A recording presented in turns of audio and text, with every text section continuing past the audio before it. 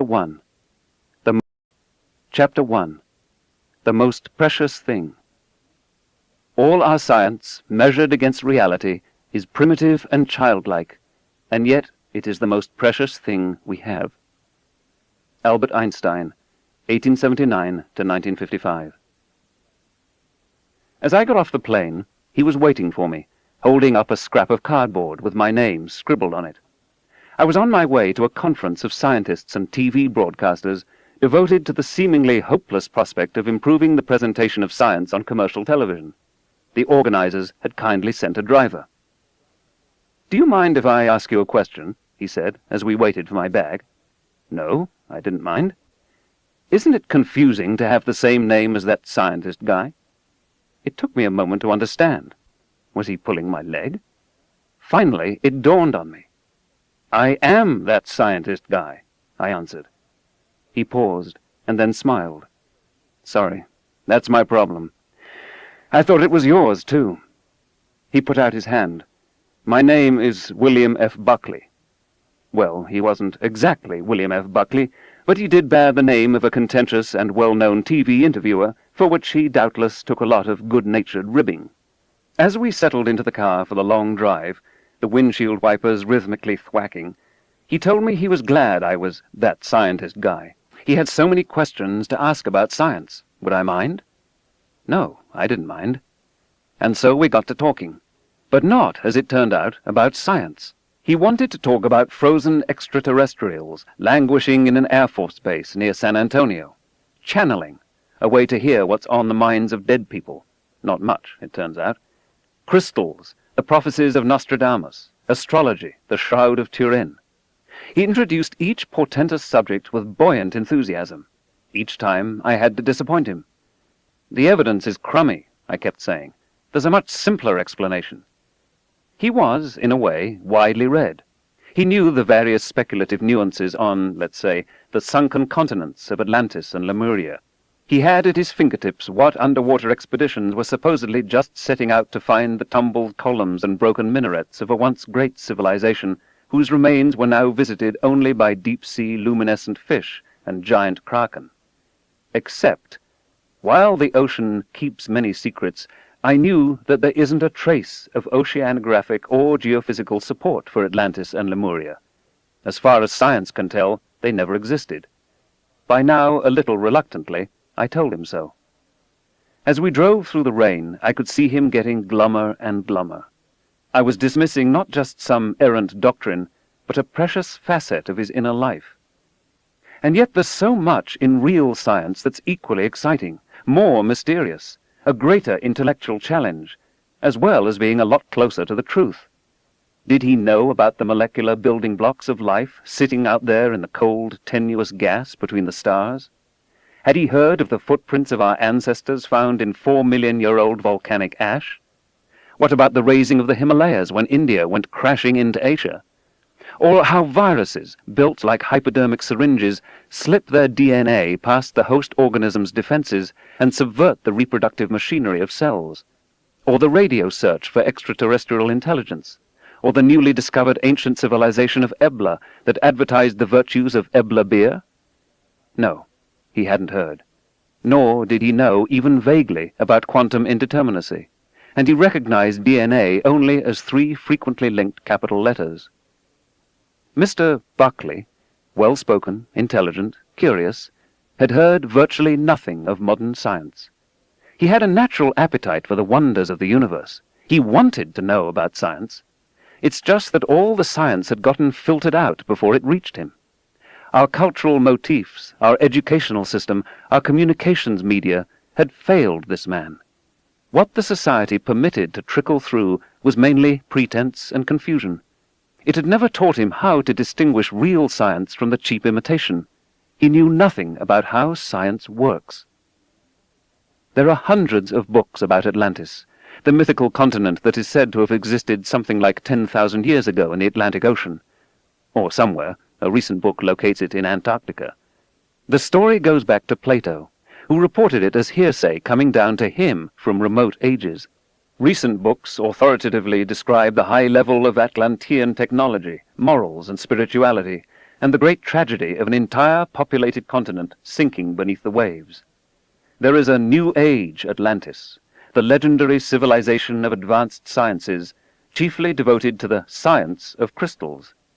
In a trilogy called Crystal Enlightenment by Katrina Raphael, the book's mainly responsible for the crystal craze in America, Atlantean crystals read minds, transmit thoughts, are the repositories of ancient history and the model and source of the pyramids of Egypt. Nothing approximating evidence is offered to support these assertions. A resurgence of crystal mania may follow the recent finding by the real science of seismology that the inner core of the Earth may be composed of a single, huge, nearly perfect crystal of iron. A few books, Dorothy Vitaliano's Legends of the Earth, for example, sympathetically interpret the original Atlantis legends in terms of a small island in the Mediterranean that was destroyed by a volcanic eruption, or an ancient city that slid into the Gulf of Corinth after an earthquake. This, for all we know, may be the source of the legend, but it is a far cry from the destruction of a continent on which had sprung forth a preternaturally advanced technical and mystical civilization. What we almost never find, in public libraries or newsstand magazines or primetime television programs, is the evidence from seafloor spreading and plate tectonics, and from mapping the ocean floor, which shows quite unmistakably that there could have been no continent between Europe and the Americas on anything like the timescale proposed. Spurious accounts that snare the gullible are readily available. Skeptical treatments are much harder to find. Skepticism does not sell well. A bright and curious person who relies entirely on popular culture to be informed about something like Atlantis is hundreds or thousands of times more likely to come upon a fable treated uncritically than a sober and balanced assessment. Maybe Mr. Buckley should know to be more skeptical about what's dished out to him by popular culture. But apart from that, it's hard to see how it's his fault. He simply accepted what the most widely available and accessible source of information claimed was true. For his naivete, he was systematically misled and bamboozled. Science arouses a soaring sense of wonder, but so does pseudoscience. Sparse and poor popularizations of science abandon ecological niches that pseudoscience promptly fills. If it were widely understood that claims to knowledge require adequate evidence before they can be accepted, there would be no room for pseudoscience. But a kind of Gresham's law prevails in popular culture, by which bad science drives out good. All over the world there are enormous numbers of smart, even gifted people who harbor a passion for science. But that passion is unrequited. Surveys suggest that some 95% of Americans are scientifically illiterate. That's just the same fraction as those African Americans, almost all of them slaves, who were illiterate just before the Civil War, when severe penalties were in force for anyone who taught a slave to read. Of course, there's a degree of arbitrariness about any determination of illiteracy, whether it applies to language or to science. But anything like 95% illiteracy is extremely serious. Every generation worries that educational standards are decaying. One of the oldest short essays in human history, dating from Sumer some 4,000 years ago, laments that the young are disastrously more ignorant than the generation immediately preceding. 2,400 years ago, the aging and grumpy Plato, in Book 7 of the Laws, gave his definition of scientific illiteracy. Who is unable to count 1, 2, 3, or to distinguish odd from even numbers, or is unable to count at all, or reckon night and day, and who is totally unacquainted with the revolution of the sun and moon and the other stars. All free men, I conceive, should learn as much of these branches of knowledge as every child in Egypt is taught when he learns the alphabet. In that country, arithmetical games have been invented for the use of mere children, which they learn as pleasure and amusement. I have late in life heard with amazement of our ignorance in these matters. To me, we appear to be more like pigs than men, and I am quite ashamed, not only of myself, but of all Greeks. I don't know to what extent ignorance of science and mathematics contributed to the decline of ancient Athens, but I know that the consequences of scientific illiteracy are far more dangerous in our time than in any that has come before. It's perilous and foolhardy for the average citizen to remain ignorant about global warming, say, or ozone depletion, air pollution, toxic and radioactive wastes, acid rain, topsoil erosion, tropical deforestation, exponential population growth. Jobs and wages depend on science and technology. If our nation can't manufacture at high quality and low price products people want to buy, then industries will continue to drift away and transfer a little more prosperity to other parts of the world. Consider the social ramifications of fission and fusion power, supercomputers, data highways, abortion, radon, massive reductions in strategic weapons, addiction, government eavesdropping on the lives of its citizens, high-resolution TV, airline and airport safety, fetal tissue transplants, health costs, food additives, drugs to ameliorate mania or depression or schizophrenia, animal rights, superconductivity, morning-after pills, alleged hereditary antisocial predispositions, space stations, going to Mars, finding cures for AIDS and cancer. How can we affect national policy or even make intelligent decisions in our own lives if we don't grasp the underlying issues? As I write, Congress is dissolving its own Office of Technology Assessment, the only organization specifically tasked to provide advice to the House and Senate on science and technology. Its competence and integrity over the years have been exemplary.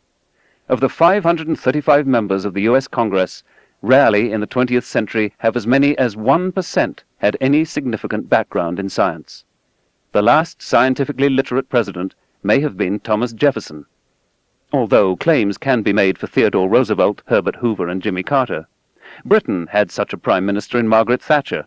Her early studies in chemistry, in part under the tutelage of Nobel laureate Dorothy Hodgkin, were key to the UK's strong and successful advocacy that ozone-depleting CFCs be banned worldwide.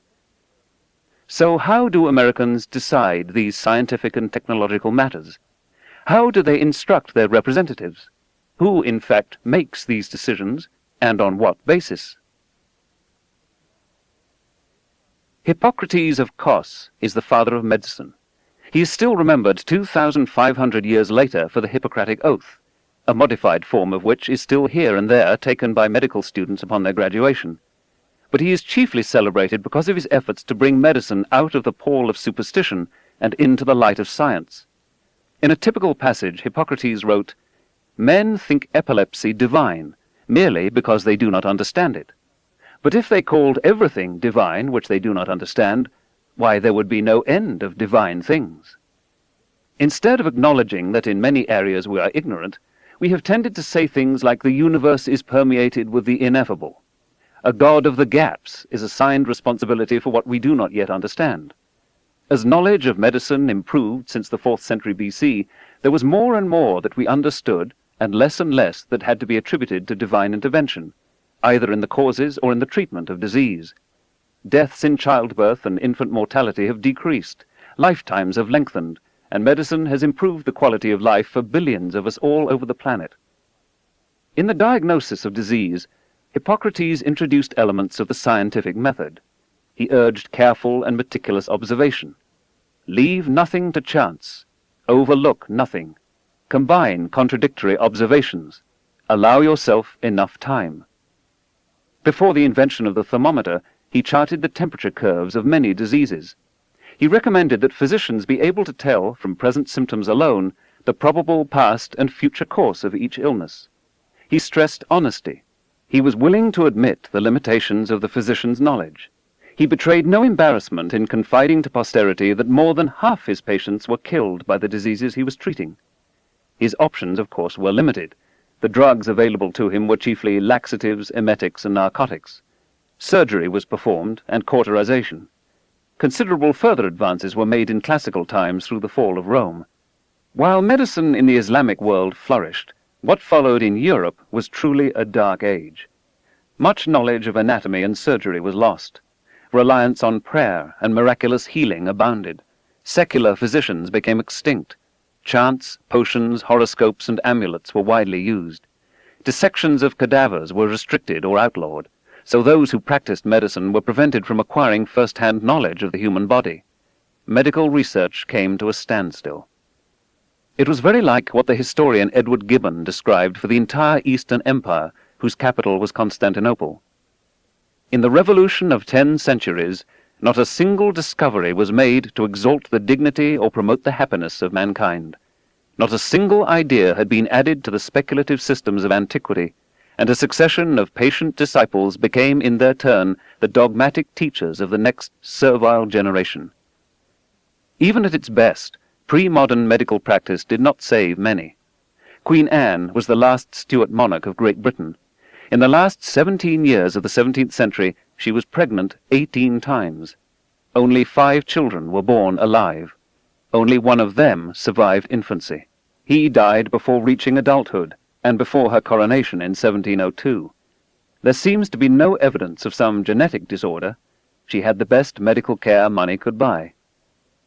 Diseases that once tragically carried off countless infants and children have been progressively mitigated and cured by science, through the discovery of the microbial world, by the insight that physicians and midwives should wash their hands and sterilize their instruments, through nutrition, public health and sanitation measures, antibiotics, drugs, vaccines, the uncovering of the molecular structure of DNA, molecular biology, and now gene therapy.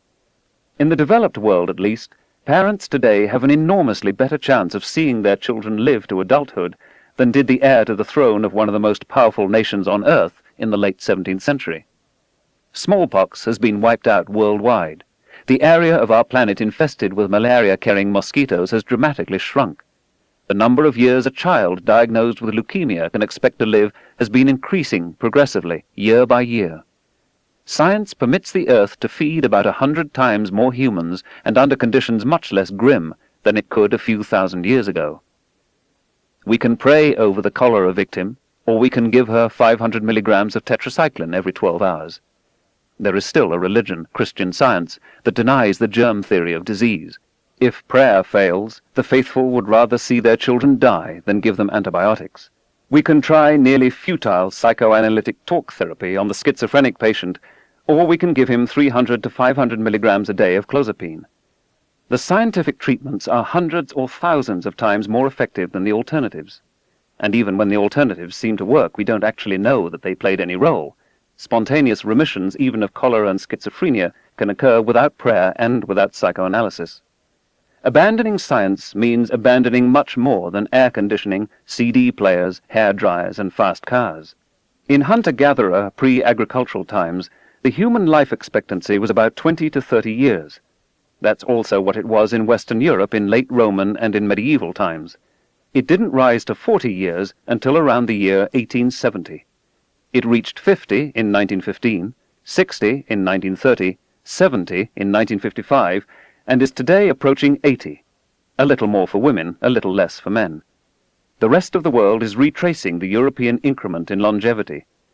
What is the cause of this stunning, unprecedented humanitarian transition?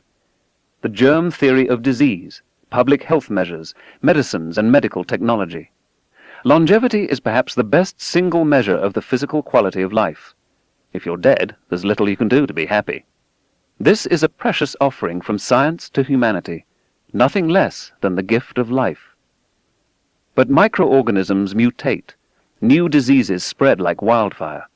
There is a constant battle between microbial measures and human countermeasures. We keep pace in this competition not just by designing new drugs and treatments, but by penetrating progressively more deeply toward an understanding of the nature of life. Basic research.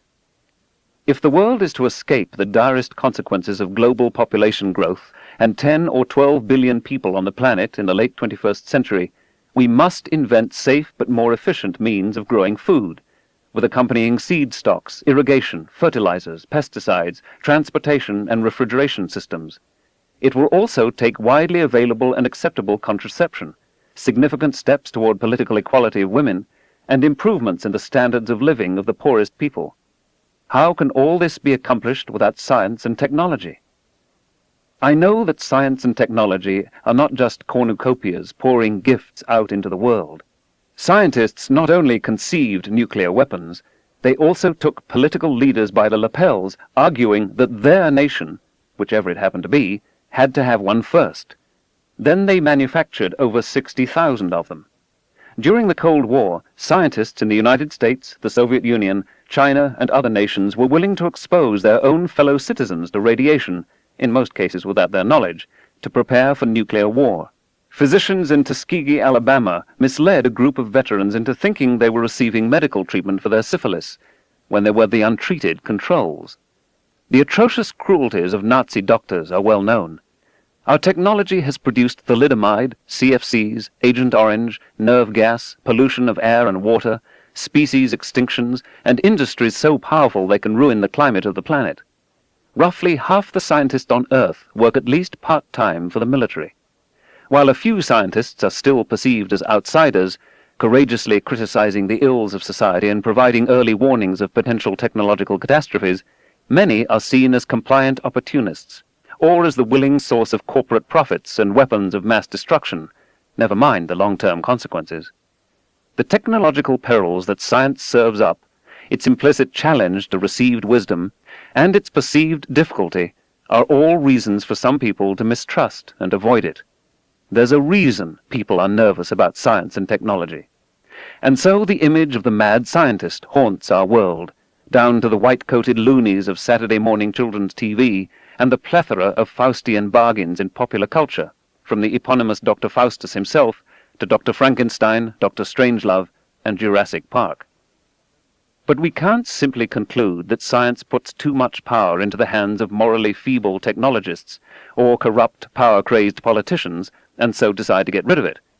Advances in medicine and agriculture have saved vastly more lives than have been lost in all the wars in history. At a large dinner party recently, I asked the assembled guests, ranging in age, I guess, from 30s to 60s, how many of them would be alive today if not for antibiotics, cardiac pacemakers, and the rest of the panoply of modern medicine. Only one hand went up. It was not mine. Advances in transportation, communication, and entertainment have transformed and unified the world. In opinion poll after opinion poll, science is rated among the most admired and trusted occupations, despite the misgivings. The sword of science is double-edged. Its awesome power forces on all of us, including politicians, but of course especially on scientists, a new responsibility. More attention to the long-term consequences of technology, a global and transgenerational perspective, an incentive to avoid easy appeals to nationalism and chauvinism. Mistakes are becoming too expensive. Do we care what's true? Does it matter? Where ignorance is bliss, 'tis folly to be wise, wrote the poet Thomas Gray. But is it? Edmund Way Teale, in his 1950 book Circle of the Seasons, understood the dilemma better. He said, "It is morally as bad not to care whether a thing is true or not, so long as it makes you feel good, as it is not to care how you got your money as long as you have got it." It's disheartening to discover government corruption and incompetence, for example. But is it better not to know about it? Whose interest does ignorance serve? If we humans bear, say, hereditary propensities toward the hatred of strangers, isn't self-knowledge the only antidote? If we long to believe that the stars rise and set for us, that we are the reason there is a universe, does science do us a disservice in deflating our conceits? In The Genealogy of Morals, Friedrich Nietzsche, as so many before and after, decries the unbroken progress in the self-belittling of man brought about by the scientific revolution. Nietzsche mourns the loss of man's belief in his dignity, his uniqueness, his irreplaceability in the scheme of existence. For me, it is far better to grasp the universe as it really is than to persist in delusion, however satisfying and reassuring. Which attitude is better geared for our long-term survival? Which gives us more leverage on our future? And if our naive self-confidence is a little undermined in the process, is that altogether such a loss? Is there not cause to welcome it as a maturing and character-building experience? To discover that the universe is some 8 to 15 billion, and not 6 to 12,000 years old, improves our appreciation of its sweep and grandeur. To entertain the notion that we are a particularly complex arrangement of atoms, and not some breath of divinity, at the very least enhances our respect for atoms. To discover, as now seems probable, that our planet is one of billions of other worlds in the Milky Way galaxy, and that our galaxy is one of billions more, majestically expands the arena of what is possible. To find that our ancestors were also the ancestors of apes ties us to the rest of life and makes possible important, if occasionally rueful, reflections on human nature. Plainly, there is no way back. Like it or not, we are stuck with science. We had better make the best of it. When we finally come to terms with it and fully recognize its beauty and its power, we will find, in spiritual as well as in practical matters, that we have made a bargain strongly in our favor.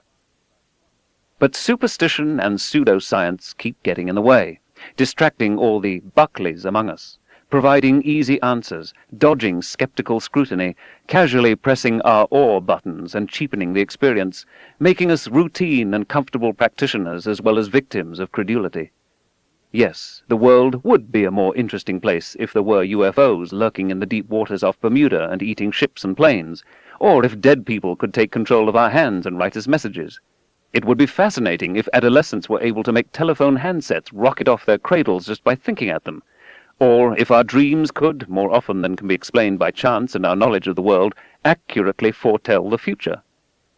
These are all instances of pseudoscience. They purport to use the methods and findings of science, while in fact they are faithless to its nature, often because they are based on insufficient evidence, or because they ignore clues that point the other way. They ripple with gullibility. With the uninformed cooperation, and often the cynical connivance, of newspapers, magazines, book publishers, radio, television, movie producers, and the like, such ideas are easily and widely available. Far more difficult to come upon, as I was reminded by my encounter with Mr. Buckley, are the alternative, more challenging, and even more dazzling findings of science. Pseudoscience is easier to contrive than science, because distracting confrontations with reality, where we cannot control the outcome of the comparison, are more readily avoided. The standards of argument, what passes for evidence, are much more relaxed. In part for these same reasons, it is much easier to present pseudoscience to the general public than science. But this isn't enough to explain its popularity. Naturally, people try various belief systems on for size, to see if they help. And if we're desperate enough, we become all too willing to abandon what may be perceived as the heavy burden of skepticism. Pseudoscience speaks to powerful emotional needs that science often leaves unfulfilled. It caters to fantasies about personal powers we lack and long for, like those attributed to comic book superheroes today, and earlier to the gods. In some of its manifestations, it offers satisfaction of spiritual hungers, cures for disease, promises that death is not the end. It reassures us of our cosmic centrality and importance. It vouchsafes that we are hooked up with, tied to, the universe. Although it's hard for me to see a more profound cosmic connection than the astonishing findings of modern nuclear astrophysics. Except for hydrogen, all the atoms that make each of us up, the iron in our blood, the calcium in our bones, the carbon in our brains, were manufactured in red giant stars, thousands of light years away in space and billions of years ago in time. We are, as I like to say, star stuff. But pseudoscience is a kind of halfway house between old religion and new science, mistrusted by both. At the heart of some pseudoscience, and some religion also, New Age and old, is the idea that wishing makes it so. How satisfying it would be, as in folklore and children's stories, to fulfill our heart's desire just by wishing.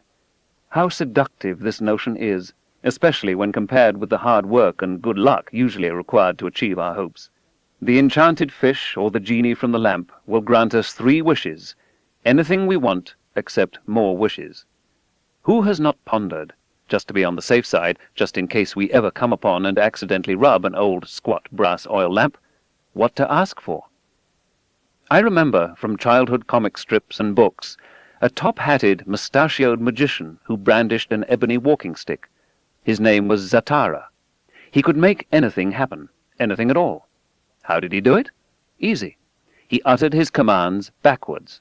So, if he wanted $1 million, he would say, Sralad Noilim Aim Vig.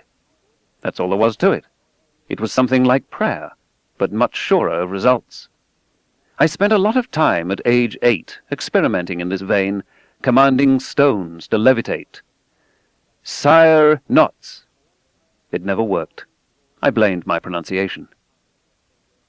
Pseudoscience is embraced, it might be argued, in exact proportion as real science is misunderstood, except that the language breaks down here. If you've never heard of science, to say nothing of how it works, you can hardly be aware you're embracing pseudoscience. You're simply thinking in one of the ways that humans always have. Religions are often the state-protected nurseries of pseudoscience, although there's no reason why religions have to play that role. In a way, it's an artifact from times long gone. In some countries, nearly everyone believes in astrology and precognition, including government leaders. But this is not simply drummed into them by religion. It is drawn out of the enveloping culture in which everyone is comfortable with these practices, and affirming testimonials are everywhere. Most of the case histories I will relate in this book are American, because these are the cases I know best, not because pseudoscience and mysticism are more prominent in the United States than elsewhere. But the psychic spoonbender and extraterrestrial channeler Uri Geller hails from Israel. As tensions rise between Algerian secularists and Muslim fundamentalists, more and more people are discreetly consulting the country's 10,000 soothsayers and clairvoyants, about half of whom operate with a license from the government. High French officials, including a former president of France, arranged for millions of dollars to be invested in a scam, the Elf Aquitaine scandal, to find new petroleum reserves from the air. In Germany, there is concern about carcinogenic Earth rays, undetectable by science. They can be sensed only by experienced dowsers brandishing forked sticks. Psychic surgery flourishes in the Philippines. Ghosts are something of a national obsession in Britain. Since World War II, Japan has spawned enormous numbers of new religions featuring the supernatural. An estimated 100,000 fortune-tellers flourish in Japan. The clientele are mainly young women. Aum Shinrikyo, a sect thought to be involved in the release of the nerve gas sarin in the Tokyo subway system in March 1995, features levitation, faith healing, and ESP among its main tenets. Followers, at a high price, drank the miracle pond water from the bath of Asahara, their leader. In Thailand, diseases are treated with pills manufactured from pulverized sacred scripture.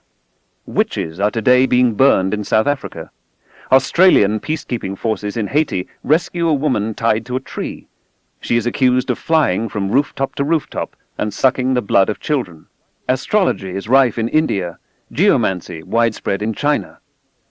Perhaps the most successful recent global pseudoscience, by many criteria already a religion, is the Hindu doctrine of transcendental meditation, TM. The soporific homilies of its founder and spiritual leader, the Maharishi Mahesh Yogi, can be seen on television. Seated in the yogi position, his white hair here and there flecked with black, surrounded by garlands and floral offerings, he has a look. One day, while channel surfing, we came upon this visage. "You know who that is?" asked our 4-year-old son. "God." The worldwide TM organization has an estimated valuation of $3 billion. For a fee, they promise through meditation to be able to walk you through walls, to make you invisible, to enable you to fly. By thinking in unison, they have, they say, diminished the crime rate in Washington, D.C., and caused the collapse of the Soviet Union, among other secular miracles. Not one smattering of real evidence has been offered for any such claims. TM sells folk medicine, runs trading companies, medical clinics, and research universities, and has unsuccessfully entered politics. In its oddly charismatic leader, its promise of community and the offer of magical powers in exchange for money and fervent belief, it is typical of many pseudosciences marketed for sacerdotal export. At each relinquishing of civil controls and scientific education, another little spurt in pseudoscience occurs. Leon Trotsky described it for Germany on the eve of the Hitler takeover. Not only in peasant homes, but also in city skyscrapers, there lives alongside the 20th century the 13th. 100 million people use electricity and still believe in the magic powers of signs and exorcisms. Movie stars go to mediums. Aviators who pilot miraculous mechanisms created by man's genius wear amulets on their sweaters. What inexhaustible reserves they possess of darkness, ignorance, and savagery. That description might equally have applied to the Soviet Union of 1933. Russia is in fact an instructive case. Under the Tsars, religious superstition was encouraged, but scientific and skeptical thinking, except by a few tame scientists, was ruthlessly expunged. Under communism, both religion and pseudoscience were systematically suppressed, except for the superstition of the state ideological religion. It was advertised as scientific, but fell as far short of this ideal as the most unself-critical mystery cult. Critical thinking, except by scientists in hermetically sealed compartments of knowledge, was recognized as dangerous, was not taught in the schools, and was punished where expressed. As a result, post-communism, many Russians view science with suspicion. When the lid was lifted, as was also true of virulent ethnic hatreds, what had all along been bubbling subsurface was exposed to view. The region is now awash in UFOs, poltergeists, faith healers, quack medicines, magic waters, and old-time superstition. A stunning decline in life expectancy, increasing infant mortality, rampant epidemic disease, sub-minimal medical standards, and ignorance of preventative medicine all work to raise the threshold at which skepticism is triggered in an increasingly desperate population. As I write, the electorally most popular member of the Duma, a leading supporter of the ultranationalist Vladimir Zhirinovsky, is one Anatoly Kashpirovsky, a faith healer who remotely cures diseases ranging from hernias to AIDS by glaring at you out of your television set. His face starts stopped clocks. A somewhat analogous situation exists in China. After the death of Mao Zedong and the gradual emergence of a market economy, UFOs, channeling, and other examples of Western pseudoscience emerged, along with such ancient Chinese practices as ancestor worship, astrology, and fortune-telling, especially that version that involves throwing yarrow sticks and working through the hoary tetragrams of the I Ching. The government newspaper lamented that the superstition of feudal ideology is reviving in our countryside. It was, and remains, a rural, not primarily an urban affliction. Individuals with special powers gained enormous followings. They could, they said, project qi, the energy field of the universe, out of their bodies to change the molecular structure of a chemical 2,000 kilometers away, to communicate with aliens, to cure diseases. Some patients died under the ministrations of one of these masters of Qigong, who was arrested and convicted in 1993. Wang Hongcheng, an amateur chemist, claimed to have synthesized a liquid, small amounts of which, when added to water, would convert it to gasoline or the equivalent. For a time he was funded by the army and the secret police, but when his invention was found to be a scam, he was arrested and imprisoned. Naturally, the story spread that his misfortune resulted not from fraud, but from his unwillingness to reveal his secret formula to the government. Similar stories have circulated in America for decades, usually with the government role replaced by a major oil or auto company. Asian rhinos are being driven to extinction because their horns, when pulverized, are said to prevent impotence. The market encompasses all of East Asia. The government of China and the Chinese Communist Party were alarmed by certain of these developments. On December 5, 1994, they issued a joint proclamation that read in part, "Public education in science has been withering in recent years. At the same time, activities of superstition and ignorance have been growing, and anti-science and pseudoscience cases have become frequent. Therefore, effective measures must be applied as soon as possible to strengthen public education in science. The level of public education in science and technology is an important sign of the national scientific accomplishment. It is a matter of overall importance in economic development, scientific advance, and the progress of society. We must be attentive and implement such public education as part of the strategy to modernize our socialist country and to make our nation powerful and prosperous. Ignorance is never socialist, nor is poverty." So pseudoscience in America is part of a global trend. Its causes, dangers, diagnosis, and treatment are likely to be similar everywhere. Here, psychics ply their wares on extended television commercials, personally endorsed by entertainers. They have their own channel, the Psychic Friends Network. 1 million people a year sign on and use such guidance in their everyday lives. For the CEOs of major corporations, for financial analysts, for lawyers and bankers, there is a species of astrologer, soothsayer, psychic ready to advise on any matter. If people knew how many people, especially the very rich and powerful ones, went to psychics, their jaws would drop through the floor, says a psychic from Cleveland, Ohio. Royalty has traditionally been vulnerable to psychic frauds. In ancient China and Rome, astrology was the exclusive property of the emperor. Any private use of this potent art was considered a capital offense. Emerging from a particularly credulous Southern California culture, Nancy and Ronald Reagan relied on an astrologer in private and public matters, unknown to the voting public. Some portion of the decision-making that influences the future of our civilization is plainly in the hands of charlatans. If anything, the practice is comparatively muted in America. Its venue is worldwide. As amusing as some of pseudoscience may seem, as confident as we may be that we would never be so gullible as to be swept up by such a doctrine, we know it's happening all around us. Transcendental meditation and Aum Shinrikyo seem to have attracted a large number of accomplished people, some with advanced degrees in physics or engineering. These are not doctrines for nitwits. Something else is going on. What's more, no one interested in what religions are and how they begin can ignore them. While vast barriers may seem to stretch between a local, single-focus contention of pseudoscience and something like a world religion, the partitions are very thin. The world presents us with nearly insurmountable problems. A wide variety of solutions are offered, some of very limited world-view, some of portentous sweep. In the usual Darwinian natural selection of doctrines, some thrive for a time, while most quickly vanish. But a few, sometimes, as history has shown, the most scruffy and least prepossessing among them, may have the power to profoundly change the history of the world. The continuum stretching from ill-practiced science, pseudoscience and superstition, New Age or old, all the way to respectable mystery religion based on revelation, is indistinct.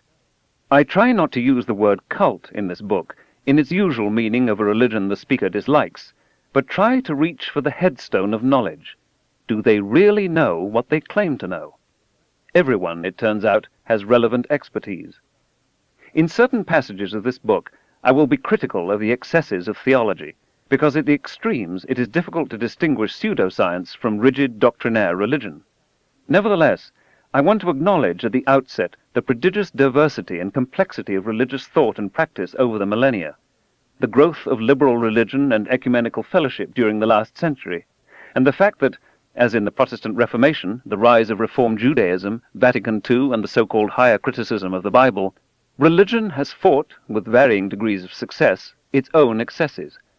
But in parallel to the many scientists who seem reluctant to debate or even publicly discuss pseudoscience, many proponents of mainstream religions are reluctant to take on extreme conservatives and fundamentalists. If the trend continues, eventually the field is theirs. They can win the debate by default. One religious leader writes to me of his longing for disciplined integrity in religion. We have grown far too sentimental. Devotionalism and cheap psychology on one side, and arrogance and dogmatic intolerance on the other, distort authentic religious life almost beyond recognition. Sometimes I come close to despair, but then I live tenaciously and always with hope. Honest religion, more familiar than its critics with the distortions and absurdities perpetrated in its name, has an active interest in encouraging a healthy skepticism for its own purposes. There is the possibility for religion and science to forge a potent partnership against pseudoscience. Strangely, I think it would soon be engaged also in opposing pseudo-religion. Pseudoscience differs from erroneous science. Science thrives on errors, cutting them away one by one. False conclusions are drawn all the time, but they are drawn tentatively. Hypotheses are framed so they are capable of being disproved. A succession of alternative hypotheses is confronted by experiment and observation. Science gropes and staggers toward improved understanding. Proprietary feelings are of course offended when a scientific hypothesis is disproved, but such disproofs are recognized as central to the scientific enterprise. Pseudoscience is just the opposite. Hypotheses are often framed precisely so they are invulnerable to any experiment that offers a prospect of disproof, so even in principle they cannot be invalidated. Practitioners are defensive and wary. Skeptical scrutiny is opposed. When the pseudo-scientific hypothesis fails to catch fire with scientists, conspiracies to suppress it are deduced. Motor ability in healthy people is almost perfect. We rarely stumble and fall, except in young and old age. We can learn tasks such as riding a bicycle or skating or skipping, jumping rope or driving a car, and retain that mastery for the rest of our lives. Even if we've gone a decade without doing it, it comes back to us effortlessly. The precision and retention of our motor skills may, however, give us a false sense of confidence in our other talents. Our perceptions are fallible. We sometimes see what isn't there. We are prey to optical illusions. Occasionally we hallucinate. We are error-prone. A most illuminating book called How We Know What Isn't So, The Fallibility of Human Reason in Everyday Life, by Thomas Gilovich, shows how people systematically err in understanding numbers, in rejecting unpleasant evidence, in being influenced by the opinions of others. We're good in some things, but not in everything. Wisdom lies in understanding our limitations. For man is a giddy thing, teaches William Shakespeare. That's where the stuffy, skeptical rigor of science comes in. Perhaps the sharpest distinction between science and pseudoscience is that science has a far keener appreciation of human imperfections and fallibility than does pseudoscience, or inerrant revelation. If we resolutely refuse to acknowledge where we are liable to fall into error, then we can confidently expect that error, even serious error, profound mistakes, will be our companion forever. But if we are capable of a little courageous self-assessment, whatever rueful reflections they may engender, our chances improve enormously. If we teach only the findings and products of science, no matter how useful and even inspiring they may be, without communicating its critical method, how can the average person possibly distinguish science from pseudoscience? Both, then, are presented as unsupported assertion. In Russia and China, it used to be easy. Authoritative science was what the authorities taught. The distinction between science and pseudoscience was made for you. No perplexities needed to be muddled through. But when profound political changes occurred and strictures on free thought were loosened, a host of confident or charismatic claims, especially those that told us what we wanted to hear, gained a vast following. Every notion, however improbable, became authoritative. It is a supreme challenge for the popularizer of science to make clear the actual tortuous history of its great discoveries, and the misapprehensions and occasional stubborn refusal by its practitioners to change course. Many, perhaps most, science textbooks for budding scientists tread lightly here. It is enormously easier to present in an appealing way the wisdom distilled from centuries of patient and collective interrogation of nature than to detail the messy distillation apparatus. The method of science, as stodgy and grumpy as it may seem, is far more important than the findings of science. Chapter 2. Science and Hope. Two men came to a hole in the sky. One asked the other to lift him up. But so beautiful was it in heaven that the man who looked in over the edge forgot everything, forgot his companion whom he had promised to help up, and simply ran off into all the splendor of heaven.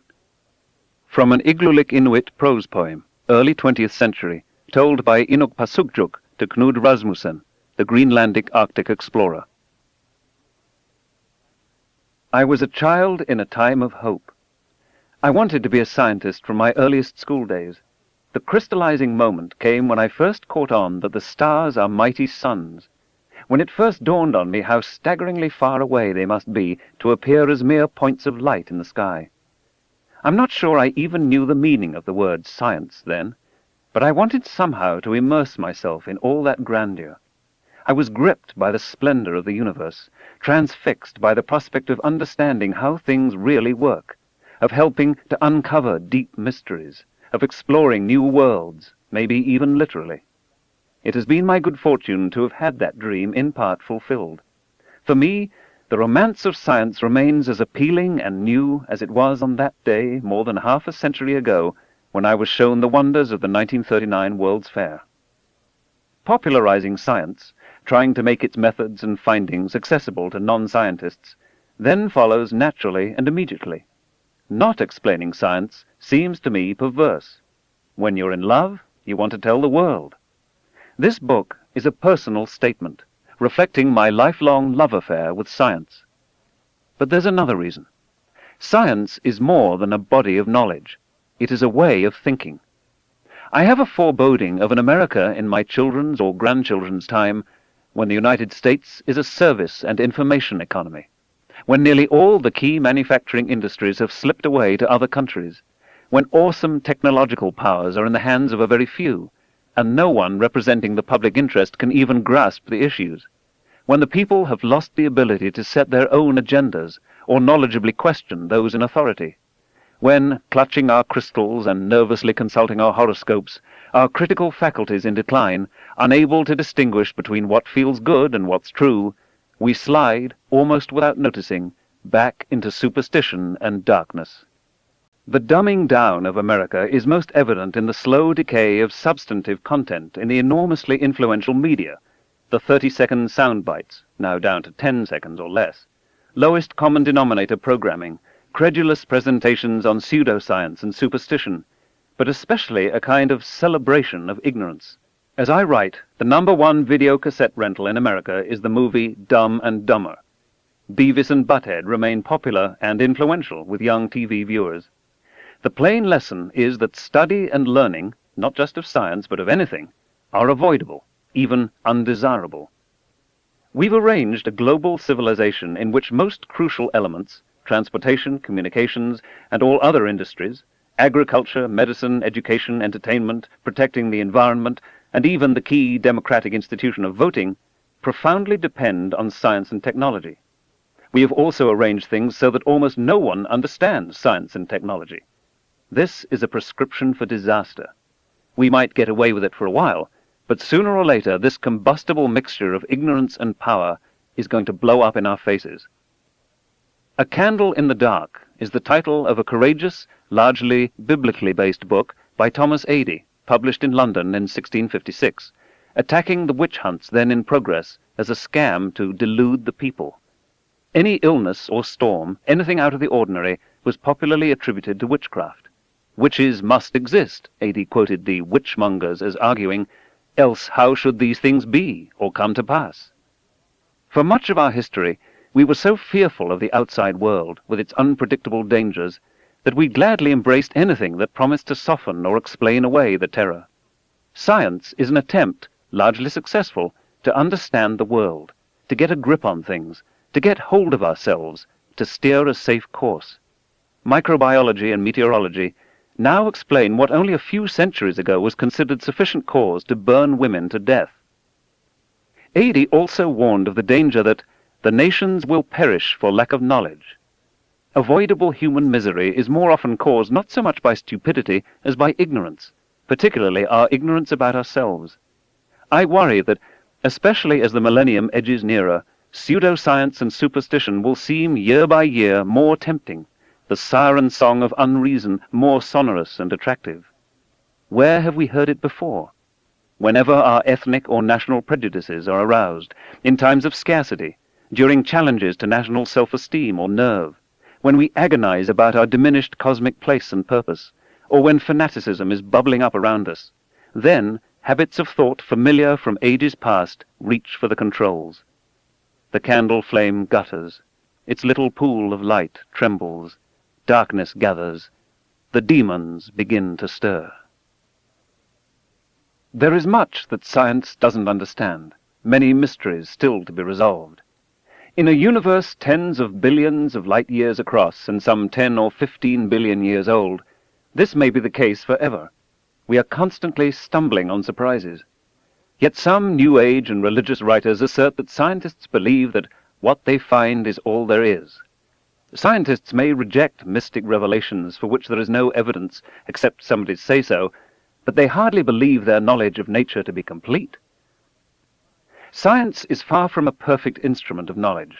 It's just the best we have. In this respect, as in many others, it's like democracy. Science by itself cannot advocate courses of human action, but it can certainly illuminate the possible consequences of alternative courses of action. The scientific way of thinking is at once imaginative and disciplined. This is central to its success. Science invites us to let the facts in, even when they don't conform to our preconceptions. It counsels us to carry alternative hypotheses in our heads and see which best fit the facts. It urges on us a delicate balance between no-holds-barred openness to new ideas, however heretical, and the most rigorous skeptical scrutiny of everything, new ideas and established wisdom. This kind of thinking is also an essential tool for a democracy in an age of change. One of the reasons for its success is that science has built-in error-correcting machinery at its very heart. Some may consider this an overbroad characterization, but to me, every time we exercise self-criticism, every time we test our ideas against the outside world, we are doing science. When we are self-indulgent and uncritical, when we confuse hopes and facts, we slide into pseudoscience and superstition. Every time a scientific paper presents a bit of data, It's accompanied by an error bar, a quiet but insistent reminder that no knowledge is complete or perfect. It's a calibration of how much we trust what we think we know. If the error bars are small, the accuracy of our empirical knowledge is high. If the error bars are large, then so is the uncertainty in our knowledge. Except in pure mathematics, nothing is known for certain, although much is certainly false. Moreover, scientists are usually careful to characterize the veridical status of their attempts to understand the world, ranging from conjectures and hypotheses, which are highly tentative, all the way up to laws of nature which are repeatedly and systematically confirmed through many interrogations of how the world works. But even laws of nature are not absolutely certain. There may be new circumstances never before examined, inside black holes, say, or within the electron, or close to the speed of light, where even our vaunted laws of nature break down, and, however valid they may be in ordinary circumstances, need correction. Humans may crave absolute certainty. They may aspire to it. They may pretend, as partisans of certain religions do, to have attained it. But the history of science, by far the most successful claim to knowledge accessible to humans, teaches that the most we can hope for is successive improvement in our understanding, learning from our mistakes, an asymptotic approach to the universe, but with the proviso that absolute certainty will always elude us. We will always be mired in error. The most each generation can hope for is to reduce the error bars a little, and to add to the body of data to which error bars apply. The error bar is a pervasive, visible self-assessment of the reliability of our knowledge. You can often see error bars in public opinion polls, an uncertainty of plus or minus 3%, say. Imagine a society in which every speech in the congressional record, every television commercial, every sermon had an accompanying error bar, or its equivalent. One of the great commandments of science is, mistrust arguments from authority. Scientists, being primates, and thus given to dominance hierarchies, of course do not always follow this commandment. Too many such arguments have proved too painfully wrong. Authorities must prove their contentions like everybody else. This independence of science, its occasional unwillingness to accept conventional wisdom, makes it dangerous to doctrines less self-critical, or with pretensions to certitude. Because science carries us toward an understanding of how the world is, rather than how we would wish it to be, its findings may not in all cases be immediately comprehensible or satisfying. It may take a little work to restructure our mindsets. Some of science is very simple. When it gets complicated, that's usually because the world is complicated, or because we're complicated. When we shy away from it because it seems too difficult, or because we've been taught so poorly, we surrender the ability to take charge of our future. We are disenfranchised. Our self-confidence erodes. But when we pass beyond the barrier, when the findings and methods of science get through to us, when we understand and put this knowledge to use, many feel deep satisfaction. This is true for everyone, but especially for children, born with a zest for knowledge, aware that they must live in a future molded by science, but so often convinced in their adolescence that science is not for them. I know personally, both from having science explained to me and from my attempts to explain it to others, how gratifying it is when we get it, when obscure terms suddenly take on meaning, when we grasp what all the fuss is about, when deep wonders are revealed. In its encounter with nature, science invariably elicits a sense of reverence and awe. The very act of understanding is a celebration of joining, merging, even if on a very modest scale, with the magnificence of the cosmos. And the cumulative worldwide build-up of knowledge over time converts science into something only a little short of a transnational, transgenerational meta-mind. Spirit comes from the Latin word to breathe. What we breathe is air, which is certainly matter, however thin. Despite usage to the contrary, there is no necessary implication in the word spiritual that we are talking of anything other than matter, including the matter of which the brain is made, or anything outside the realm of science. On occasion, I will feel free to use the word. Science is not only compatible with spirituality, it is a profound source of spirituality. When we recognize our place in an immensity of light years, and in the passage of ages, when we grasp the intricacy, beauty, and subtlety of life, then that soaring feeling, that sense of elation and humility combined, is surely spiritual. So are our emotions in the presence of great art or music or literature, or of acts of exemplary, selfless courage, such as those of Mohandas Gandhi or Martin Luther King, Jr. The notion that science and spirituality are somehow mutually exclusive does a disservice to both. Science may be hard to understand. It may challenge cherished beliefs. When its products are placed at the disposal of politicians or industrialists, it may lead to weapons of mass destruction and grave threats to the environment. But one thing you have to say about it: it delivers the goods. Not every branch of science can foretell the future. Paleontology can't. But many can, and with stunning accuracy. If you want to know when the next eclipse of the sun will be, you might try magicians or mystics, but you'll do much better with scientists. They will tell you where on Earth to stand, when you have to be there, and whether it will be a partial eclipse, a total eclipse, or an annular eclipse. They can routinely predict a solar eclipse to the minute, a millennium in advance. You can go to the witch doctor to lift the spell that causes your pernicious anemia, or you can take vitamin B12. If you want to save your child from polio, you can pray, or you can inoculate. If you're interested in the sex of your unborn child, you can consult plumb bob danglers all you want. Left, right, a boy; forward, back, a girl. Or maybe it's the other way around. But they'll be right, on average, only one time in 2. If you want real accuracy, here 99% accuracy, try amniocentesis and sonograms. Try science. Think of how many religions attempt to validate themselves with prophecy. Think of how many people rely on these prophecies, however vague, however unfulfilled, to support or prop up their beliefs. Yet has there ever been a religion with the prophetic accuracy and reliability of science? There isn't a religion on the planet that doesn't long for a comparable ability, precise and repeatedly demonstrated before committed skeptics, to foretell future events. No other human institution comes close. Is this worshipping at the altar of science? Is this replacing one faith by another, equally arbitrary? In my view, not at all.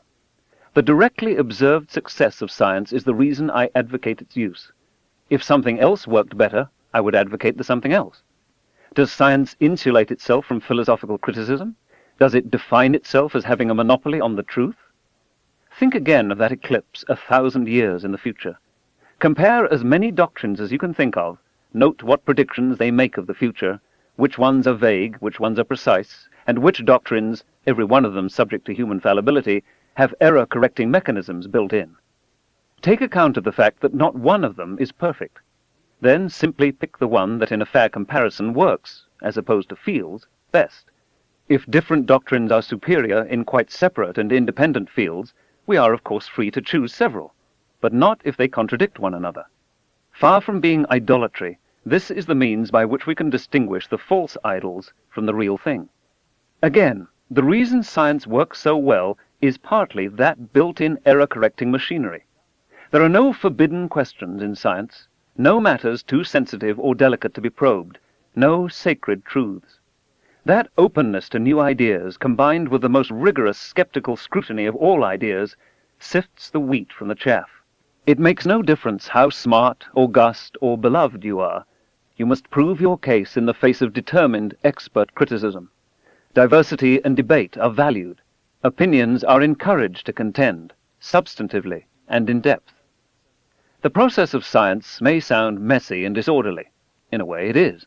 If you examine science in its everyday aspect, of course you find that scientists run the gamut of human emotion, personality, and character. But there's one facet that is really striking to the outsider, and that is the gauntlet of criticism considered acceptable or even desirable. There is much warm and inspired encouragement of apprentice scientists by their mentors, but the poor graduate student at his or her PhD oral exam is subjected to a withering crossfire of questions from the very professors who have the candidate's future in their grasp. Naturally, the students are nervous. Who wouldn't be? True, they've prepared for it for years, but they understand that at this critical moment they have to be able to answer searching questions posed by experts. So in preparing to defend their theses, they must practice a very useful habit of thought. They must anticipate questions. They have to ask, where in my dissertation is there a weakness that someone else might find? I'd better identify it before they do. You sit in at contentious scientific meetings. You find university colloquia in which the speaker has hardly gotten 30 seconds into the talk before there are devastating questions and comments from the audience. You examine the conventions in which a written report is submitted to a scientific journal for possible publication, then is conveyed by the editor to anonymous referees whose job it is to ask, did the author do anything stupid? Is there anything in here that is sufficiently interesting to be published? What are the deficiencies of this paper? Have the main results been found by anybody else? Is the argument adequate?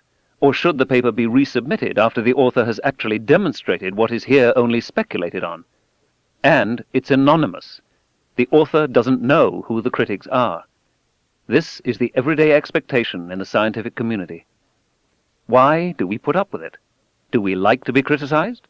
No, no scientist enjoys it. Every scientist feels a proprietary affection for his or her ideas and findings. Even so, you don't reply to critics, wait a minute, this is a really good idea, I'm very fond of it, it's done you no harm, please leave it alone. Instead, the hard but just rule is that if the ideas don't work, you must throw them away. Don't waste neurons on what doesn't work. Devote those neurons to new ideas that better explain the data. The British physicist Michael Faraday warned of the powerful temptation to seek for such evidence and appearances as are in the favor of our desires, and to disregard those which oppose them. We receive as friendly that which agrees with us. We resist with dislike that which opposes us, whereas the very reverse is required by every dictate of common sense. Valid criticism does you a favor. Some people consider science arrogant, especially when it purports to contradict beliefs of long standing, or when it introduces bizarre concepts that seem contradictory to common sense. Like an earthquake that rattles our faith in the very ground we're standing on, challenging our accustomed beliefs, shaking the doctrines we have grown to rely upon, can be profoundly disturbing. Nevertheless, I maintain that science is part and parcel humility. Scientists do not seek to impose their needs and wants on nature, but instead humbly interrogate nature and take seriously what they find. We are aware that revered scientists have been wrong. We understand human imperfection. We insist on independent and, to the extent possible, quantitative verification of proposed tenets of belief. We are constantly prodding, challenging, seeking contradictions or small, persistent residual errors, proposing alternative explanations, encouraging heresy. We give our highest rewards to those who convincingly disprove established beliefs. Here's one of many examples. The laws of motion and the inverse square law of gravitation associated with the name of Isaac Newton are properly considered among the crowning achievements of the human species. 300 years later, we use Newtonian dynamics to predict those eclipses. Years after launch, billions of miles from Earth, with only tiny corrections from Einstein, the spacecraft beautifully arrives at a predetermined point in the orbit of the target world, just as the world comes ambling by. The accuracy is astonishing. Plainly, Newton knew what he was doing. But scientists have not been content to leave well enough alone. They have persistently sought chinks in the Newtonian armor. At high speeds and strong gravities, Newtonian physics breaks down. This is one of the great findings of Albert Einstein's special and general relativity, and is one of the reasons his memory is so greatly honored. Newtonian physics is valid over a wide range of conditions, including those of everyday life, but in certain circumstances highly unusual for human beings — we are not, after all, in the habit of traveling near light speed — it simply doesn't give the right answer. It does not conform to observations of nature. Special and general relativity are indistinguishable from Newtonian physics in its realm of validity, but make very different predictions in excellent accord with observation, in those other regimes, high speed, strong gravity. Newtonian physics turns out to be an approximation to the truth, good in circumstances with which we are routinely familiar, bad in others. It is a splendid and justly celebrated accomplishment of the human mind, but it has its limitations. However, in accord with our understanding of human fallibility, heeding the counsel that we may asymptotically approach the truth but will never fully reach it, scientists are today investigating regimes in which general relativity may break down.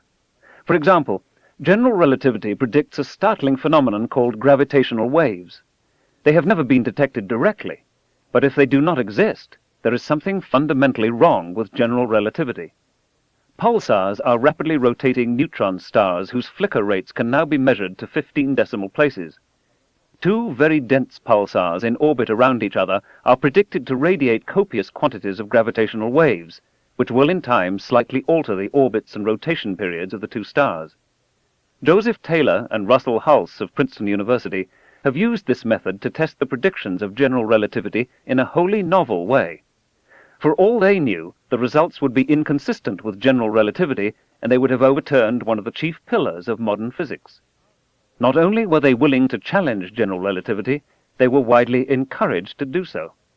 As it turns out, the observations of binary pulsars give a precise verification of the predictions of general relativity, and for this Taylor and Hulse were co-recipients of the 1993 Nobel Prize in Physics. In diverse ways, many other physicists are testing general relativity, for example by attempting directly to detect the elusive gravitational waves.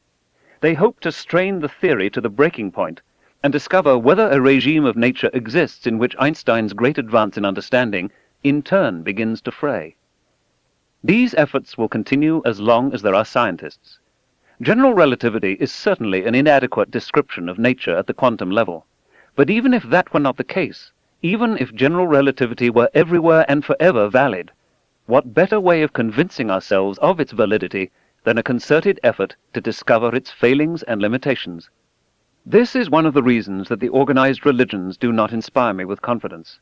Which leaders of the major faiths acknowledge that their beliefs might be incomplete or erroneous, and establish institutes to uncover possible doctrinal deficiencies? Beyond the test of everyday living, who is systematically testing the circumstances in which traditional religious teachings may no longer apply? It is certainly conceivable that doctrines and ethics that may have worked fairly well in patriarchal or patristic or medieval times might be thoroughly invalid in the very different world we inhabit today. What sermons even-handedly examine the God hypothesis? What rewards are religious skeptics given by the established religions, or, for that matter, social and economic skeptics by the society in which they swim? Science, Andrean notes, is forever whispering in our ears, "Remember, you're very new at this. You might be mistaken. You've been wrong before." Despite all the talk of humility, show me something comparable in religion. Scripture is said to be divinely inspired, a phrase with many meanings. But what if it's simply made up by fallible humans? Miracles are attested, but what if they're instead some mix of charlatanry, unfamiliar states of consciousness, misapprehensions of natural phenomena, and mental illness? No contemporary religion and no New Age belief seems to me to take sufficient account of the grandeur, magnificence, subtlety, and intricacy of the universe revealed by science. The fact that so little of the findings of modern science is prefigured in Scripture, to my mind, casts further doubt on its divine inspiration. But of course, I might be wrong. Listen to the following 2 paragraphs, not to understand the science described, but to get a feeling for the author's style of thinking. He is facing anomalies, apparent paradoxes in physics, asymmetries, he calls them.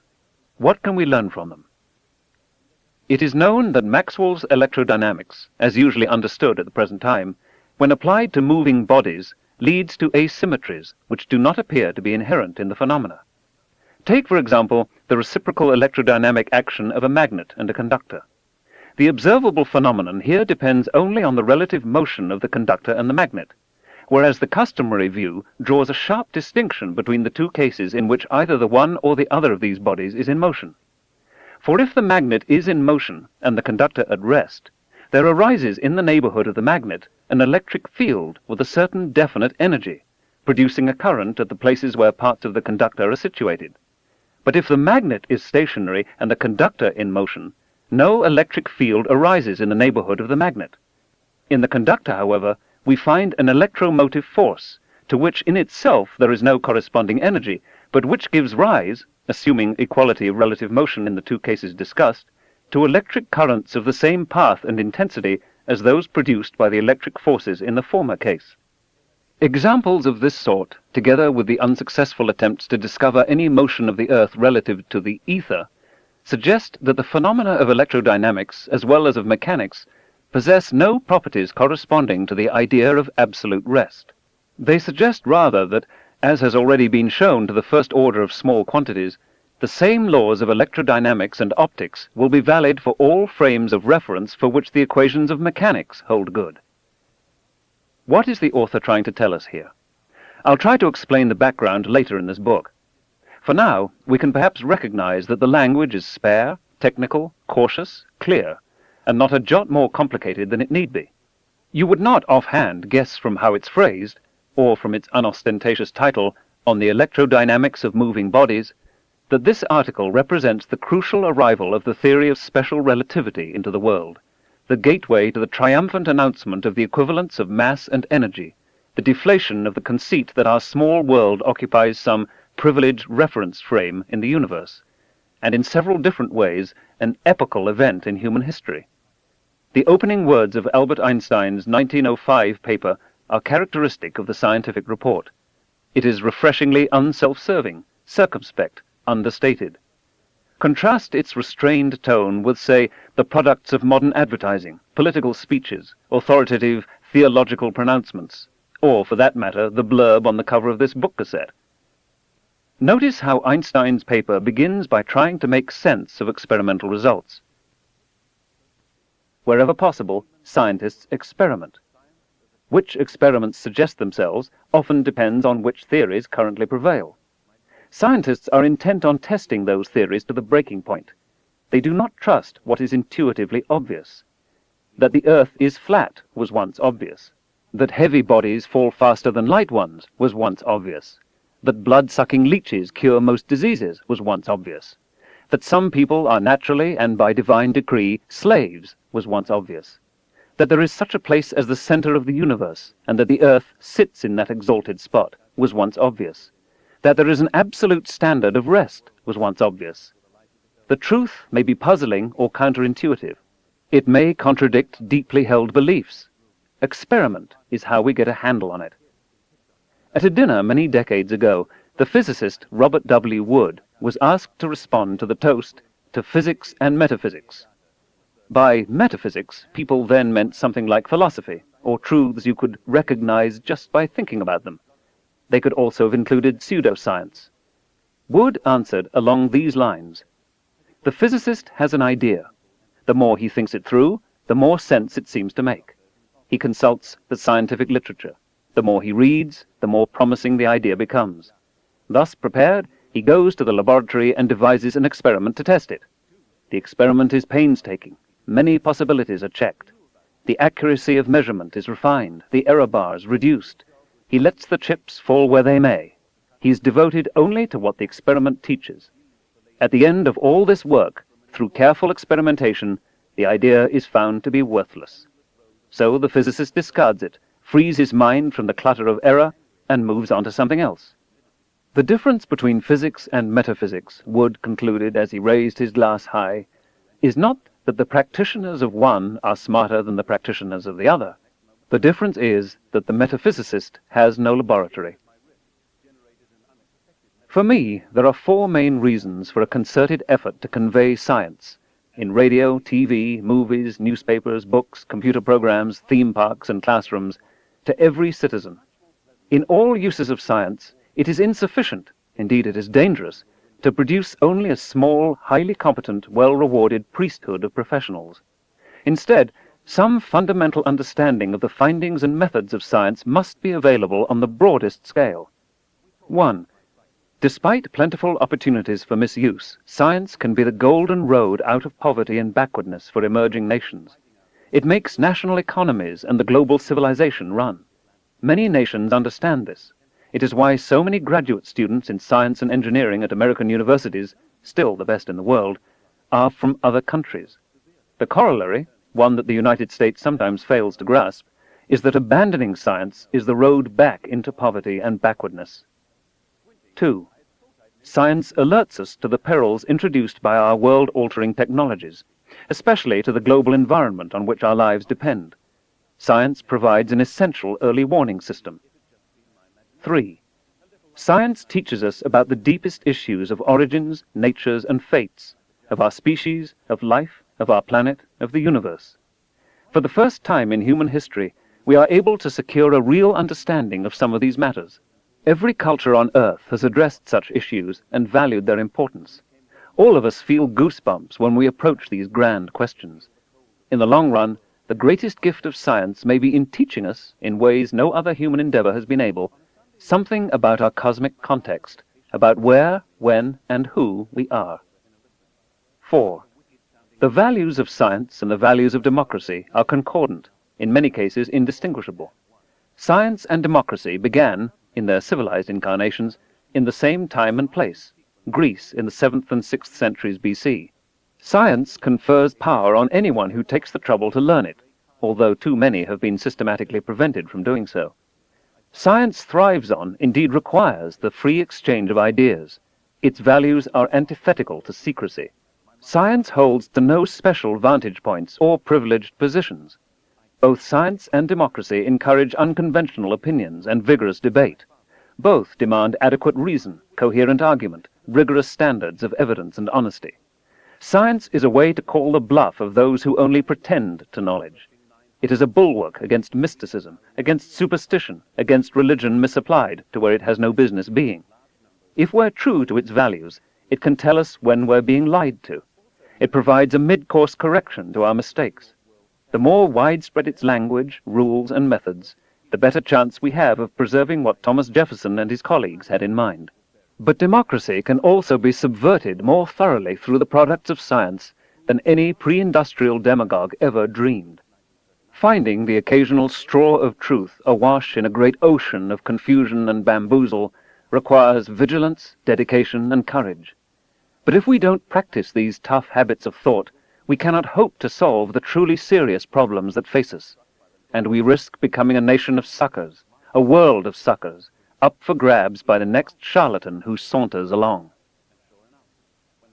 An extraterrestrial being, newly arrived on Earth, scrutinizing what we mainly present to our children in television, radio, movies, newspapers, magazines, the comics, and many books, might easily conclude that we are intent on teaching them murder, rape, cruelty, superstition, credulity, and consumerism. We keep at it, and through constant repetition, many of them finally get it.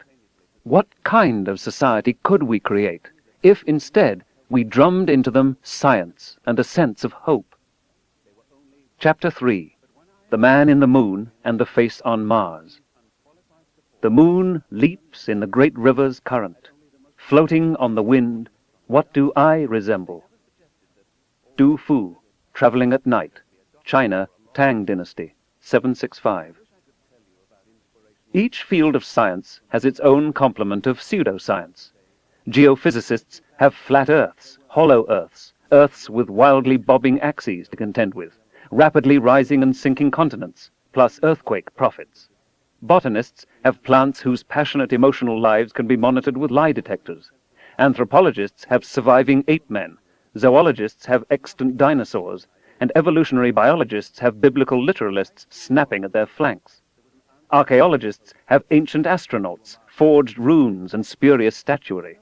Physicists have perpetual motion machines, an army of amateur relativity disprovers, and perhaps cold fusion. Chemists still have alchemy. Psychologists have much of psychoanalysis and almost all of parapsychology. Economists have long-range economic forecasting. Meteorologists, so far, have long-range weather forecasting, as in the sunspot-oriented Farmer's Almanac, although long-term climate forecasting is another matter. Astronomy has, as its most prominent pseudoscience, astrology, the discipline out of which it emerged. The pseudosciences sometimes intersect, compounding the confusion, as in telepathic searches for buried treasures from Atlantis, or astrological economic forecasting. But because I work mainly with planets, and because I've been interested in the possibility of extraterrestrial life, the pseudosciences that most often park themselves on my doorstep involve other worlds, and what we have come so easily in our time to call aliens. In the chapters immediately following, I want to lay out two recent, somewhat related pseudoscientific doctrines. They share the possibility that human perceptual and cognitive imperfections play a role in deceiving us on matters of great import. The first contends that a giant stone face from ages past is staring expressionlessly up at the sky from the sands of Mars. The second maintains that alien beings from distant worlds visit the Earth with casual impunity. Even when summarized so baldly, isn't there a kind of thrill in contemplating these claims? What if such hoary science fiction ideas, resonant surely with deep human fears and longings, actually were coming to pass? Whose interest can fail to be aroused? Immersed in such material, even the crassest cynic is stirred. Are we absolutely sure, beyond the shadow of a doubt, that we can dismiss these claims? And if hardened debunkers can sense the appeal, what must those untutored in scientific skepticism, like Mr. Buckley, feel? For most of history, before spacecraft, before telescopes, when we were still largely immersed in magical thinking, the moon was an enigma. Almost no one thought of it as a world. What do we actually see when we look up at the moon with the naked eye?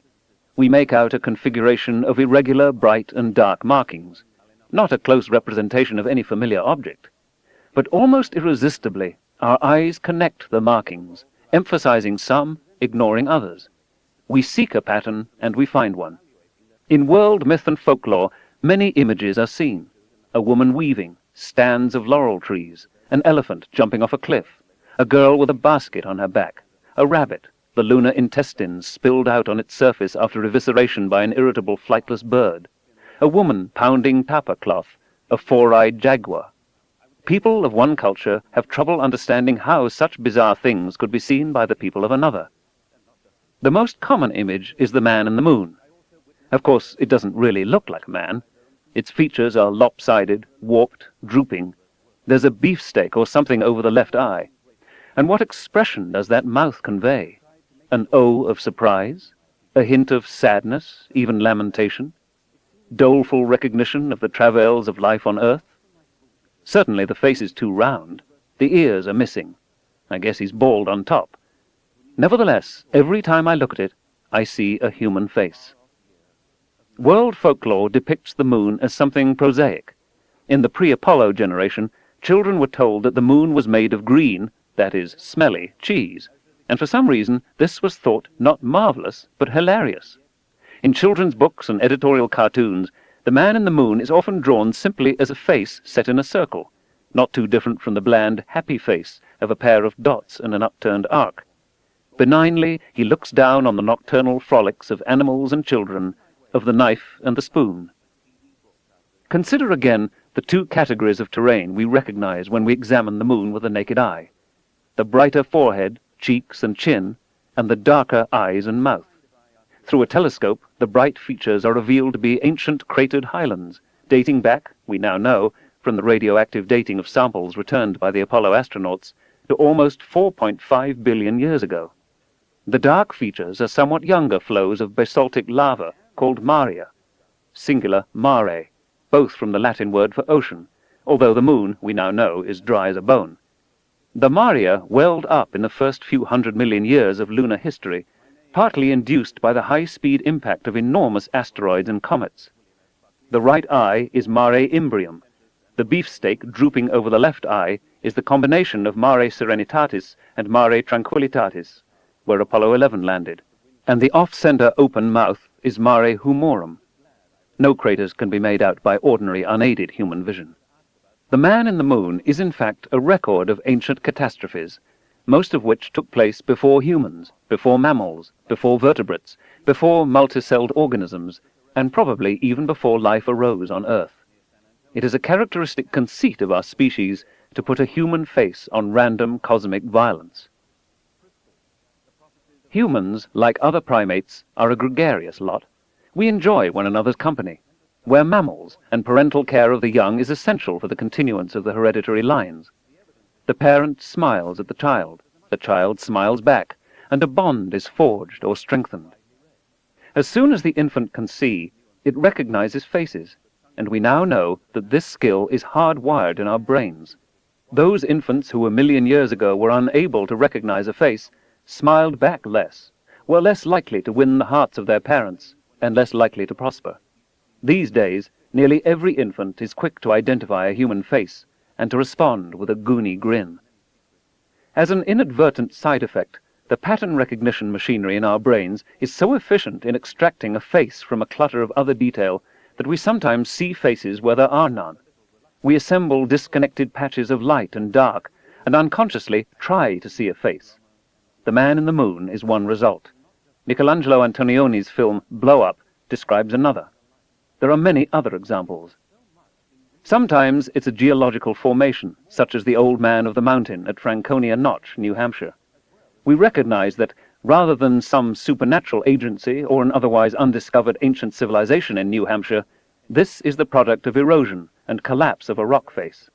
Anyway, it doesn't look much like a face anymore. There's the Devil's Head in North Carolina, the Sphinx Rock in Westwater, England, the Old Woman in France, the Vartan Rock in Armenia. Sometimes it's a reclining woman, as Mount Iztaccíhuatl in Mexico. Sometimes it's other body parts, as the Grand Tetons in Wyoming, approached from the west a pair of mountain peaks named by French explorers. Actually, there are 3. Sometimes it's changing patterns in the clouds. In late medieval and Renaissance Spain, visions of the Virgin Mary were confirmed by people seeing saints in cloud forms. While sailing out of Suva, Fiji, I once saw the head of a truly terrifying monster, jaws agape, set in a brooding storm cloud. Occasionally, a vegetable or a pattern of wood grain or the hide of a cow resembles a human face. There was a celebrated eggplant that closely resembled Richard M. Nixon. What shall we deduce from this fact? Divine or extraterrestrial intervention? Republican meddling in eggplant genetics? No. We recognize that there are large numbers of eggplants in the world and that, given enough of them, sooner or later we'll come upon one that looks like a human face, even a very particular human face. When the face is of a religious personage, as for example a tortilla purported to exhibit the face of Jesus, believers tend quickly to deduce the hand of God. In an age more skeptical than most, they crave reassurance. Still, it seems unlikely that a miracle is being worked on so evanescent a medium. Considering how many tortillas have been pounded out since the beginning of the world, it would be surprising if a few didn't have at least vaguely familiar features. These cases are very different from that of the so-called Shroud of Turin, which shows something too close to a human form to be a misapprehended natural pattern, and which is now suggested by carbon-14 dating to be not the death shroud of Jesus, but a pious hoax from the 14th century, a time when the manufacture of fraudulent religious relics was a thriving and profitable home handicraft industry. Magical properties have been ascribed to ginseng and mandrake roots, in part because of vague resemblances to the human form. Some chestnut shoots show smiling faces.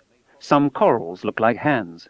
The ear fungus, also unpleasantly called Jew's ear, indeed looks like an ear, and something rather like enormous eyes can be seen on the wings of certain moths. Some of this may not be mere coincidence. Plants and animals that suggest a face may be less likely to be gobbled up by creatures with faces, or creatures who are afraid of predators with faces. A walking stick is an insect spectacularly well disguised as a twig. Naturally, it tends to live on and around trees. Its mimicry of the plant world saves it from birds and other predators, and is almost certainly the reason that its extraordinary form was slowly molded by Darwinian natural selection. Such crossings of the boundaries between kingdoms of life are unnerving. A young child viewing a walking stick can easily imagine an army of sticks, branches, and trees marching for some ominous planty purpose. Many instances of this sort are described and illustrated in a 1979 book called Natural Likeness by John Michell, a British enthusiast of the occult. He takes seriously the claims of Richard Shaver, who, as described below, played a role in the origin of the UFO excitement in America. Shaver cut open rocks on his Wisconsin farm and discovered, written in a pictographic language that only he could see, much less understand, a comprehensive history of the world. Michel also accepts at face value the claims of the dramatist and surrealist theoretician Antonin Artaud, who, in part under the influence of peyote, saw in the patterns on the outsides of rocks erotic images, a man being tortured, ferocious animals, and the like. The whole landscape revealed itself, Michel says, as the creation of a single thought. But a key question: was that thought inside or outside Artaud's head? Artaud concluded, and Michel agrees, that the patterns so apparent in the rocks were manufactured by an ancient civilization, rather than by Artaud's partly hallucinogen-induced altered state of consciousness. When Artaud returned from Mexico to Europe, he was diagnosed as mad. Michel decries the materialist outlook that greeted Artaud's patterns skeptically. Michel shows us a photograph of the sun taken in X-ray light, which looks vaguely like a face, and informs us that, Followers of Gurdjieff see the face of their master in the solar corona. Innumerable faces in trees, mountains, and boulders all over the world are inferred to be the product of ancient wisdom. Perhaps some are. It's a good practical joke, as well as a tempting religious symbol, to pile stones so from afar they look like a giant face. The view that most of these forms are patterns natural to rock-forming processes and the bilateral symmetry of plants and animals, plus a little natural selection, all processed through the human-biased filter of our perception, Michel describes as materialism and a 19th century delusion. Conditioned by rationalist beliefs, our view of the world is duller and more confined than nature intended. By what process he has plumbed the intentions of nature is not revealed. Of the images he presents, Michel concludes that their mystery remains essentially untouched, a constant source of wonder, delight, and speculation. All we know for sure is that nature created them, and at the same time gave us the apparatus to perceive them and minds to appreciate their endless fascination. For the greatest profit and enjoyment, they should be viewed as nature intended, with the eye of innocence, unclouded by theories and preconceptions, with the manifold vision innate in all of us that enriches and dignifies human life, rather than with the cultivated single vision of the dull and opinionated. Perhaps the most famous spurious claim of a portentous pattern involves the canals of Mars. First observed in 1877, they were seemingly confirmed by a succession of dedicated professional astronomers peering through large telescopes all over the world. A network of single and double straight lines was reported, crisscrossing the Martian surface, and with such uncanny geometrical regularity that they could only be of intelligent origin. Evocative conclusions were drawn about a parched and dying planet populated by an older and wiser technical civilization dedicated to conservation of water resources. Hundreds of canals were mapped and named, but oddly, they avoided showing up on photographs.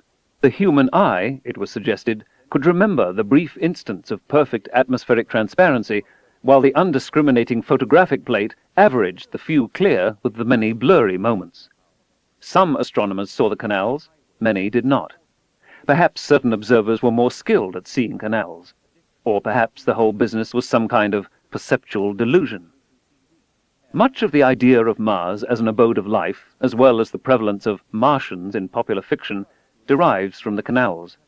I myself grew up steeped in this literature, and when I found myself an experimenter on the Mariner 9 mission to Mars, the first spacecraft to orbit the Red Planet, naturally I was interested to see what the real circumstances were. With Mariner 9 and with Viking, we were able to map the planet pole to pole, detecting features hundreds of times smaller than the best that could be seen from Earth. I found, not altogether to my surprise, not a trace of canals. There were a few more or less linear features that had been made out through the telescope, for example, a 5,000-kilometer-long rift valley that would have been hard to miss. But the hundreds of classical canals carrying water from the polar caps through the arid deserts to the parched equatorial cities simply did not exist.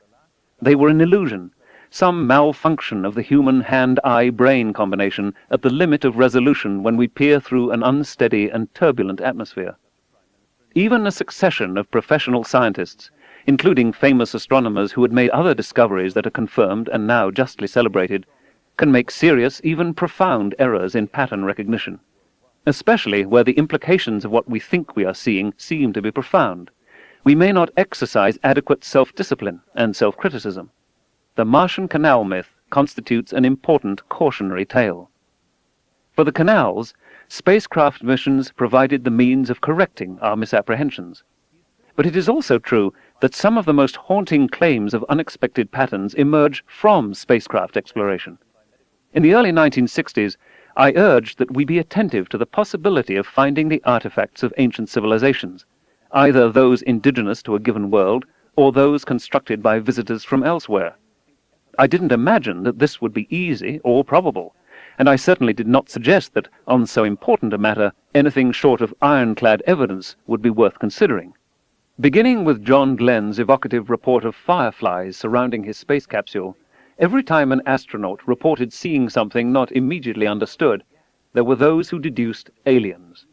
Prosaic explanations, specks of paint flecking off the ship in the space environment, say, were dismissed with contempt. The lure of the marvelous blunts our critical faculties, as if a man become a moon is not marvel enough.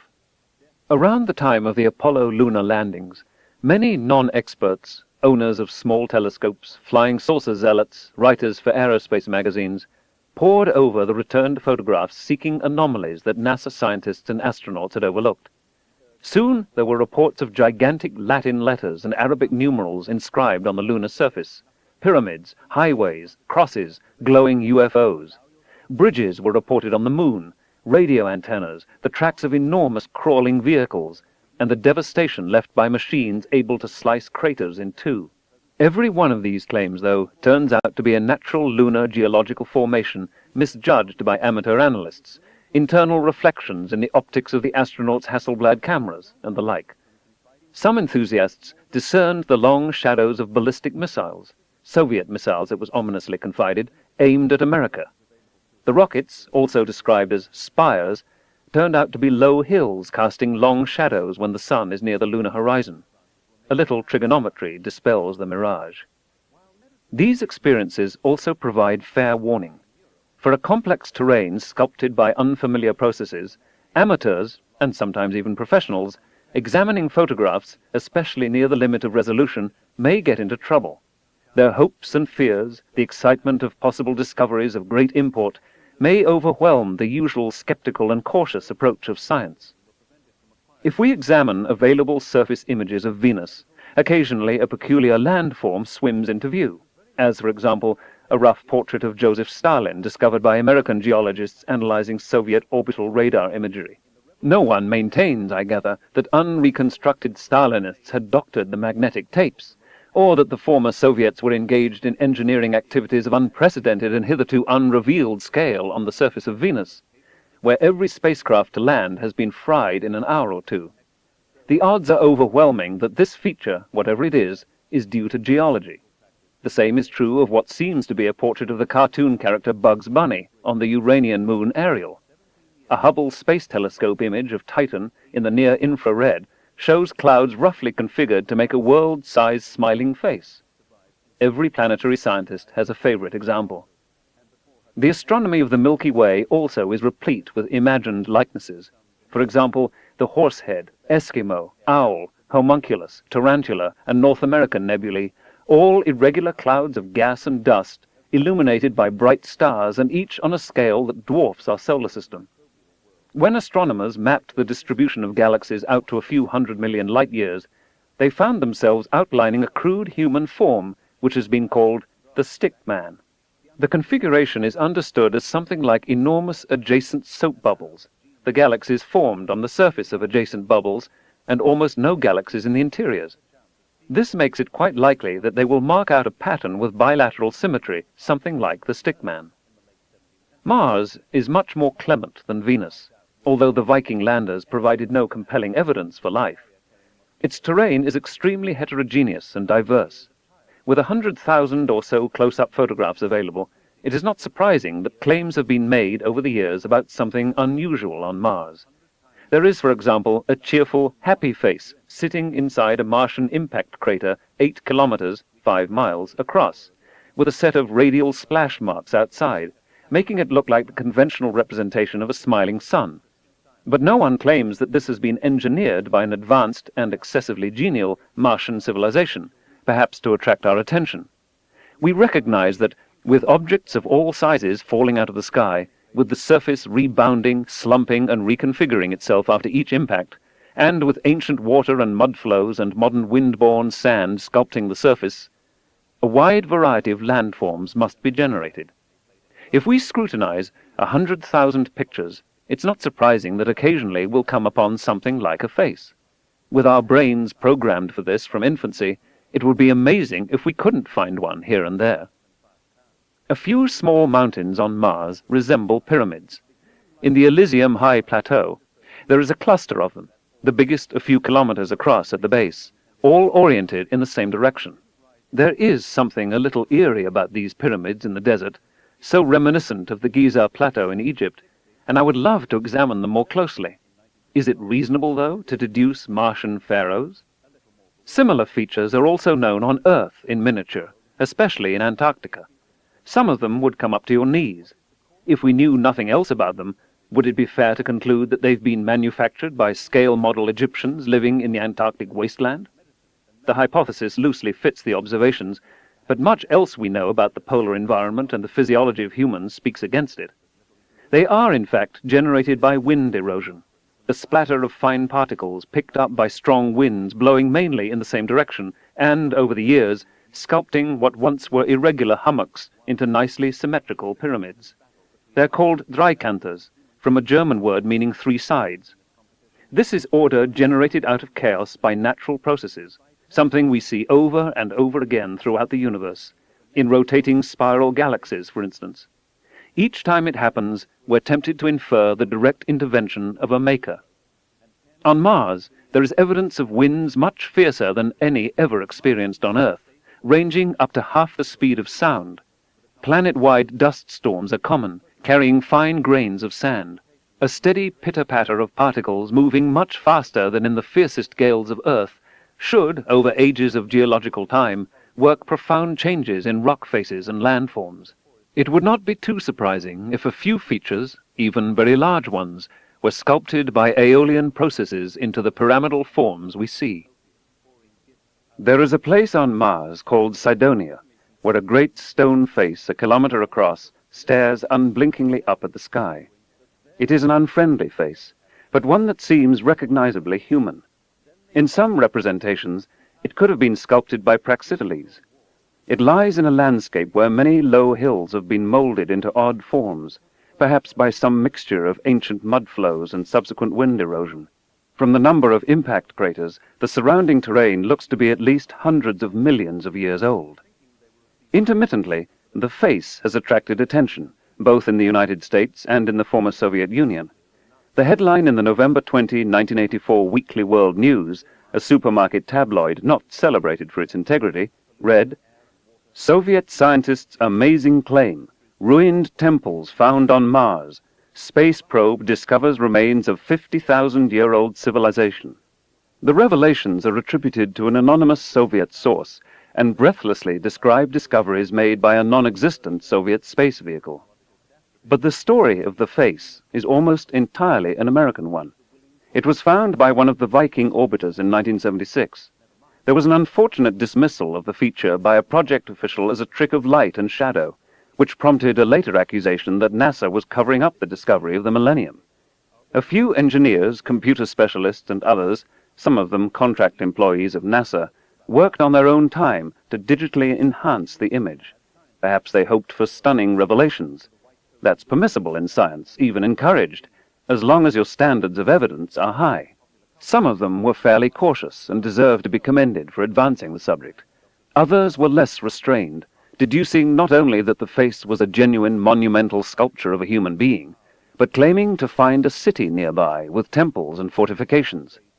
From spurious arguments, one writer announced that the monuments had a particular astronomical orientation. Not now, though, but 500,000 years ago, from which it followed that the Cydonian wonders were erected in that remote epoch. But then how could the builders have been human? 500,000 years ago, our ancestors were busy mastering stone tools and fire. They did not have spaceships. The Martian face is compared to similar faces constructed in civilizations on Earth. The faces are looking up at the sky because they're looking up to God. Or the face was constructed by the survivors of an interplanetary war that left the surface of Mars and the Moon pockmarked and ravaged. What causes all those craters anyway? Is the face a remnant of a long-extinct human civilization? Were the builders originally from Earth or Mars? Could the face have been sculpted by interstellar visitors stopping briefly on Mars? Was it left for us to discover? Might they also have come to Earth and initiated life here, or at least human life? Were they, whoever they were, gods? Much fervent speculation is evoked. More recently, claims have been made for a connection between monuments on Mars and crop circles on Earth, of inexhaustible supplies of energy waiting to be extracted from ancient Martian machines, and of a massive NASA cover-up to hide the truth from the American public. Such pronouncements go far beyond mere incautious speculation about enigmatic landforms. When in August 1993, the Mars Observer spacecraft failed within hailing distance of Mars, there were those who accused NASA of faking the mishap so it could study the face in detail without having to release the images to the public. If so, the charade is quite elaborate. All the experts on Martian geomorphology know nothing about it, and some of us have been working hard to design new missions to Mars less vulnerable to the malfunction that destroyed Mars Observer. There was even a handful of pickets outside the gates of the Jet Propulsion Laboratory, worked up over this supposed abuse of power. The tabloid Weekly World News for September 14, 1993, devoted its front page to the headline, "New NASA Photo Proves Humans Lived on Mars." A fake face, allegedly taken by Mars Observer in orbit about Mars — in fact, the spacecraft seems to have failed before achieving orbit — is said by a non-existent leading space scientist to prove that Martians colonized Earth 200,000 years ago. The information is being suppressed, he is made to say, to prevent world panic. Put aside the improbability that such a revelation would actually lead to world panic. For anyone who has witnessed a portentous scientific finding in the making, the July 1994 impact of comet Shoemaker-Levy 9 with Jupiter comes to mind. It will be clear that scientists tend to be effervescent and uncontainable. They have an indomitable compulsion to share new data. Only through prior agreement, not ex post facto, do scientists abide military secrecy. I reject the notion that science is by its nature secretive. Its culture and ethos are, and for very good reason, collective, collaborative, and communicative. If we restrict ourselves to what is actually known, and ignore the tabloid industry that manufactures epochal discoveries out of thin air, where are we? When we know only a little about the face, it raises goosebumps. When we know a little more, the mystery quickly shallows. Mars has a surface area of almost 150 million square kilometers, about the land area of the Earth. The area covered by the Martian Sphinx is about 1 square kilometer. Is it so astonishing that one, comparatively, postage stamp-sized patch in 150 million should look artificial, especially given our penchant since infancy for finding faces? When we examine the neighboring jumble of hillocks, mesas, and other complex surface forms, we recognize that the feature is akin to many that do not at all resemble a human face. Why this resemblance? Would the ancient Martian engineers rework only this mesa? Well, maybe a few others, and leave all others unimproved by monumental sculpture? Or shall we conclude that other blocky mesas are also sculpted into the form of faces, but weirder faces, unfamiliar to us on Earth? If we study the original image more carefully, we find that a strategically placed nostril, one that adds much to the impression of a face, is in fact a black dot corresponding to lost data in the radio transmission from Mars to Earth. The best picture of the face shows one side lit by the sun, the other in deep shadow. Using the original digital data, we can severely enhance the contrast in the shadows. When we do, we find something rather unface-like there. The face is at best half a face. Despite our shortness of breath and the beating of our hearts, the Martian Sphinx looks natural, not artificial, not a dead ringer for a human face. It was probably sculpted by slow geological process over millions of years. But I might be wrong. It's hard to be sure about a world we've seen so little of in extreme close-up. These features merit closer attention with higher resolution. Much more detailed photos of the face would surely settle issues of symmetry and help resolve the debate between geology and monumental sculpture. Small impact craters found on or near the face can settle the question of its age. In the case, most unlikely in my view, that the nearby structures were really once a city, that fact should also be obvious on closer examination. Are there broken streets, crenellations in the fort, ziggurats, towers, columned temples, monumental statuary, immense frescoes, or just rocks? Even if these claims are extremely improbable, as I think they are worth examining. Unlike the UFO phenomenon, we have here the opportunity for a definitive experiment. This kind of hypothesis is falsifiable, a property that brings it well into the scientific arena. I hope that forthcoming American and Russian missions to Mars, especially orbiters with high-resolution television cameras, will make a special effort, among hundreds of other scientific questions, to look much more closely at the pyramids and what some people call the face and the city. Even if it becomes plain to everyone that these Martian features are geological and not artificial, monumental faces in space and allied wonders will not, I fear, go away. Already there are supermarket tabloids reporting nearly identical faces seen from Venus to Neptune, floating in the clouds. The findings are typically attributed to fictitious Russian spacecraft and imaginary space scientists, which of course makes it marginally harder for a skeptic to check the story out. One of the Mars face enthusiasts now announces, "Breakthrough news of the century, censored by NASA for fear of religious upheavals and breakdowns. The discovery of ancient alien ruins on the moon. A giant city size of Los Angeles basin, covered by immense glass dome, abandoned millions of years ago and shattered by meteors, with gigantic tower 5 miles tall, with giant 1-mile square cube on top, is breathlessly confirmed on the well-studied moon. The evidence? Photos taken by NASA robotic and Apollo missions, whose significance was suppressed by the government and overlooked by all those lunar scientists in many countries who don't work for the government." The August 18, 1992 issue of Weekly World News reports the discovery by a secret NASA satellite of thousands, maybe even millions, of voices emanating from the black hole at the center of the galaxy M51, all singing, "Glory, glory, glory to the Lord on high," over and over again, in English. There is even a tabloid report, fully, although murkily illustrated, of a space probe that photographed God, or at least his eyes and the bridge of his nose, up there in the Orion Nebula. The July 20, 1993 Weekly World News sports a banner headline, "Clinton meets with JFK," along with a faked photo of a plausibly aged, slumped-over John Kennedy, having secretly survived the assassination attempt in a wheelchair at Camp David. Many pages inside the tabloid, we are informed about another item of possible interest. In Doomsday Asteroids, an alleged top-secret document quotes alleged top scientists about an alleged asteroid, M167, that will allegedly hit the Earth on November 11, 1993, and could mean the end of life on Earth.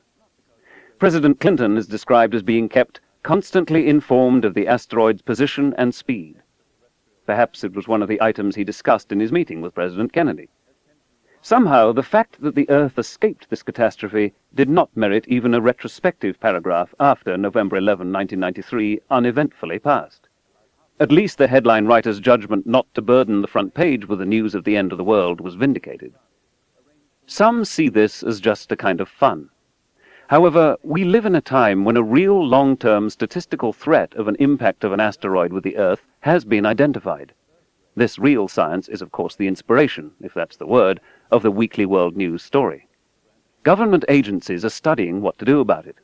Stories like this suffuse the subject with apocalyptic exaggeration and whimsy, make it difficult for the public to distinguish real perils from tabloid fiction, and conceivably can impede our ability to take precautionary steps to mitigate the danger. The tabloids are often sued, sometimes by actors and actresses who stoutly deny they have performed loathsome acts, and large sums of money occasionally change hands. The tabloids must consider such suits as just one of the costs of doing a very profitable business. In their defense, they often say that they are at the mercy of their writers and have no institutional responsibility to check out the truth of what they publish. Sal Ivone, the managing editor of Weekly World News, discussing the stories he publishes, says, "For all I know, they could be the product of active imaginations, but because we're a tabloid, we don't have to question ourselves out of a story." Skepticism doesn't sell newspapers. Writers who have defected from the tabloids describe creative sessions in which writers and editors dream up stories and headlines out of whole cloth. The more outrageous, the better. Out of their immense readership, are there not many who take the stories at face value, who believe the tabloids couldn't print it if it wasn't so? Some readers I talk to insist they read them only for entertainment, just as they watch wrestling on television. That they're not in the least taken in, that the tabloids are understood by publisher and reader alike to be whimsies that explore the absurd. They merely exist outside any universe burdened by rules of evidence. But my mail suggests that large numbers of Americans take the tabloids very seriously indeed. In the 1990s, the tabloid universe is expanding, voraciously gobbling up other media. Newspapers, magazines, or television programs that labor under prissy restraints imposed by what is actually known are outsold by media outlets with less scrupulous standards. We can see this in the new generation of acknowledged tabloid television, and increasingly in what passes for news and information programs. Such reports persist and proliferate because they sell. And they sell, I think, because there are so many of us who want so badly to be jolted out of our humdrum lives, to rekindle that sense of wonder we remember from childhood, and also, for a few of the stories, to be able, really and truly, to believe in someone older, smarter, and wiser who is looking out for us. Faith is clearly not enough for many people. They crave hard evidence, scientific proof. They long for the scientific seal of approval, but are unwilling to put up with the rigorous standards of evidence that impart credibility to that seal. What a relief it would be! Doubt reliably abolished. Then the irksome burden of looking after ourselves would be lifted. We're worried, and for good reason, about what it means for the human future if we have only ourselves to rely upon. These are the modern miracles, shamelessly vouched for by those who make them up from scratch, bypassing any formal skeptical scrutiny, and available at low cost in every supermarket, grocery store, and convenience outlet in the land. One of the pretenses of the tabloids is to make science, the very instrument of our disbelief, confirm our ancient faiths, and effect a convergence of pseudo-science and pseudo-religion. By and large, scientists' minds are open when exploring new worlds. If we knew beforehand what we'd find, it would be unnecessary to go. In future missions to Mars, or to the other fascinating worlds in our neck of the cosmic woods, surprises, even some of mythic proportions, are possible, maybe even likely. But we humans have a talent for deceiving ourselves. Skepticism must be a component of the explorer's toolkit, or we will lose our way. There are wonders enough out there without our inventing any. Chapter 4. Aliens. Truly, that which makes me believe there is no inhabitant on this sphere is that it seems to me that no sensible being would be willing to live here. Well then, said Micromegas, perhaps the beings that inhabit it do not possess good sense. One alien to another on approaching the earth in Voltaire's Micromegas, A Philosophical History, 1752. It's still dark out. You're lying in bed, fully awake. You discover you're utterly paralyzed. You sense someone in the room. You try to cry out. You cannot. Several small grey beings, less than 4 feet tall, are standing at the foot of the bed. Their heads are pear-shaped, bald, and large for their bodies. Their eyes are enormous, their faces expressionless and identical. They wear tunics and boots. You hope this is only a dream. But as nearly as you can tell, it's really happening. They lift you up, and, eerily, they and you slip through the wall of your bedroom. You float out into the air. You rise high toward a metallic saucer-shaped spacecraft. Once inside, you are escorted into a medical examining room. A larger but similar being, evidently some kind of physician, takes over. What follows is even more terrifying. Your body is probed with instruments and machines, especially your sexual parts.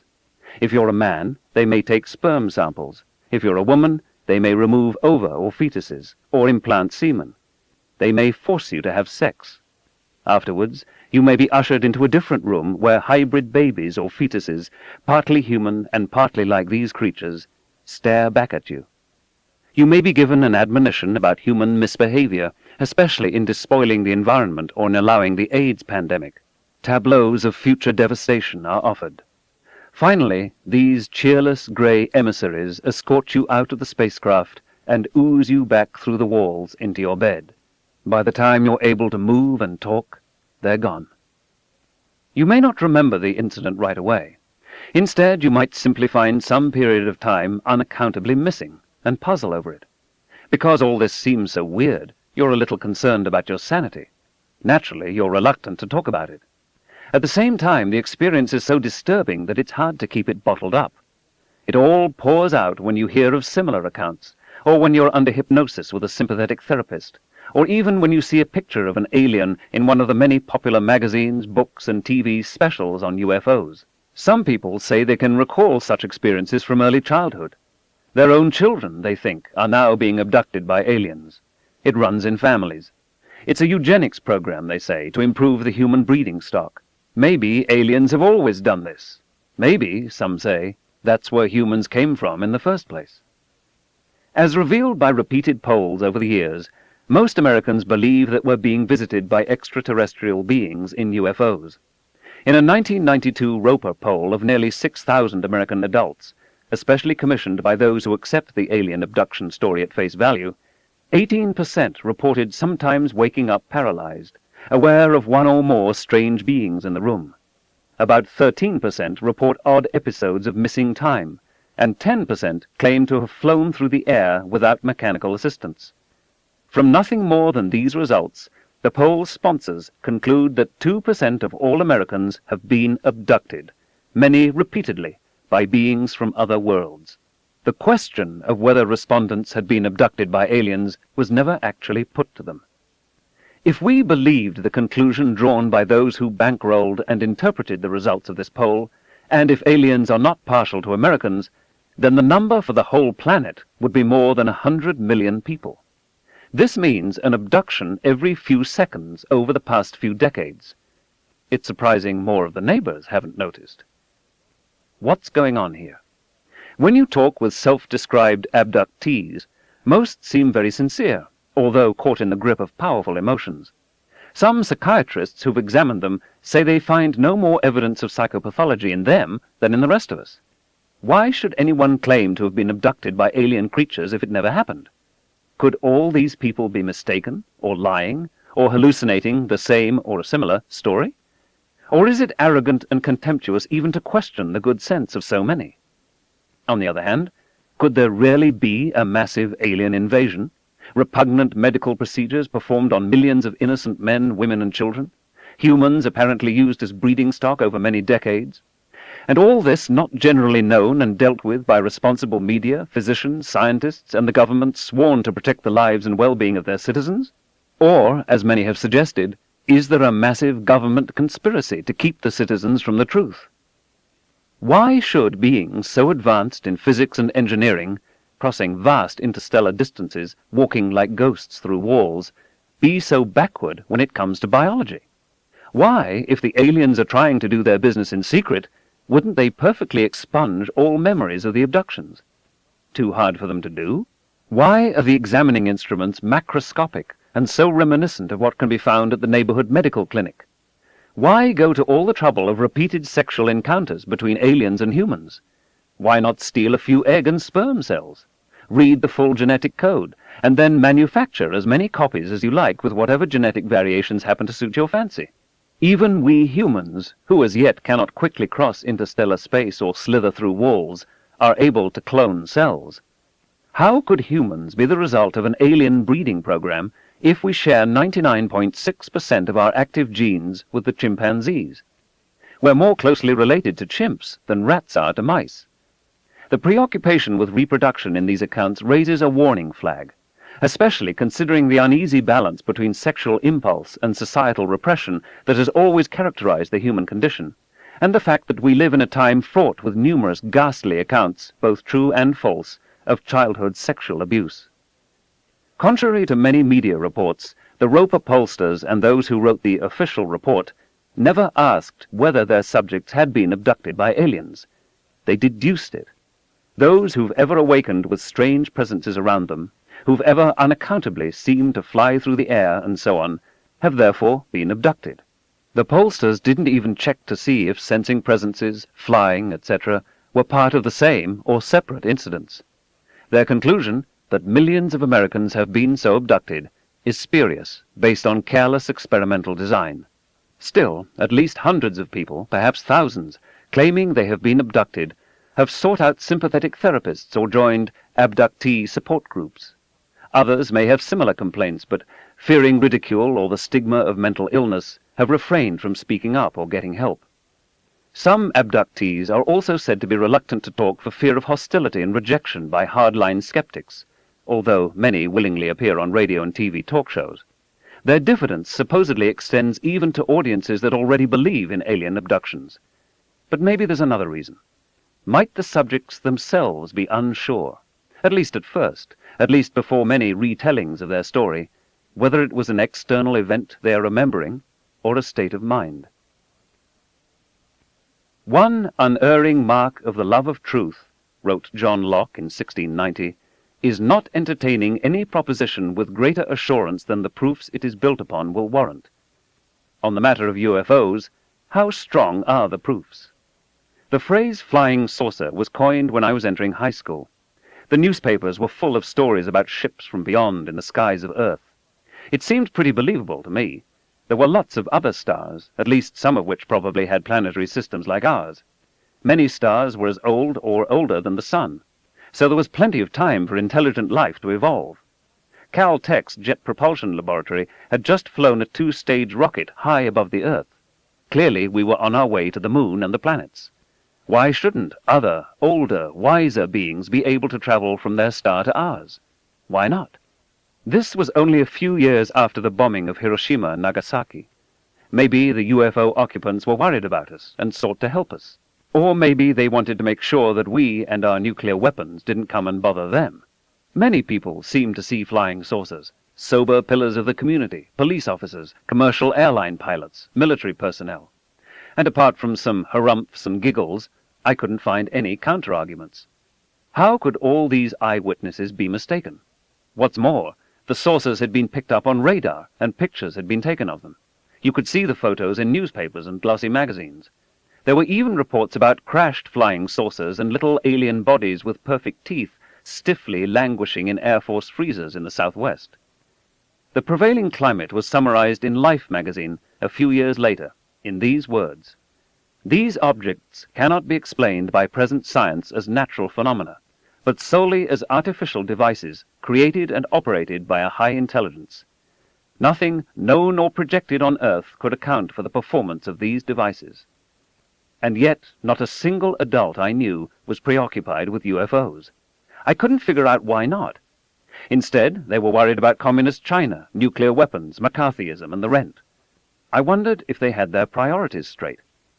In college, in the early 1950s, I began to learn a little about how science works, the secrets of its great success, how rigorous the standards of evidence must be if we are really to know something is true, how many false starts and dead ends have plagued human thinking, how our biases can color our interpretation of the evidence, and how often belief systems widely held and supported by the political, religious, and academic hierarchies turn out to be not just slightly in error, but grotesquely wrong. I came upon a book called Extraordinary Popular Delusions and the Madness of Crowds, written by Charles Mackay in 1841, and still in print. In it could be found the histories of boom and bust economic crazes, including the Mississippi and South Sea bubbles and the extravagant run on Dutch tulips, scams that bamboozled the wealthy and titled of many nations, a legion of alchemists, including the poignant tale of Mr. Kelly and Dr. D, and Dee's 8-year-old son Arthur, impressed by his desperate father into communicating with the spirit world by peering into a crystal, dolorous accounts of unfulfilled prophecy, divination, and fortune-telling, the persecution of witches, haunted houses, popular admiration of great thieves, and much else. Entertainingly portrayed was the Count of Saint-Germain, who dined out on the cheerful pretension that he was centuries old, if not actually immortal. When, at dinner, incredulity was expressed at his recounting of his conversations with Richard the Lion-Hearted, he turned to his manservant for confirmation. "You forget, sir," was the reply. "I have been only 500 years in your service." "Ah, true," said Saint-Germain. "It was a little before your time." A riveting chapter on the Crusades began, "Every age has its peculiar folly. Some scheme, project, or fantasy into which it plunges, spurred on either by the love of gain, the necessity of excitement, or the mere force of imitation. Failing in these, it has some madness, to which it is goaded by political or religious causes, or both combined." The edition I first read was adorned by a quote from the financier and advisor of presidents, Bernard M. Baruch, attesting that reading Mackay had saved him millions. There had been a long history of spurious claims that magnetism could cure disease. Paracelsus, for example, used a magnet to suck diseases out of the human body and dispose of them into the earth. But the key figure was Franz Mesmer. I had vaguely understood the word mesmerize to mean something like hypnotize, but my first real knowledge of Mesmer came from Mackay. The Viennese physician had thought that the positions of the planets influenced human health, and was caught up in the wonders of electricity and magnetism. He catered to the declining French nobility on the eve of the Revolution. They crowded into a darkened room. Dressed in a gold-flowered silk robe and waving an ivory wand, Mesmer seated his marks around a vat of dilute sulphuric acid. The magnetizer and his young male assistants peered deeply into the eyes of their patients and rubbed their bodies. They grasped iron bars protruding into the solution or held each other's hands. In contagious frenzy, aristocrats, especially young women, were cured left and right. Mesmer became a sensation. He called it animal magnetism. For the more conventional medical practitioner, though, this was bad for business, so French physicians pressured King Louis XVI to crack down. Mesmer, they said, was a menace to public health. A commission was appointed by the French Academy of Sciences that included the pioneering chemist Antoine Lavoisier and the American diplomat and expert on electricity Benjamin Franklin. They performed the obvious control experiment. When the magnetizing effects were performed without the patient's knowledge, no cures were effected. The cures, if any, the commission concluded, were all in the mind of the beholder. Mesmer and his followers were undeterred. One of them later urged the following attitude of mind for best results. Forget for a while all of your knowledge of physics. Remove from your mind all objections that may occur. Never reason for 6 weeks. Be very credulous. Be very persevering. Reject all past experience, and do not listen to reason. Oh yes, a final piece of advice. Never magnetize before inquisitive persons. Another eye-opener was Martin Gardner's Fads and Fallacies in the Name of Science. Here was Wilhelm Reich uncovering the key to the structure of galaxies in the energy of the human orgasm. Andrew Cross creating microscopic insects electrically from salts. Hans Hurbiger under Nazi aegis announcing that the Milky Way was made not of stars, but of snowballs. Charles Piazzi Smith discovering in the dimensions of the Great Pyramid of Giza a world chronology from the creation to the Second Coming. L. Ron Hubbard writing a manuscript able to drive its readers insane. Was it ever proofed, I wondered? The Bridey-Murphy case, which led millions into concluding that at last there was serious evidence of reincarnation. Joseph Rhine's demonstrations of ESP, appendicitis cured by cold water enemas, bacterial diseases by brass cylinders, and gonorrhea by green light. And amid all these accounts of self-deception and charlatanry, to my surprise, a chapter on UFOs. Of course, merely by writing books cataloguing spurious beliefs, Mackay and Gardner came across, at least a little, as grumpy and superior. Was there nothing they accepted? Still, it was stunning how many passionately argued and defended claims to knowledge had amounted to nothing. It slowly dawned on me that, human fallibility being what it is, there might be other explanations for flying saucers. I had been interested in the possibility of extraterrestrial life from childhood, from long before I ever heard of flying saucers. I've remained fascinated long after my early enthusiasm for UFOs waned, as I understood more about that remorseless taskmaster called the scientific method. Everything hinges on the matter of evidence. On so important a question, the evidence must be airtight. The more we want it to be true, the more careful we have to be. No witnesses say so is good enough. People make mistakes. People play practical jokes. People stretch the truth for money or attention or fame. People occasionally misunderstand what they're seeing. People sometimes even see things that aren't there. Essentially, all the UFO cases were anecdotes, something asserted. UFOs were described variously as rapidly moving or hovering, disc-shaped, cigar-shaped, or ball-shaped, moving silently or noisily, with a fiery exhaust or with no exhaust at all, accompanied by flashing lights, or uniformly glowing with a silvery cast, or self-luminous. The diversity of the observations hinted that they had no common origin, and that the use of such terms as UFOs or flying saucers served only to confuse the issue by grouping generically a set of unrelated phenomena. There was something odd about the very invention of the phrase flying saucer. As I write this chapter, I have before me a transcript of an April 7, 1950 interview between Edward R. Murrow, the celebrated CBS newsman, and Kenneth Arnold, a civilian pilot who saw something peculiar near Mount Rainier in the state of Washington on June 24, 1947, and who, in a way, coined the phrase. Arnold claims that the newspapers did not quote me properly.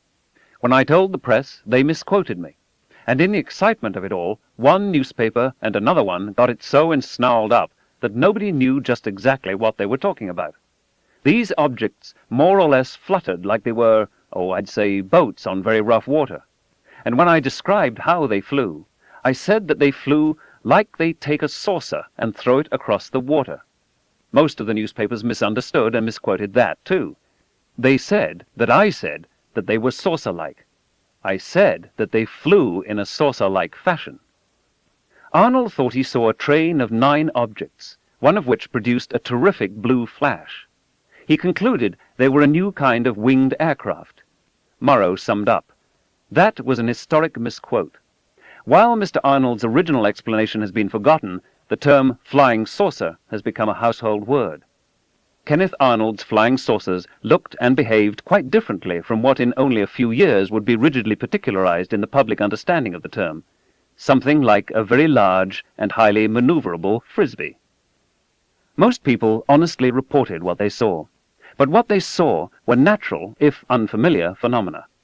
Some UFO sightings turned out to be unconventional aircraft, conventional aircraft with unusual lighting patterns, high-altitude balloons, luminescent insects, planets seen under unusual atmospheric conditions, optical mirages, and looming lenticular clouds, ball lightning, sundogs, meteors, including green fireballs, and satellites, nose cones, and rocket boosters spectacularly re-entering the atmosphere. There are so many artificial satellites up there that they're always making garish displays somewhere in the world. 2 or 3 decay every day in the Earth's atmosphere, the flaming debris often visible to the naked eye. Just conceivably, however, a few of these displays might be small comets dissipating in the upper air. At least some radar reports were due to anomalous propagation, radio waves traveling curved paths due to atmospheric temperature inversions. Traditionally, they were also called radar angels, something that seems to be there but isn't. You could have simultaneous visual and radar sightings without there being any there. When we notice something strange in the sky, some of us become excitable and uncritical, bad witnesses. There was the suspicion that the field attracted rogues and charlatans. Many UFO photos turned out to be fakes, small models hanging by thin threads, often photographed in a double exposure. A UFO seen by thousands of people at a football game turned out to be a college fraternity prank. A piece of cardboard, some candles, and a thin plastic bag that dry cleaning comes in, all cobbled together to make a rudimentary hot air balloon. The original crashed saucer account, with the little alien men and their perfect teeth, turned out to be a straight-out hoax. Frank Scully, columnist for Variety, passed on a story told by an oilman friend. It played a central dramatic role in Scully's best-selling 1950 book, Behind the Flying Saucers. 16 dead aliens from Venus, each 3 feet high, had been found in one of 3 crashed saucers. Booklets with alien pictograms had been recovered. The military was covering up. The implications were profound. The hoaxers were Silas Newton, who said he used radio waves to prospect for gold and oil, and a mysterious Dr. G, who turned out to be a Mr. Gebauer. Newton produced a gear from the UFO machinery and flashed close-up saucer photos, but he did not allow close inspection. When a prepared skeptic, through sleight of hand, switched gears and sent the alien artifact away for analysis, it turned out to be made of kitchen pot aluminum. The crashed saucer scam was a small interlude in a quarter-century of frauds by Newton and Gebauer, chiefly selling worthless oil leases and prospecting machines. In 1952, they were arrested by the FBI, and the following year found guilty of conducting a confidence game. Their exploits, chronicled by the historian Curtis Peebles, ought to have made UFO enthusiasts cautious forever about crashed saucer stories from the American Southwest around 1950. No such luck. On October 4, 1957, Sputnik 1, the first Earth-orbiting artificial satellite, was launched. Of 1,178 recorded UFO sightings in America that year, 701, or 60%, rather than the 25% you'd expect, occurred between October and December. The clear implication is that Sputnik and its attendant publicity somehow generated UFO reports. Perhaps people were looking at the night sky more, and saw more natural phenomena they didn't understand. Or could it be they looked up more and saw more of the alien spacecraft that are there all the time? The idea of flying saucers had dubious antecedents, tracing back to a conscious hoax entitled I Remember Lemuria, written by Richard Shaver, and published in the March 1945 number of the pulp fiction periodical Amazing Stories. It was exactly the sort of stuff I devoured as a child. Lost continents were settled by space aliens 150,000 years ago, I was informed, leading to the creation of a race of demonic underground beings responsible for human tribulations and the existence of evil. The editor of the magazine, Ray Palmer, who was, like the subterranean beings he warned about, roughly 4 feet high, promoted the notion, well before Arnold's sighting, that the Earth is being visited by disc-shaped alien spacecraft, and that the government is covering up its knowledge and complicity. Merely from the newsstand covers of such magazines, millions of Americans were exposed to the idea of flying saucers well before the term was coined. All in all, the alleged evidence seemed thin, most often devolving into gullibility, hoax, hallucination, misunderstanding of the natural world, hopes and fears disguised as evidence, and a craving for attention, fame, and fortune. Too bad, I remember thinking. Since then, I've been lucky enough to be involved in sending spacecraft to other planets to look for life, and in listening for possible radio signals from alien civilizations, if any, on planets of distant stars. We've had a few tantalizing moments. But if the suspected signal isn't available for every grumpy skeptic to pick over, we cannot call it evidence of extraterrestrial life, no matter how appealing we find the notion. We'll just have to wait until, if such a time ever comes, better data are available. We've not yet found compelling evidence for life beyond the Earth. We're only at the very beginning of the search, though. New and better information might emerge, for all we know, tomorrow.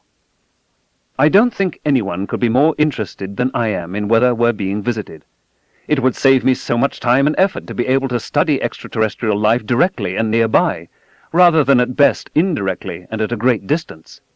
Even if the aliens are short, dour, and sexually obsessed, if they're here, I want to know about them. How modest our expectations are about aliens, and how shoddy the standards of evidence that many of us are willing to accept, can be found in the saga of the crop circles. Originating in Great Britain and spreading throughout the world was something surpassing strange. Farmers or passers-by would discover circles, and in later years much more complex pictograms, impressed upon fields of wheat, oats, barley, and rapeseed. Beginning with simple circles in the middle 1970s, the phenomenon progressed year by year, until by the late 1980s and early 1990s, the countryside, especially in southern England, was graced by immense geometrical figures, some the size of football fields, imprinted on cereal grain before the harvest, circles tangent to circles, or connected by axes, parallel lines drooping off, insectoids. Some of the patterns showed a central circle surrounded by 4 symmetrically placed smaller circles. Clearly, it was concluded, caused by a flying saucer and its 4 landing pods. A hoax? Impossible, almost everyone said. There were hundreds of cases. It was done sometimes in only an hour or two in the dead of night, and on such a large scale. No footprints of pranksters leading towards or away from the pictograms could be found. And besides, what possible motive could there be for a hoax? Many less conventional conjectures were offered. People with some scientific training examined sites, spun arguments, instituted whole journals devoted to the subject. Were the figures caused by strange whirlwinds called columnar vortices, or even stranger ones called ring vortices? What about ball lightning? Japanese investigators tried to simulate in the laboratory and on a small scale the plasma physics they thought was working its way on far-off Wiltshire. But especially as the crop figures became more complex, meteorological or electrical explanations became more strained. Plainly, it was due to UFOs, the aliens communicating to us in a geometrical language. Or perhaps it was the devil, or the long-suffering Earth complaining about the depredations visited upon it by the hand of man. New Age tourists came in droves. All-night vigils were undertaken by enthusiasts equipped with audio recorders and infrared vision scopes. Print and electronic media from all over the world tracked the intrepid Siriologists. Best-selling books on extraterrestrial crop disorders were purchased by a breathless and admiring public. True, no saucer was actually seen settling down on the wheat, no geometrical figure was filmed in the course of being generated, but dowsers authenticated their alien origin, and channelers made contact with the entities responsible. Orgone energy was detected within the circles. Questions were asked in Parliament. The royal family called in for special consultation Lord Solly Zuckerman, former principal scientific advisor to the Ministry of Defence. Ghosts were said to be involved. Also, the Knights Templar of Malta and other secret societies. Satanists were implicated. The Defence Ministry was covering the matter up. A few inept and inelegant circles were judged attempts by the military to throw the public off the track. The tabloid press had a field day. The Daily Mirror hired a farmer and his son to make 5 circles in hope of tempting a rival tabloid, the Daily Express, into reporting the story. The Express was, in this case at least, not taken in. Seriological organizations grew and splintered. Competing groups sent each other intimidating doggerel. Accusations were made of incompetence, or worse. The number of crop circles rose into the thousands. The phenomenon spread to the United States, Canada, Bulgaria, Hungary, Japan, the Netherlands. The pictograms, especially the more complex of them, began to be quoted increasingly in arguments for alien visitation. Strained connections were drawn to the face on Mars. One scientist of my acquaintance wrote to me that extremely sophisticated mathematics was hidden in these figures. They could only be the result of a superior intelligence. In fact, one matter on which almost all of the contending seriologists agreed is that the later crop figures were much too complex and elegant to be due to mere human intervention, much less to some ragged and irresponsible hoaxers. Extraterrestrial intelligence was apparent at a glance. In 1991, Doug Bauer and Dave Chorley, 2 blokes from Southampton, announced they had been making crop figures for 15 years. They dreamed it up over stout one evening in their regular pub, the Percy Hobbs. They had been amused by UFO reports and thought it might be fun to spoof the UFO gullibles. At first they flattened the wheat with the heavy steel bar that Bauer used as a security device on the back door of his picture-framing shop.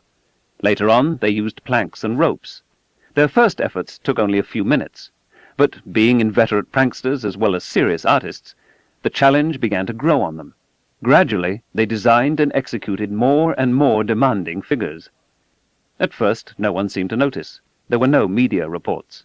Their art forms were neglected by the tribe of ufologists.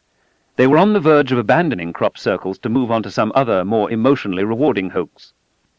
Suddenly, crop circles caught on. Ufologists fell for it hook, line, and sinker. Bauer and Chorley were delighted, especially when scientists and others began to announce their considered judgment that no merely human intelligence could be responsible. Carefully they planned each nocturnal excursion, sometimes following meticulous diagrams they had prepared in watercolors. They closely tracked their interpreters. When a local meteorologist deduced a kind of whirlwind because all of the crops were deflected downward in a clockwise circle, they confounded him by making a new figure with an exterior ring flattened counterclockwise. Soon other crop figures appeared in southern England and elsewhere. Copycat hoaxsters had appeared. Bauer and Chorley carved out a responsive message in wheat. We are not alone. Even this some took to be a genuine extraterrestrial message, although it would have been better had it read, You are not alone. Doug and Dave began signing their artworks with 2 Ds. Even this was attributed to a mysterious alien purpose. Bauer's nocturnal disappearances aroused the suspicions of his wife, Eileen. Only with great difficulty, Eileen accompanying Dave and Doug one night, and then joining the credulous in admiring their handiwork next day, was she convinced that his absences were, in this sense, innocent. Eventually, Bauer and Chorley tired of the increasingly elaborate prank. While in excellent physical condition, they were both in their 60s now, and a little old for nocturnal commando operations in the fields of unknown and often unsympathetic farmers. They may have been annoyed at the fame and fortune accrued by those who merely photographed their art and announced aliens to be the artists. And they became worried that if they delayed much longer, no statement of theirs would be believed. So they confessed. They demonstrated to reporters how they made even the most elaborate insectoid patterns. You might think that never again would it be argued that a sustained hoax over many years is impossible, and never again would we hear that no one could possibly be motivated to deceive the gullible into thinking that aliens exist. But the media paid brief attention. Seriologists urged them to go easy. After all, they were depriving many of the pleasure of imagining wondrous happenings. Since then, other crop circle hoaxers have kept at it, but mostly in a more desultory and less inspired manner.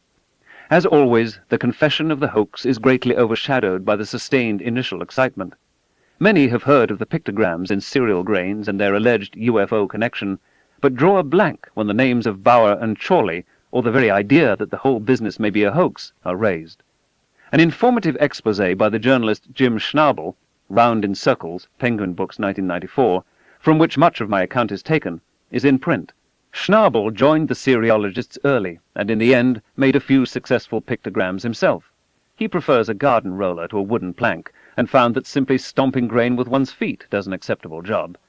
But Schnabel's work, which one reviewer called the funniest book I've read in ages, had only modest success. Demons sell. Hoaxers are boring and in bad taste. The tenets of skepticism do not require an advanced degree to master, as most successful used car buyers demonstrate. The whole idea of a democratic application of skepticism is that everyone should have the essential tools to effectively and constructively evaluate claims to knowledge. All science asks is to employ the same levels of skepticism we use in buying a used car, or in judging the quality of analgesics or beer from their television commercials. But the tools of skepticism are generally unavailable to the citizens of our society. They are hardly ever mentioned in the schools, even in the presentation of science, its most ardent practitioner, although skepticism repeatedly sprouts spontaneously out of the disappointments of everyday life. Our politics, economics, advertising, and religions, New Age and old, are awash in credulity. Those who have something to sell, those who wish to influence public opinion, those in power, a skeptic might suggest, have a vested interest in discouraging skepticism. Chapter 5. Spoofing and Secrecy. Trust a witness in all matters in which neither his self-interest, his passions, his prejudices, nor the love of the marvelous is strongly concerned. When they are involved, require corroborative evidence in exact proportion to the contravention of probability by the thing testified. Thomas Henry Huxley, 1825 to 1895.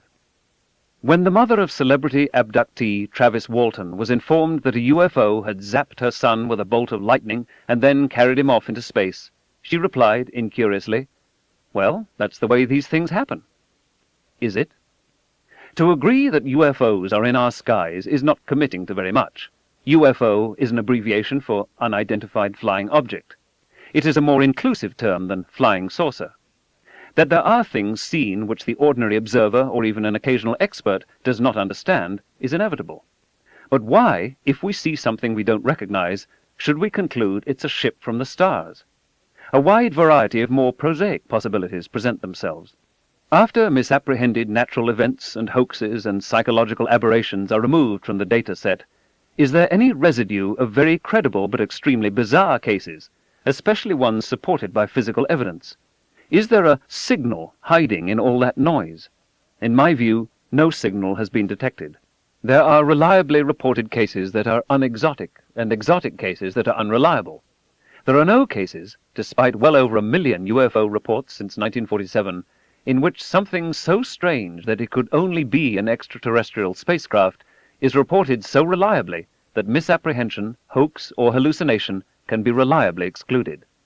There's still a part of me that says, too bad.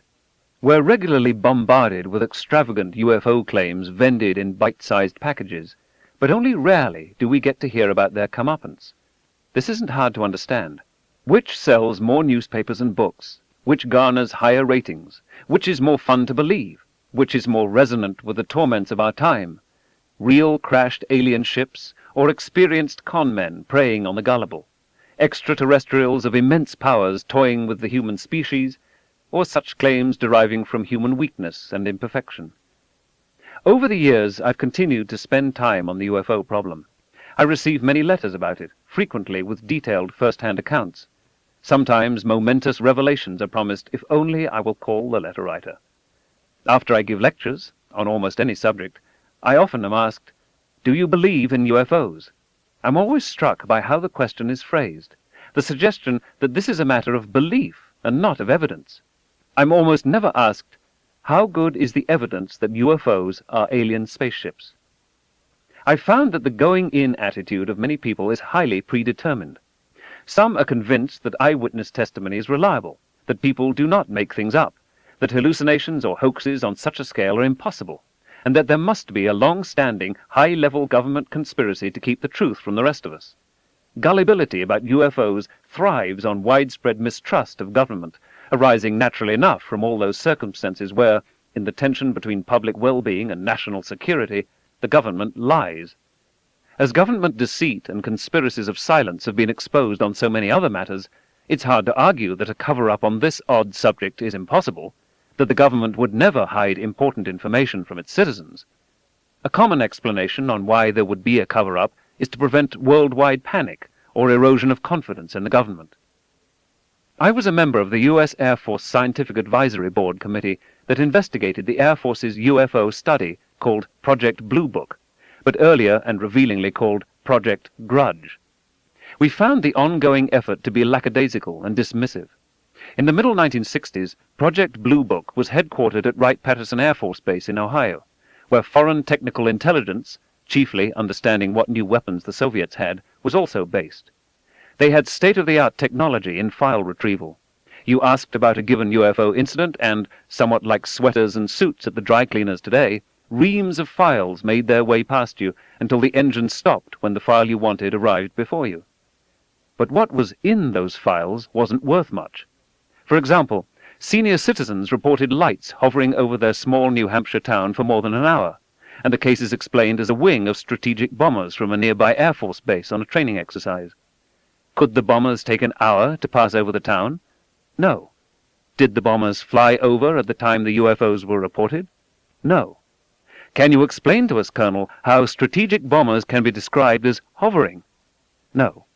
The slipshod Blue Book investigations played little scientific role, but they did serve the important bureaucratic purpose of convincing much of the public that the Air Force was on the job, and that maybe there was nothing to UFO reports.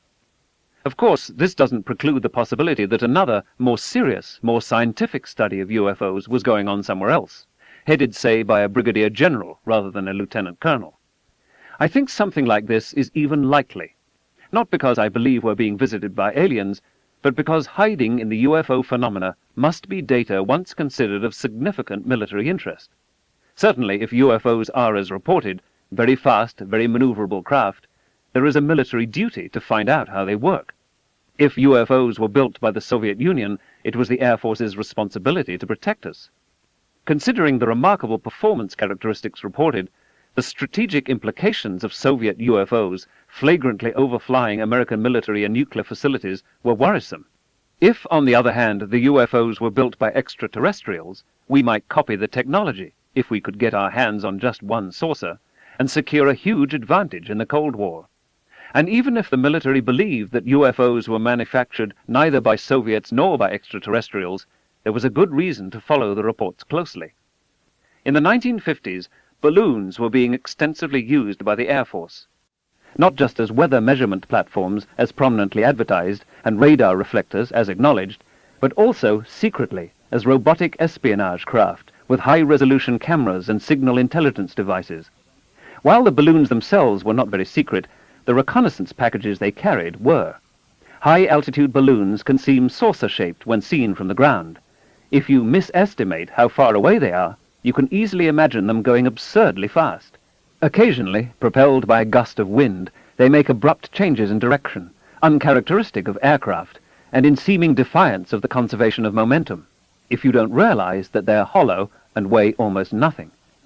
The most famous of these military balloon systems, widely tested over the United States in the early 1950s, was called Skyhook. Other balloon systems and projects were designated Mogul, Moby Dick, Grandson, and Genetrix. Erna Liddell, who had some responsibility for these missions at the Naval Research Laboratory, and who was later a NASA official, once told me he thought all UFO reports were due to military balloons. While all is going too far, their role has, I think, been insufficiently appreciated. So far as I know, there has never been a systematic and intentional control experiment in which high-altitude balloons were secretly released and tracked, and UFO reports from visual and radar observers noted. In 1956, overflights of the Soviet Union by U.S. reconnaissance balloons began. At their peak, there were dozens of balloon launches a day. Balloon overflights were then replaced by high-altitude aircraft, such as the U-2, which in turn were largely replaced by reconnaissance satellites.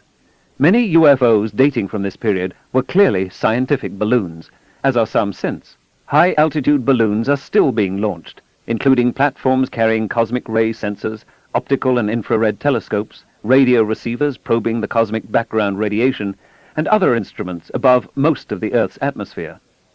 A great to-do has been made of one or more alleged crashed flying saucers near Roswell, New Mexico in 1947. Some initial reports and newspaper photographs of the incident are entirely consistent with the idea that the debris was a crashed high-altitude balloon. But other residents of the region, especially decades later, remember more exotic materials, enigmatic hieroglyphics, threats by military personnel to witnesses if they didn't keep what they knew to themselves, and the canonical story that alien machinery and body parts were packed into an airplane and flown to the Air Materiel Command at Wright-Patterson Air Force Base. Some, but not all, of the recovered alien body stories are associated with this incident. Philip Klass, a long-time and dedicated UFO skeptic, has uncovered a subsequently declassified letter dated July 27, 1948, a year after the Roswell incident, from Major General C.B. Cabell, then Director of Intelligence for the U.S. Air Force, and later, as a CIA official, a major figure in the abortive U.S. invasion of Cuba at the Bay of Pigs. Cabell was inquiring of those who reported to him on what UFOs might be. He hadn't a clue. In an October 11, 1948 summary response, explicitly including information in the possession of the Air Materiel Command, we find the Director of Intelligence being told that nobody else in the Air Force had a clue either. This makes it unlikely that UFO fragments and occupants had made their way to Wright-Patterson the year before. What the Air Force was mostly worried about was that UFOs were Russian. Why Russians would be testing flying saucers over the United States was a puzzle to which 4 following answers were proposed. 1. To negate U.S. confidence in the atom bomb as the most advanced and decisive weapon in warfare. 2. To perform photographic reconnaissance missions. 3. To test U.S. air defenses. 4. To conduct familiarization flights for strategic bombers over U.S. territory. We now know that UFOs neither were nor are Russian, and however dedicated the Soviet interest may have been to objectives 1 through 4, flying saucers weren't how they pursued these objectives. Much of the evidence regarding the Roswell incident seems to point to a cluster of high-altitude classified balloons, perhaps launched from nearby Alamogordo Army Airfield or White Sands Proving Ground, that crashed near Roswell, the debris of secret instruments hurriedly collected by earnest military personnel, early press reports announcing that it was a spaceship from another planet, RAAF captures flying saucer on ranch in Roswell region, diverse recollections simmering over the years, and memories refreshed by the opportunity for a little fame and fortune. 2 UFO museums in Roswell are leading tourist stops. A 1994 report ordered by the Secretary of the Air Force and the Department of Defense in response to prodding from a New Mexico congressman identifies the Roswell debris as remnants of a long-range, highly secret, balloon-borne low-frequency acoustic detection system called Project Mogul, an attempt to sense Soviet nuclear weapons explosions at tropopause altitudes. The Air Force investigators, rummaging comprehensively through the secret files of 1947, found no evidence of heightened message traffic. There were no indications and warnings, notice of alerts, or a higher tempo of operational activity reported that would be logically generated if an alien craft, whose intentions were unknown, entered U.S. territory. The records indicate that none of this happened, or if it did, it was controlled by a security system so efficient and tight that no one, U.S. or otherwise, has been able to duplicate it since. If such a system had been in effect at the time, it would have also been used to protect our atomic secrets from the Soviets, which history has shown obviously was not the case. The radar targets carried by the balloons were partly manufactured by novelty and toy companies in New York, whose inventory of decorative icons seems to have been remembered many years later as alien hieroglyphics. The heyday of UFOs corresponds to the time when the main delivery vehicle for nuclear weapons was being switched from aircraft to missiles. An early and important technical problem concerned re-entry, returning a nuclear-armed nose cone through the bulk of the Earth's atmosphere without burning it up in the process, as small asteroids and comets are destroyed in their passage through the upper air. Certain materials, nose cone geometries and angles of entry, are better than others. Observations of re-entry, or the more spectacular launches, could very well reveal U.S. progress in this vital strategic technology, or, worse, inefficiencies in the design. Such observations might suggest what defensive measures an adversary should take. Understandably, the subject was considered highly sensitive. Inevitably, there must have been cases in which military personnel were told not to talk about what they had seen, or where seemingly innocuous sightings were suddenly classified top secret with severely constrained need-to-know criteria. Air Force officers and civilian scientists, thinking back about it in later years, might very well conclude that the government had engineered a UFO cover-up.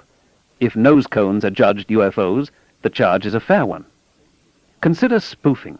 In the strategic confrontation between the United States and the Soviet Union, the adequacy of air defenses was a vital issue. It was item 3 on General Cabell's list. If you could find a weakness, it might be the key to victory in an all-out nuclear war. The only sure way to test your adversary's defenses is to fly an aircraft over their borders and see how long it takes for them to notice. The United States did this routinely to test Soviet air defenses. In the 1950s and 60s, the United States had state-of-the-art radar defense systems covering its west and east coasts, and especially its northern approaches, over which a Soviet bomber or missile attack would most likely come. But there was a soft underbelly. No significant early warning system to detect the geographically much more taxing southern approach. This is, of course, information vital for a potential adversary. It immediately suggests a spoof. One or more of the adversary's high-performance aircraft zoom out of the Caribbean, let's say, into U.S. airspace, penetrating, let's say, a few hundred miles up the Mississippi River until a U.S. air defense radar locks on. Then the intruders hightail it out of there. Or, as a control experiment, a unit of U.S. high-performance aircraft is sequestered and sent in unannounced sorties to determine how porous American air defenses are. In such a case, there may be combined visual and radar sightings by military and civilian observers and large numbers of independent reports. What is reported corresponds to no known aircraft. The Air Force and civilian aviation authorities truthfully state that none of their aircraft was responsible. Even if they've been urging Congress to fund a southern early warning system, the Air Force is unlikely to admit that Soviet or Cuban aircraft got to New Orleans, much less Memphis, before anybody caught on. Here again, we have every reason to expect a high-level technical investigating team, Air Force and civilian observers told to keep their mouths shut, and not just the appearance, but the reality of suppression of the data. Again, this conspiracy of silence need have nothing to do with alien spacecraft. Even decades later, there are bureaucratic reasons for the Department of Defense to be close-mouthed about such embarrassments. There is a potential conflict of interest between parochial concerns of the Department of Defense and the solution of the UFO enigma. In addition, something that both the Central Intelligence Agency and the U.S. Air Force worried about then was UFOs as a means of clogging communication channels in a national crisis and confusing visual and radar sightings of enemy aircraft, a signal-to-noise problem that in a way is the flip side of spoofing. In view of all this, I'm perfectly prepared to believe that at least some UFO reports and analyses, and perhaps voluminous files, have been made inaccessible to the public which pays the bills. The Cold War is over, the missile and balloon technology is largely obsolete or widely available, and those who would be embarrassed are no longer on active duty. The worst that would happen, from the military's point of view, is that there would be one more acknowledged instance of the American public being misled or lied to in the interest of national security. It's time for the files to be declassified and made generally available. Another instructive intersection of the conspiracy temperament and the secrecy culture concerns the National Security Agency. This organization monitors the telephone, radio, and other communications of both friends and adversaries of the United States. Surreptitiously, it reads the world's mail. Its daily intercept traffic is huge. In times of tension, vast arrays of NSA personnel, fluent in the relevant languages, are sitting with earphones, monitoring in real time everything from encrypted commands from the target nation's general staff to pillow talk. For other material, there are key words by which computers cull out for human attention specific messages or conversations of current urgent concern. Everything is stored, so that retrospectively it is possible to go back to the magnetic tapes, to trace the first appearance of a code word, say, or command responsibility in a crisis. Some of the intercepts are made from listening posts in nearby countries, Turkey for Russia, India for China, from aircraft and ships patrolling nearby, or from ferret satellites in Earth orbit. There is a continuing dance of measures and countermeasures between the NSA and the security services of other nations, who understandably do not wish to be listened in on. Now add to this already heady mix the Freedom of Information Act, FOIA. A request is made to the NSA for all information it has available on UFOs. It is required by law to be responsive, but of course without revealing methods and sources. NSA also feels a deep obligation not to alert other nations, friends or foes, in an obtrusive and politically embarrassing way of its activities. So a more or less typical intercept released by NSA in response to an FOIA request will be a third of a page blacked out, a fragment of a line saying, "reported a UFO at low altitude," followed by two-thirds of a page blacked out. The NSA's position is that releasing the rest of the page would potentially compromise sources and methods, or at least alert the nation in question to how readily its aviation radio traffic is being intercepted. If NSA released surrounding seemingly bland aircraft-to-tower transmissions, it would then be possible for the nation in question to recognize that its military air traffic control dialogues are being monitored, and to switch to communications means, frequency hopping for example, that make NSA intercepts more difficult. But UFO conspiracy theorists receiving, in response to their FOIA requests, dozens of pages of material, almost all of it blacked out, understandably deduce that the NSA possesses extensive information on UFOs and is part of a conspiracy of silence. In talking not for attribution with NSA officials, I am told the following story. Typical intercepts are of military and civilian aircraft radioing that they see a UFO, by which they mean an unidentified object in the surrounding airspace. It may even be U.S. aircraft on reconnaissance or spoofing missions. In most cases, it is something much more ordinary, and the clarification is also reported on later NSA intercepts. Similar logic can be used to make NSA seem a part of any conspiracy. For example, they say, a response was required to an FOIA request on what the NSA knew about the singer Elvis Presley. Apparitions of Mr. Presley and resulting miraculous cures have been reported. Well, the NSA knew a few things. For example, a report on the economic health of a certain nation reported how many Elvis Presley tapes and CDs were sold there. This information also was supplied as a few lines of clear in a vast ocean of censorship black. Was NSA engaged in an Elvis Presley cover-up? While of course I have not personally investigated NSA's UFO-related traffic, their story seems to me very plausible. If we are convinced that the government is keeping visits of aliens from us, then we should take on the secrecy culture of the military and intelligence establishments. At the very least, we can push for declassification of relevant information from decades ago, of which the July 1994 Air Force report on the Roswell incident is a good example. You can catch a flavor of the paranoid style of many ufologists, as well as a naivete about the secrecy culture, in a book by a former New York Times reporter, Howard Bloom, Out There, Simon & Schuster, 1990. I could not, no matter how inventively I tried, avoid slamming into sudden dead ends. The whole story was always lingering, deliberately, I came to believe, just out of my grasp. Why? This was the single, practical, impossible question that was balanced ominously on the tall peak of my mounting suspicions. Why were all these official spokesmen and institutions doing their collusive best to hinder and obstruct my efforts? Why were stories true one day and false the next? Why all the tense, unyielding secretiveness?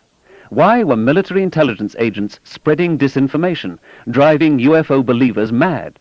What had the government found out there? What was it trying to hide? Of course, there's resistance. Some information is classified legitimately. As with military hardware, secrecy sometimes really is in the national interest. Further, military, political, and intelligence communities tend to value secrecy for its own sake. It's a way of silencing critics and evading responsibility for incompetence or worse. It generates an elite, a band of brothers in whom the national confidence can be reliably vested, unlike the great mass of citizenry on whose behalf the information is presumably made secret in the first place. With a few exceptions, secrecy is deeply incompatible with democracy and with science. One of the most provocative purported intersections of UFOs and secrecy are the so-called MJ-12 documents. In late 1984, so the story goes, An envelope containing a canister of exposed but undeveloped film was thrust into the home mail slot of a film producer, Jaime Chandra, interested in UFOs and government cover-up, remarkably just as he was about to go out and have lunch with the author of a book on the alleged events in Roswell, New Mexico. When developed, it proved to be page after page of a highly classified, eyes-only executive order dated 24 September 1947, in which President Harry S. Truman seemingly established a committee of 12 scientists and government officials to examine a set of crashed flying saucers and little alien bodies. The membership of the MJ-12 committee is remarkable because these are just the military, intelligence, science, and engineering people who might have been called to investigate such crashes if they had occurred. In the MJ-12 documents, there are tantalizing references to appendices about the nature of the aliens, the technology of their ships, and so on, but the appendices were not included in the mysterious film. The Air Force says that the document is bogus. The UFO expert Philip J. Klass and others find lexicographic and typographic inconsistencies that suggest that the whole thing is a hoax. Those who purchase fine art are concerned about the provenance of their painting, that is, who owned it most recently and who before that, and so on all the way back to the original artist. If there are breaks in the chain, if a 300-year-old painting can be tracked back only 60 years, and then we have no idea in what home or museum it was hanging, then the forgery warning flags go up. Because the rewards of forgery in fine art are high, collectors must be very cautious. Where the MJ-12 documents are most vulnerable and suspect is exactly on this question of provenance. The evidence miraculously dropped on a doorstep like something out of a fairy story, perhaps the shoemaker and the elves. There are many cases in human history of a similar character, where a document of dubious provenance suddenly appears, carrying information of great import which strongly supports the case of those who have made the discovery. After careful and in some cases courageous investigation, the document is proved to be a hoax. There is no difficulty in understanding the motivation of the hoaxers. A more or less typical example is the Book of Deuteronomy, discovered hidden in the temple in Jerusalem by King Josiah, who, miraculously, in the midst of a major Reformation struggle, found in Deuteronomy confirmation of all his views. Another case is what is called the donation of Constantine. Constantine the Great is the emperor who made Christianity the official religion of the Roman Empire. The city of Constantinople, now Istanbul, for over 1,000 years the capital of the Eastern Roman Empire, was named after him. He died in the year 335. In the 9th century, references to a donation of Constantine suddenly appeared in Christian writings. In it, Constantine wills to his contemporary, Pope Sylvester I, the entire Western Roman Empire, including Rome. This little gift, so the story went, was partly in gratitude for Sylvester's cure of Constantine's leprosy. By the 11th century, popes were regularly referring to the donation of Constantine to justify their claims to be not only the ecclesiastical, but also the secular rulers of central Italy. Through the Middle Ages, the donation was judged genuine both by those who supported and by those who opposed the temporal claims of the Church. Lorenzo of Valla was one of the polymaths of the Italian Renaissance. A controversialist, crusty, critical, arrogant, a pedant, he was attacked by his contemporaries for sacrilege, impudence, temerity, and presumption, among other imperfections. After he concluded that the Apostles' Creed could not, on grammatical grounds, have actually been written by the 12 apostles, the Inquisition declared him a heretic, and only the intervention of his patron Alfonso, King of Naples, prevented his immolation. Undeterred, in 1440, he published a treatise demonstrating that the donation of Constantine is a crude forgery. The language in which it was written was to 4th century court Latin as Cockney was to the King's English. Because of Lorenzo of Valla, the Roman Catholic Church no longer presses its claim to rule European nations because of the donation of Constantine. This work, whose provenance has a 5th-century hole in it, is generally understood to have been forged by a cleric attached to the Church's curia around the time of Charlemagne, when the papacy, and especially Pope Adrian I, was arguing for unification of church and state. Assuming they both belong to the same category, the MJ-12 documents are a more clever hoax than the donation of Constantine. But on matters of provenance, vested interest, and lexicographic inconsistencies, they have much in common. A cover-up to keep knowledge of extraterrestrial life or alien abductions almost wholly secret for 45 years, with hundreds, if not thousands, of government employees privy to it, is a remarkable notion. Certainly, government secrets are routinely kept, even secrets of substantial general interest. But the ostensible point of such secrecy is to protect the country and its citizens. Here, though, it's different. The alleged conspiracy of those with security clearances is to keep from the citizens knowledge of a continuing alien assault on the human species. If extraterrestrials really were abducting millions of us, it would be much more than a matter of national security. It would impact the security of all human beings everywhere on Earth. Given such stakes, is it plausible that no one with real knowledge and evidence in nearly 200 nations would blow the whistle, speak out and side with the humans rather than the aliens? Since the end of the Cold War, NASA has been flailing about, trying to find missions that justify its existence, particularly a good reason for humans in space. If the Earth were being visited daily by hostile aliens, wouldn't NASA leap on this opportunity to augment its funding? And if an alien invasion were in progress, why would the Air Force, traditionally led by pilots, step back from manned spaceflight and launch all its payloads on unmanned boosters? Consider the former Strategic Defense Initiative organization in charge of Star Wars. It's fallen on hard times now, particularly its objective of basing defenses in space. Its name and perspective have been demoted. It's the Ballistic Missile Defense Organization these days. It no longer even reports directly to the Secretary of Defense. The inability of such technology to protect the United States against a massive attack by nuclear-armed missiles is manifest. But wouldn't we want at least to attempt deployment of defenses in space if we were facing an alien invasion? The Department of Defense, like similar ministries in every nation, thrives on enemies, real or imagined. It is implausible in the extreme that the existence of such an adversary would be suppressed by the very organization that would most benefit from its presence. The entire post-Cold War posture of the military and civilian space programs of the United States and other nations speaks powerfully against the idea that there are aliens among us, unless, of course, the news is also being kept from those who plan the national defense. Just as there are those who accept every UFO report at face value, there are also those who dismiss the idea of alien visitation out of hand and with great passion. It is, they say, unnecessary to examine the evidence, and unscientific even to contemplate the issue.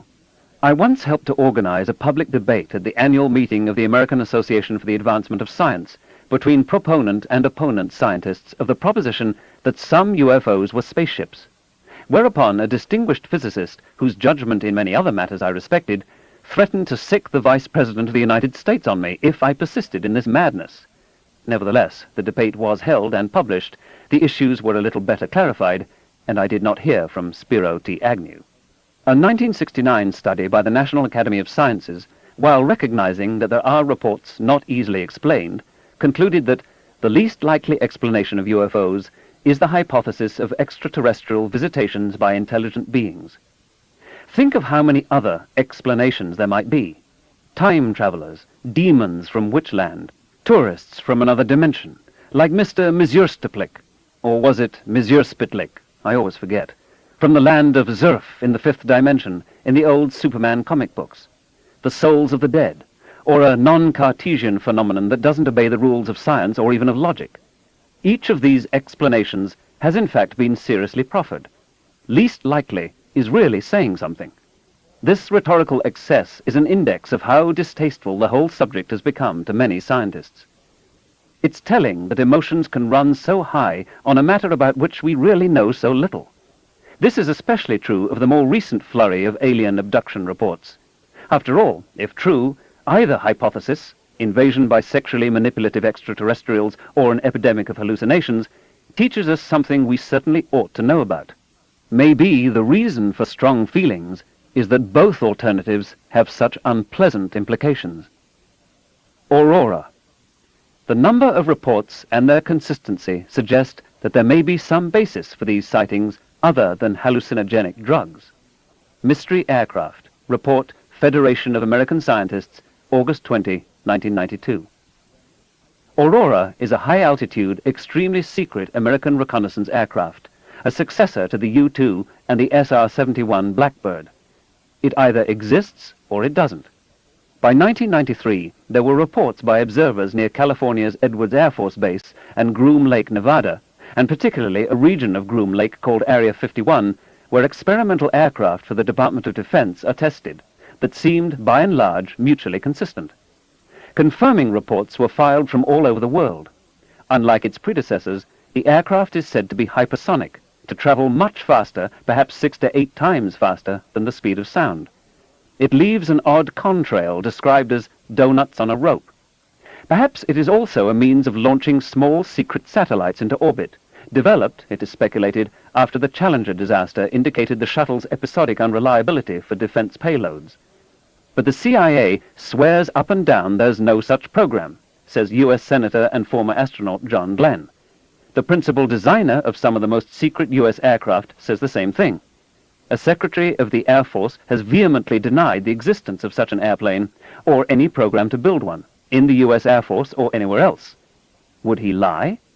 We have looked into all such sightings as we have for UFO reports, says an Air Force spokesman, in perhaps carefully chosen words, and we cannot explain them.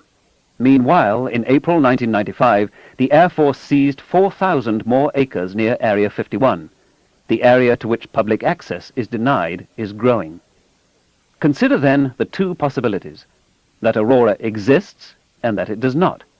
If it exists, it's striking that an official cover-up of its very existence has been attempted, that secrecy could be so effective, and that the aircraft could be tested or refueled all over the world without a single photograph of it or any other hard evidence being published. On the other hand, if Aurora does not exist, it's striking that a myth has been propagated so vigorously and gone so far. Why should insistent official denials have carried so little weight? Could the very existence of a designation, Aurora in this case, serve to pin a common label on a range of diverse phenomena? Either way, Aurora seems relevant to UFOs. Chapter 6. Hallucinations.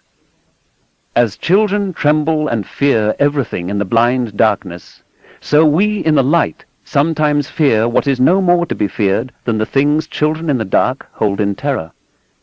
Lucretius, On the Nature of Things, circa 60 BC. Advertisers must know their audiences. It's a simple matter of product and corporate survival. So we can learn how commercial, free enterprise America views UFO buffs by examining the advertisements in magazines devoted to UFOs. Here are some entirely typical ad headlines from an issue of UFO Universe. Senior research scientist discovers 2,000-year-old secret to wealth, power, and romantic love. Classified, above top secret. The most sensational government conspiracy of our time is finally revealed to the world by a retired military officer. What is your special mission while on Earth?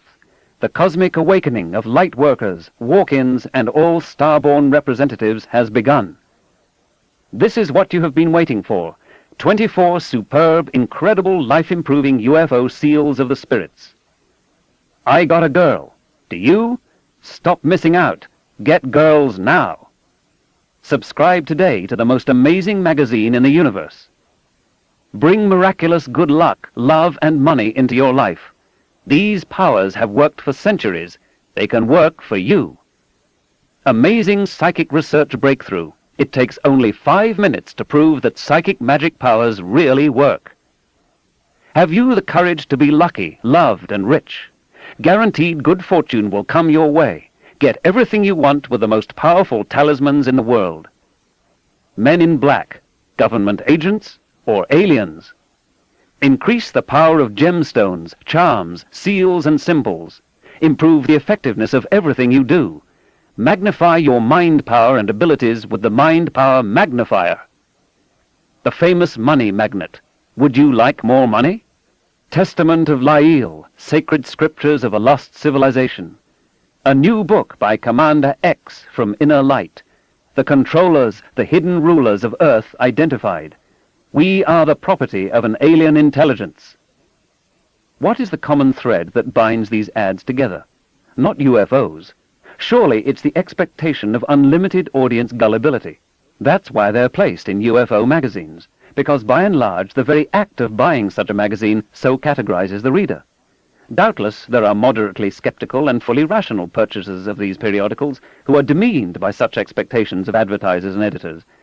But if they're right, even about the bulk of their readers, what might it mean for the alien abduction paradigm? Occasionally, I get a letter from someone who is in contact with extraterrestrials. I'm invited to ask them anything. And so, over the years, I've prepared a little list of questions. The extraterrestrials are very advanced, remember. So I ask things like, please provide a short proof of Fermat's last theorem, or the Goldbach conjecture. And then I have to explain what these are, because extraterrestrials will not call it Fermat's last theorem. So I write out the simple equation with the exponents. I never get an answer.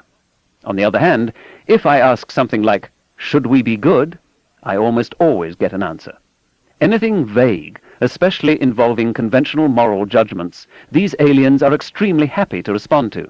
But on anything specific, where there is a chance to find out if they actually know anything beyond what most humans know, there is only silence. Something can be deduced from this differential ability to answer questions. In the good old days before the alien abduction paradigm, people taken aboard UFOs were offered, so they reported, edifying lectures on the dangers of nuclear war. Nowadays, when such instruction is given, the extraterrestrials seem fixated on environmental degradation and AIDS. How is it, I ask myself, that UFO occupants are so bound to fashionable or urgent concerns on this planet? Why not even an incidental warning about CFCs and ozone depletion in the 1950s? Or about the HIV virus in the 1970s, when it might really have done some good? Why not alert us now to some public health or environmental threat we haven't yet figured out? Can it be that aliens know only as much as those who report their presence? And if one of the chief purposes of alien visitations is admonitions about global dangers, why tell it only to a few people whose accounts are suspect anyway? Why not take over the television networks for a night, or appear with vivid cautionary audiovisuals before the United Nations Security Council? Surely this is not too difficult for those who wing across the light years. The earliest commercially successful UFO contactee was George Adamski. He operated a tiny restaurant at the foot of California's Mount Palomar and set up a small telescope out in back. At the summit of the mountain was the largest telescope on Earth, the 200-inch reflector of the Carnegie Institution of Washington and the California Institute of Technology. Adamski styled himself Professor Adamski of Mount Palomar Observatory. He published a book, it caused quite a sensation, I recall, in which he described how in the desert nearby he had encountered nice-looking aliens with long blonde hair and, if I remember correctly, white robes, who warned Adamski about the dangers of nuclear war. They hailed from the planet Venus, whose 900-degree Fahrenheit surface temperature we can now recognize as a barrier to Adamski's credibility. In person, he was utterly convincing. The Air Force officer nominally in charge of UFO investigations at the time described Adamski in these words: "To look at the man and to listen to his story, you had an immediate urge to believe him. Maybe it was his appearance. He was dressed in well-worn but neat overalls. He had slightly graying hair and the most honest pair of eyes I've ever seen." Adamski's star slowly faded as he aged, but he self-published other books and was a long-standing fixture at conventions of flying saucer believers.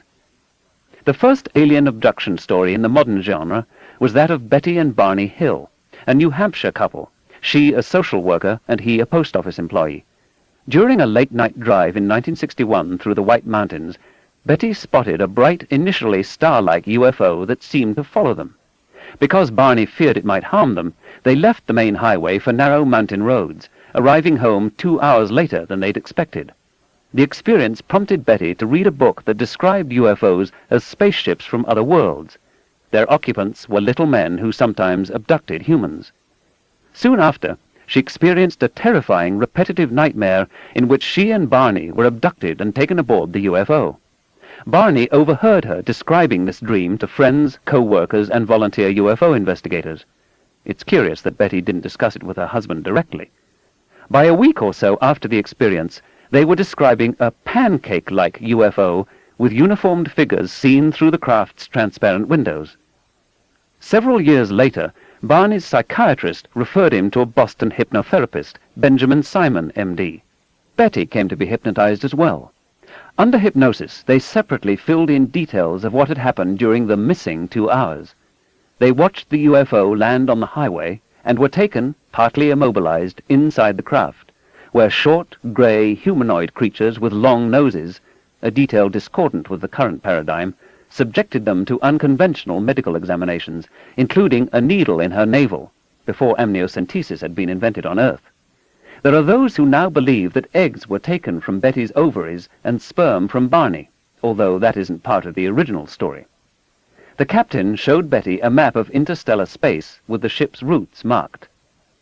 Martin S. Kottmeyer has shown that many of the motifs in the Hills account can be found in a 1953 motion picture, Invaders from Mars, and Barney's story of what the aliens looked like, especially their enormous eyes, emerged in a hypnosis session just 12 days after the airing of an episode of the television series The Outer Limits, in which such an alien was portrayed. The Hill case was widely discussed. It was made into a 1975 TV movie that introduced the idea that short grey alien abductors are among us into the psyches of millions of people. But even the few scientists of the time who thought that some UFOs might in fact be alien spaceships were wary. The alleged encounter was conspicuous by its absence from the list of suggestive UFO cases compiled by James E. McDonald, a University of Arizona atmospheric physicist. In general, those scientists who have taken UFOs seriously have tended to keep the alien abduction accounts at arm's length, while those who take alien abductions at face value see little reason to analyze mere lights in the sky. MacDonald's view on UFOs was based, he said, not on irrefutable evidence, but was a conclusion of last resort. All the alternative explanations seemed to him even less credible. In the middle 1960s, I arranged for MacDonald to present his best cases in a private meeting with leading physicists and astronomers who had not before staked a claim on the UFO issue. Not only did he fail to convince them that we were being visited by extraterrestrials, he failed even to excite their interest. And this was a group with a very high wonder quotient. It was simply that where MacDonald saw aliens, they saw much more prosaic explanations. I was glad to have an opportunity to spend several hours with Mr. and Mrs. Hill and with Dr. Simon. There was no mistaking the earnestness and sincerity of Betty and Barney, and their mixed feelings about becoming public figures under such odd and awkward circumstances. With the Hills' permission, Simon played for me, and at my invitation, MacDonald, some of the audio tapes of their sessions under hypnosis.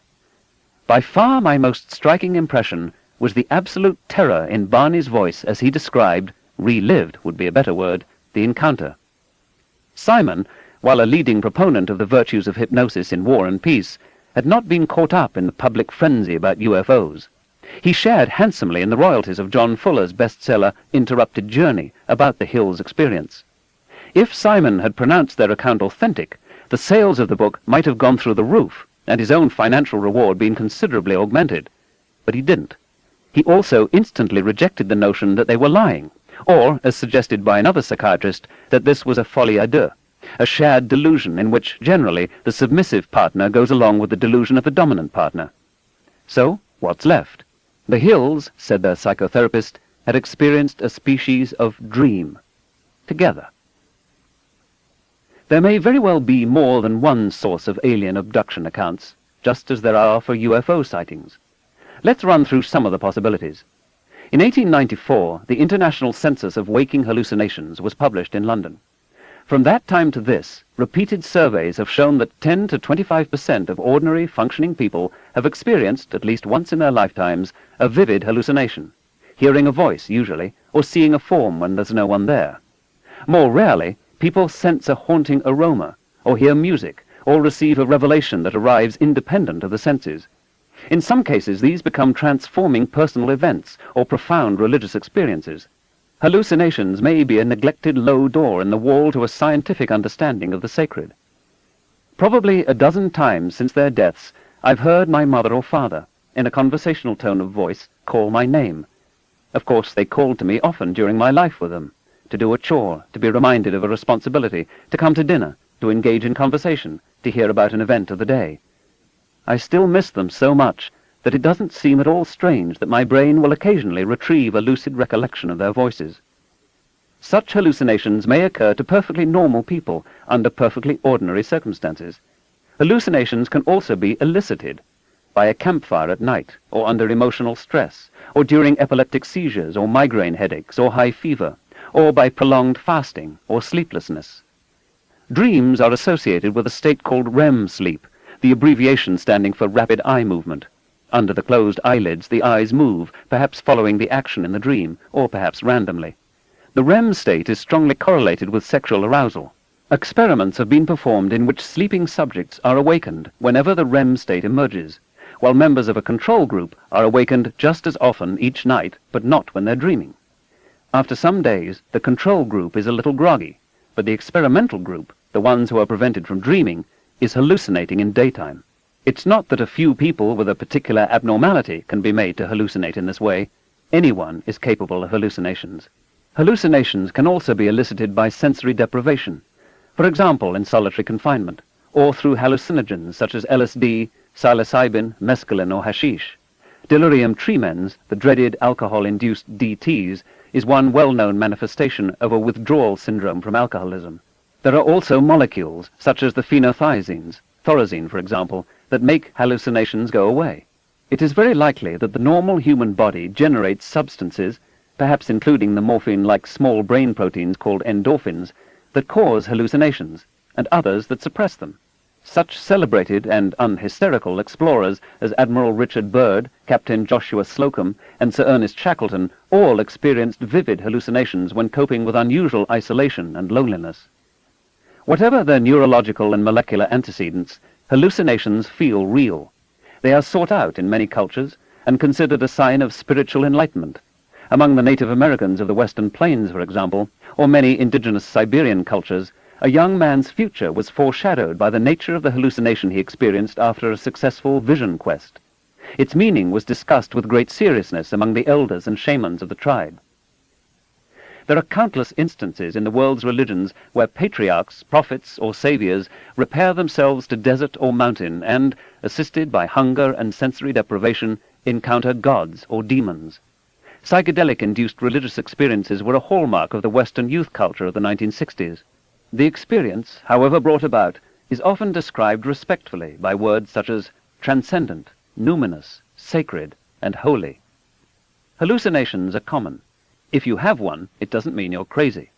The anthropological literature is replete with hallucination ethnopsychiatry, REM dreams, and possession trances, which have many common elements transculturally and across the ages. The hallucinations are routinely interpreted as possession by good or evil spirits. The Yale anthropologist Weston LaBarre goes so far as to argue that a surprisingly good case could be made that much of culture is hallucination, and that the whole intent and function of ritual appears to be a group wish to hallucinate reality. Here is a description of hallucinations as a signal-to-noise problem by Louis J. West, former medical director of the Neuropsychiatric Clinic at the University of California, Los Angeles. It is taken from the 15th edition of the Encyclopedia Britannica. Imagine a man standing at a closed glass window opposite his fireplace, looking out at his garden in the sunset. He is so absorbed by the view of the outside world that he fails to visualize the interior of the room at all. As it becomes darker outside, however, images of the objects in the room behind him can be seen reflected dimly in the window glass. For a time he may see either the garden, if he gazes into the distance, or the reflection of the room's interior, if he focuses on the glass a few inches from his face. Night falls, but the fire still burns brightly in the fireplace and illuminates the room. The watcher now sees in the glass a vivid reflection of the interior of the room behind him, which appears to be outside the window. This illusion becomes dimmer as the fire dies down, and finally, when it is dark both outside and within, nothing more is seen. If the fire flares up from time to time, the visions in the glass reappear.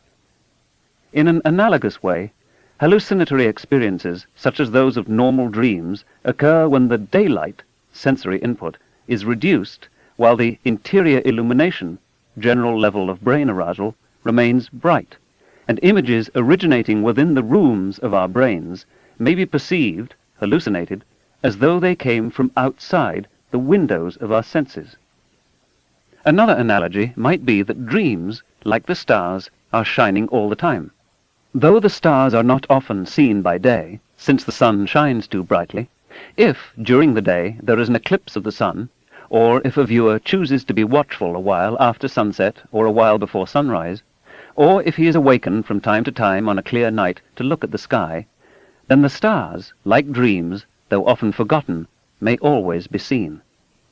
A more brain-related concept is that of a continuous information processing activity, a kind of pre-conscious stream that is influenced continually by both conscious and unconscious forces, and that constitutes the potential supply of dream content. The dream is an experience during which, for a few minutes, the individual has some awareness of the stream of data being processed. Hallucinations in the waking state also would involve the same phenomenon, produced by a somewhat different set of psychological or physiological circumstances. It appears that all human behavior and experience, normal as well as abnormal, is well attended by illusory and hallucinatory phenomena. While the relationship of these phenomena to mental illness has been well documented, their role in everyday life has perhaps not been considered enough. Greater understanding of illusions and hallucinations among normal people may provide explanations for experiences otherwise relegated to the uncanny, extrasensory, or supernatural. We would surely be missing something important about our own nature if we refused to face up to the fact that hallucinations are part of being human. However, none of this makes hallucinations part of an external rather than an internal reality. 5 to 10% of us are extremely suggestible, able to move at a command into a deep hypnotic trance. Roughly 10% of Americans report having seen one or more ghosts. This is more than the number who allegedly remember being abducted by aliens, about the same as the number who've reported seeing one or more UFOs, and less than the number who, in the last week of Richard Nixon's presidency, before he resigned to avoid impeachment, thought he was doing a good to excellent job as president. At least 1% of all of us is schizophrenic. This amounts to over 50 million schizophrenics on the planet, more than the population of, say, England. In his 1970 book on nightmares, the psychiatrist John Mack, about whom I will have more to say, writes, "There is a period in early childhood in which dreams are regarded as real, and in which the events, transformations, gratifications, and threats of which they are composed are regarded by the child as if they were as much a part of his actual daily life as his daytime experiences. The capacity to establish and maintain clear distinctions between the life of dreams and life in the outside world is hard won and requires several years to accomplish, not being completed even in normal children before ages 8 to 10. Nightmares, because of their vividness and compelling affective intensity, are particularly difficult for the child to judge realistically. When a child tells a fabulous story, a witch was grimacing in the darkened room, a tiger is lurking under the bed, the vase was broken by a multicolored bird that flew in the window, and not because, contrary to family rules, a soccer ball was being kicked inside the house, is he or she consciously lying? Surely parents often act as if the child cannot fully distinguish between fantasy and reality. Some children have active imaginations. Others are less well endowed in this department. Some families may respect the ability to fantasize and encourage the child, while at the same time saying something like, "Oh, that's not real. That's just your imagination." Other families may be impatient about confabulating. It makes running the household and adjudicating disputes at least marginally more difficult, and discourage their children from fantasizing, perhaps even teaching them to think it's something shameful. A few parents may be unclear about the distinction between reality and fantasy themselves, or may even seriously enter into the fantasy. Out of all these contending propensities and child-rearing practices, some people emerge with an intact ability to fantasize, and a history extending well into adulthood of confabulation. Others grow up believing that anyone who doesn't know the difference between reality and fantasy is crazy. Most of us are somewhere in between. Abductees frequently report having seen aliens in their childhood, coming in through the window or from under the bed or out of the closet. But everywhere in the world, children report similar stories, with fairies, elves, brownies, ghosts, goblins, witches, imps, and a rich variety of imaginary friends. Are we to imagine two different groups of children? One that sees imaginary earthly beings, and the other that sees genuine extraterrestrials? Isn't it more reasonable that both groups are seeing, or hallucinating, the same thing? Most of us recall being frightened at the age of 2 and older by real-seeming but wholly imaginary monsters, especially at night or in the dark. I can still remember occasions when I was absolutely terrified, hiding under the bedclothes until I could stand it no longer, and then bolting for the safety of my parents' bedroom, if only I could get there before falling into the clutches of the presence.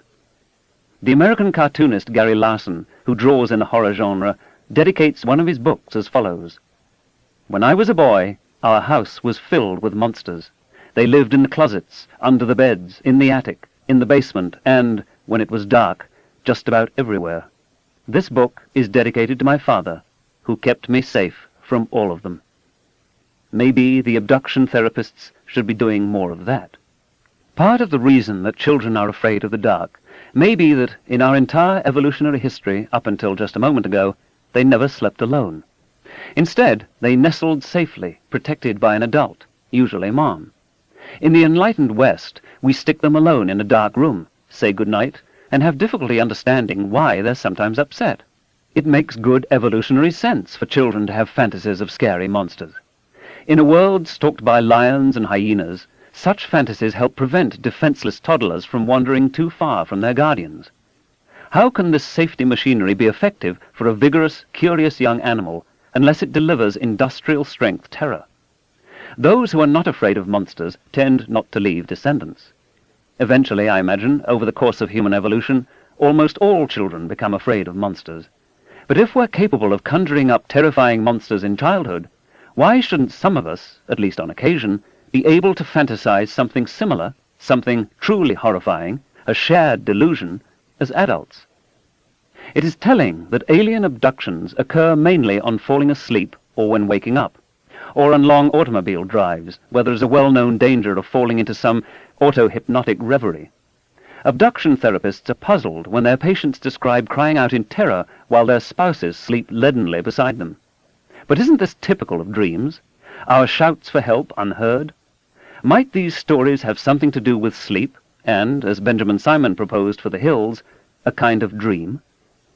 A common, although insufficiently well-known, psychological syndrome, rather like alien abduction, is called sleep paralysis. Many people experience it. It happens in that twilight world between being fully awake and fully asleep. For a few minutes, maybe longer, you're immobile and acutely anxious. You feel a weight on your chest, as if some being is sitting or lying there. Your heartbeat is quick, your breathing labored. You may experience auditory or visual hallucinations of people, demons, ghosts, animals, or birds. In the right setting, the experience can have the full force and impact of reality, according to Robert Baker, a psychologist at the University of Kentucky. Sometimes there's a marked sexual component to the hallucination. Baker argues that these common sleep disturbances are behind many, if not most, of the alien abduction accounts. He and others suggest that there are other classes of abduction claims as well, made by fantasy-prone individuals, say, or hoaxers. Similarly, the Harvard Mental Health Letter, September 1994, comments, "Sleep paralysis may last for several minutes, and is sometimes accompanied by vivid, dream-like hallucinations that give rise to stories about visitations from gods, spirits, and extraterrestrial creatures." We know from early work of the Canadian neurophysiologist Wilder Penfield that electrical stimulation of certain regions of the brain elicits full-blown hallucinations. People with temporal lobe epilepsy, involving a cascade of naturally generated electrical impulses in the part of the brain beneath the forehead, experience a range of hallucinations almost indistinguishable from reality, including the presence of one or more strange beings, anxiety, floating through the air, sexual experiences, and a sense of missing time. There is also what feels like profound insight into the deepest questions and a need to spread the word. A continuum of spontaneous temporal lobe stimulation seems to stretch from people with serious epilepsy to the most average among us. In at least one case reported by another Canadian neuroscientist, Michael Persinger, administration of the anti-epileptic drug carbamazepine eliminated a woman's recurring sense of experiencing the standard alien abduction scenario. So such hallucinations generated spontaneously or with chemical or experiential assists may play a role, perhaps a central role, in the UFO accounts. But such a view is easy to burlesque. UFOs explained away as mass hallucinations. Everyone knows there's no such thing as a shared hallucination, right? As the possibility of extraterrestrial life began to be widely popularized, especially around the turn of the last century by Percival Lowell with his Martian canals, people began to report contact with aliens, mainly Martians. The psychologist Theodore Flournoy's 1901 book From India to the Planet Mars describes a French-speaking medium who, in a trance state, drew pictures of the Martians, they look just like us, and presented their alphabet and language, remarkably like French. The psychiatrist Carl Jung, in his 1902 doctoral dissertation, described a young Swiss woman who was agitated to discover, sitting across from her on the train, a star-dweller from Mars. Martians are innocent of science, philosophy, and souls, she was told, but have advanced technology. Flying machines have long been in existence on Mars. The whole of Mars is covered with canals, and so on. Charles Fort, a collector of anomalous reports who died in 1932, wrote, "Perhaps there are inhabitants of Mars who are secretly sending reports upon the ways of this world to their governments." In the 1950s, there was a book by Gerald Hurd that revealed the saucer occupants to be intelligent Martian bees. Who else could survive the fantastic right-angle turns reported for UFOs? But after the canals were shown to be illusory by Mariner 9 in 1971, and after no compelling evidence even for microbes was found on Mars by Vikings 1 and 2 in 1976, popular enthusiasm for the Lowellian Mars waned, and we heard little about visiting Martians. Aliens were then reported to come from somewhere else. Why? Why no more Martians? And after the surface of Venus was found to be hot enough to melt lead, there were no more visiting Venusians. Does some part of these stories adjust to the current canons of belief? What does that imply about their origin? There's no doubt that humans commonly hallucinate. There's considerable doubt about whether extraterrestrials exist, frequent our planet, or abduct and molest us. We might argue about details, but the one category of explanation is surely much better supported than the other. The main reservation you might then have is, why do so many people today report this particular set of hallucinations? Why somber little beings and flying saucers and sexual experimentation? Chapter 7. The Demon-Haunted World. There are demon-haunted worlds, regions of utter darkness. The Isa Upanishad, India, circa 600 BC. Fear of things invisible is the natural seed of that which every one in himself calleth religion. Thomas Hobbes, Leviathan, 1651. The gods watch over us and guide our destinies, many human cultures teach. Other entities, more malevolent, are responsible for the existence of evil. Both classes of beings, whether considered natural or supernatural, real or imaginary, serve human needs. Even if they're wholly fanciful, people feel better believing in them. So in an age when traditional religions have been under withering fire from science, is it not natural to wrap up the old gods and demons in scientific raiment and call them aliens? Belief in demons was widespread in the ancient world. They were thought of as natural rather than supernatural beings. Hesiod casually mentions them.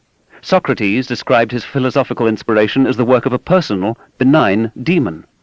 His teacher, Diotima of Mantinea, tells him, in Plato's Symposium, that everything demonic is intermediate between God and mortal. God has no contact with man, she continues. Only through the demonic is there intercourse and conversation between man and gods, whether in the waking state or during sleep. Plato, Socrates' most celebrated student, assigned a high role to demons. No human nature invested with supreme power is able to order human affairs, he said, and not overflow with insolence and wrong. We do not appoint oxen to be the lords of oxen, or goats of goats, but we ourselves are a superior race and rule over them. In like manner, God, in his love of mankind, placed over us the demons, who are a superior race, and they, with great ease and pleasure to themselves, and no less to us, taking care of us and giving us peace and reverence and order and justice never failing, made the tribes of men happy and united. He stoutly denied that demons were a source of evil, and represented Eros, the keeper of sexual passions, as a demon, not a god, neither mortal nor immortal, neither good nor bad. But all later Platonists, including the Neoplatonists who powerfully influenced Christian philosophy, held that some demons were good and others evil. The pendulum was swinging. Aristotle, Plato's famous student, seriously considered the contention that dreams are scripted by demons. Plutarch and Porphyry proposed that the demons who filled the upper air came from the moon. The early church fathers, despite having imbibed Neoplatonism from the culture they swam in, were anxious to separate themselves from pagan belief systems. They taught that all of pagan religion consisted of the worship of demons and men, both misconstrued as gods. When St. Paul complained, Ephesians chapter 6, verse 14, about wickedness in high places, he was referring not to government corruption, but to demons who lived in high places. For we wrestle not against flesh and blood, but against principalities, against powers, against the rulers of the darkness of this world, against spiritual wickedness in high places. From the beginning, much more was intended than demons as a mere poetic metaphor for the evil in the hearts of men. St. Augustine was much vexed with demons. He quotes the pagan thinking prevalent in his time. The gods occupy the loftiest regions, men the lowest, the demons the middle region. They have immortality of body, but passions of the mind in common with men.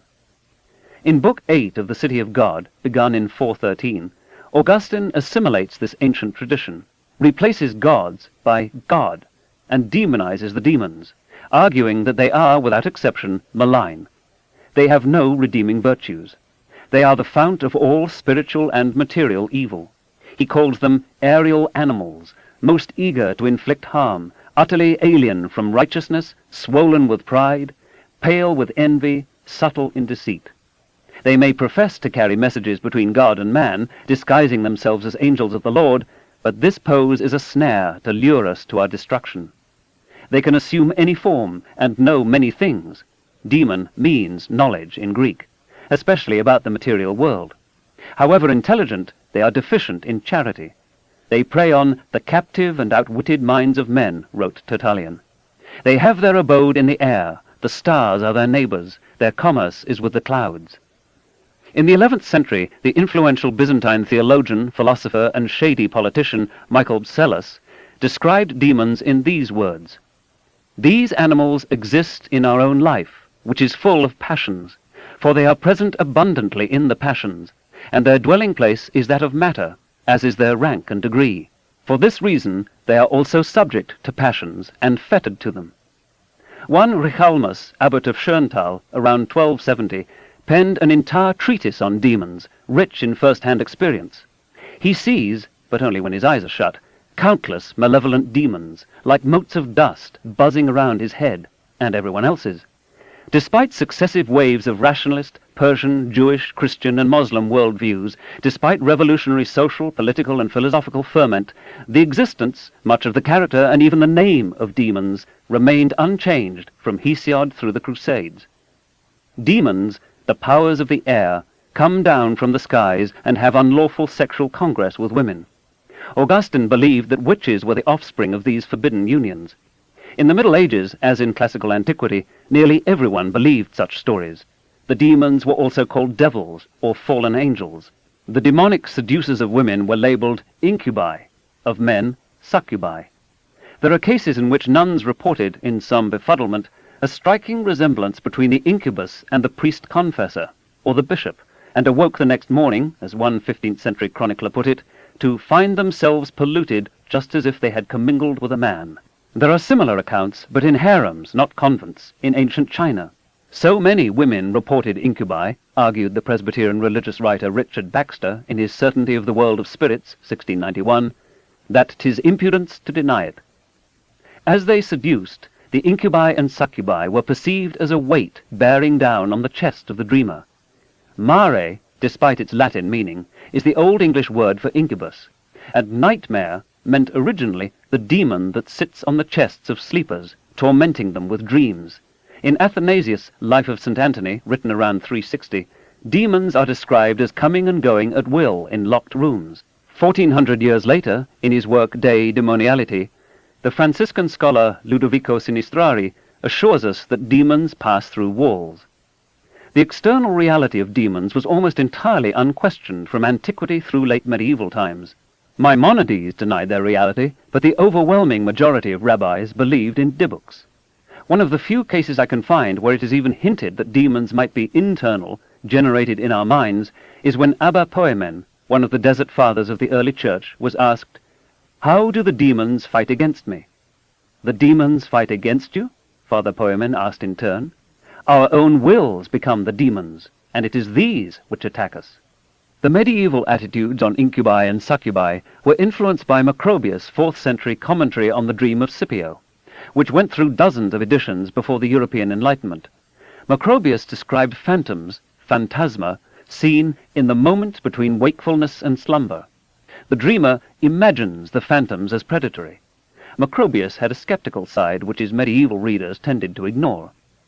Obsession with demons began to reach a crescendo when, in his famous bull of 1484, Pope Innocent VIII declared, "It has come to our ears that members of both sexes do not avoid to have intercourse with evil angels, incubi and succubi, and that by their sorceries and by their incantations, charms and conjurations, they suffocate, extinguish, and cause to perish the births of women, as well as generate numerous other calamities."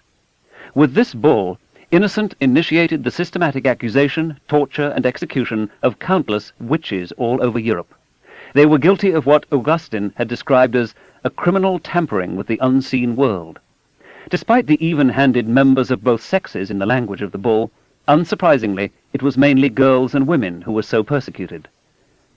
Many leading Protestants of the following centuries, their differences with the Catholic Church notwithstanding, adopted nearly identical views. Even humanists such as Desiderius Erasmus and Thomas More believed in witches. The giving up of witchcraft, said John Wesley, the founder of Methodism, is in effect the giving up of the Bible. William Blackstone, the celebrated jurist, in his Commentaries on the Laws of England, 1765, asserted, "To deny the possibility, nay, actual existence of witchcraft and sorcery, is at once flatly to contradict the revealed word of God in various passages of both the Old and New Testament." Innocent commended our dear sons Henry Kramer and James Sprenger, who have been by letters apostolic delegated as inquisitors of these heretical depravities. If the abominations and enormities in question remain unpunished, the souls of multitudes face eternal damnation. The Pope appointed Kramer and Sprenger to write a comprehensive analysis using the full academic armory of the late 15th century. With exhaustive citations of Scripture and of ancient and modern scholars, they produced the Malleus Maleficarum, the Hammer of Witches, aptly described as one of the most terrifying documents in human history. Thomas Adey, in A Candle in the Dark, condemned it as villainous doctrines and inventions, horrible lies and impossibilities, serving to hide their unparalleled cruelty from the ears of the world. What the Malleus comes down to, pretty much, is that if you're accused of witchcraft, you're a witch. Torture is an unfailing means to demonstrate the validity of the accusation. There are no rights of the defendant. There is no opportunity to confront the accusers. Little attention is given to the possibility that accusations might be made for impious purposes, jealousy, say, or revenge, or the greed of the inquisitors who routinely confiscated for their own private benefit the property of the accused. This technical manual for torturers also includes methods of punishment tailored to release demons from the victim's body before the process kills her. The Malleus in hand, the Pope's encouragement guaranteed, inquisitors began springing up all over Europe. It quickly became an expense account scam. All costs of investigation, trial, and execution were borne by the accused or her relatives, down to per diems for the private detectives hired to spy on her, wine for her guards, banquets for her judges, the travel expenses of a messenger sent to fetch a more experienced torturer from another city, and the faggots, tar, and hangman's rope. Then there was a bonus to the members of the tribunal for each witch burned. The convicted witch's remaining property, if any, was divided between church and state. As this legally and morally sanctioned mass murder and theft became institutionalized, as a vast bureaucracy arose to serve it, attention was turned from poor hags and crones to the middle class and well-to-do of both sexes. The more who, under torture, confessed to witchcraft, the harder it was to maintain that the whole business was mere fantasy. Since each witch was made to implicate others, the numbers grew exponentially. These constituted frightful proofs that the devil is still alive, as it was later put in America in the Salem witch trials. In a credulous age, the most fantastic testimony was soberly accepted, that tens of thousands of witches had gathered for a Sabbath in public squares in France, or that 12,000 of them darkened the skies as they flew to Newfoundland. The Bible had counseled, "Thou shalt not suffer a witch to live." Legions of women were burnt to death. This mode of execution was adopted by the Holy Inquisition apparently to guarantee literal accord with a well-intentioned sentence of canon law. Council of Tours, 1163. The Church abhors bloodshed. The most horrendous tortures were routinely applied to every defendant, young or old, after the instruments of torture were first blessed by the priests. Innocent himself died in 1492, following unsuccessful attempts to keep him alive by transfusion, which resulted in the deaths of 3 boys, and by suckling at the breast of a nursing mother. He was mourned by his mistress and their children. In Britain, witch-finders, also called prickers, were employed, receiving a handsome bounty for each girl or woman they turned over for execution. They had no incentive to be cautious in their accusations. Typically, they looked for devil's marks, scars or birthmarks, or nevi, that when pricked with a pin neither hurt nor bled. A simple sleight of hand often gave the appearance that the pin penetrated deep into the witch's flesh. When no visible marks were apparent, invisible marks sufficed. Upon the gallows, one mid-17th century pricker confessed he had been the death of above 220 women in England and Scotland for the gain of 20 shillings apiece. In the witch trials, mitigating evidence or defense witnesses were inadmissible. In any case, it was nearly impossible to provide compelling alibis for accused witches. The rules of evidence had a special character.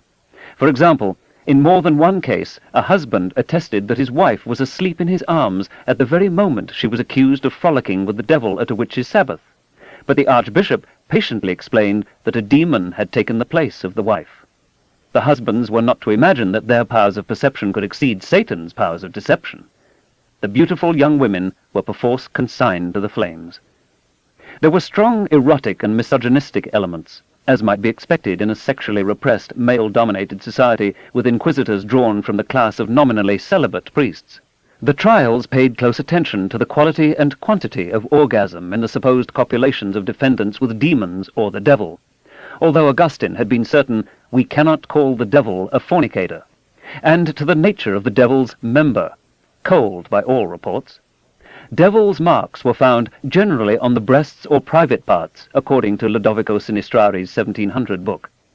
As a result, pubic hair was shaved, and the genitalia were carefully inspected by the exclusively male inquisitors.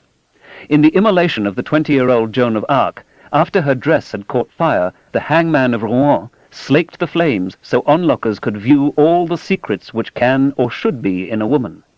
The chronicle of those who were consumed by fire in the single German city of Würzburg in the single year 1598 penetrates the statistics and lets us confront a little of the human reality. The steward of the Senate, named Gering, old Mrs. Kanzler, the tailor's fat wife, the woman cook of Mr. Mengerdorf, a stranger, a strange woman, Baunach, a senator, the fattest citizen in Würzburg, the old smith of the court, an old woman, a little girl, 9 or 10 years old, a younger girl, her little sister, the mother of the 2 little aforementioned girls, Liebler's daughter, Goebbels' child, the most beautiful girl in Würzburg, a student who knew many languages, 2 boys from the Minster, each 12 years old, Stepper's little daughter, the woman who kept the bridge gate, an old woman, the little son of the town council bailiff, the wife of Knerz, the butcher, the infant daughter of Dr. Schultz, a blind girl, Schwarz, canon at Hach. On and on it goes. Some were given special humane attention. The little daughter of Falkenberger was privately executed and burnt. There were 28 public immolations, each with 4 to 6 victims on average, in that small city in a single year. This was a microcosm of what was happening all across Europe. No one knows how many were killed altogether, perhaps hundreds of thousands, perhaps millions. Those responsible for prosecuting, torturing, judging, burning, and justifying were selfless. Just ask them. They could not be mistaken. The confessions of witchcraft could not be based on hallucinations, say, or desperate attempts to satisfy the inquisitors and stop the torture.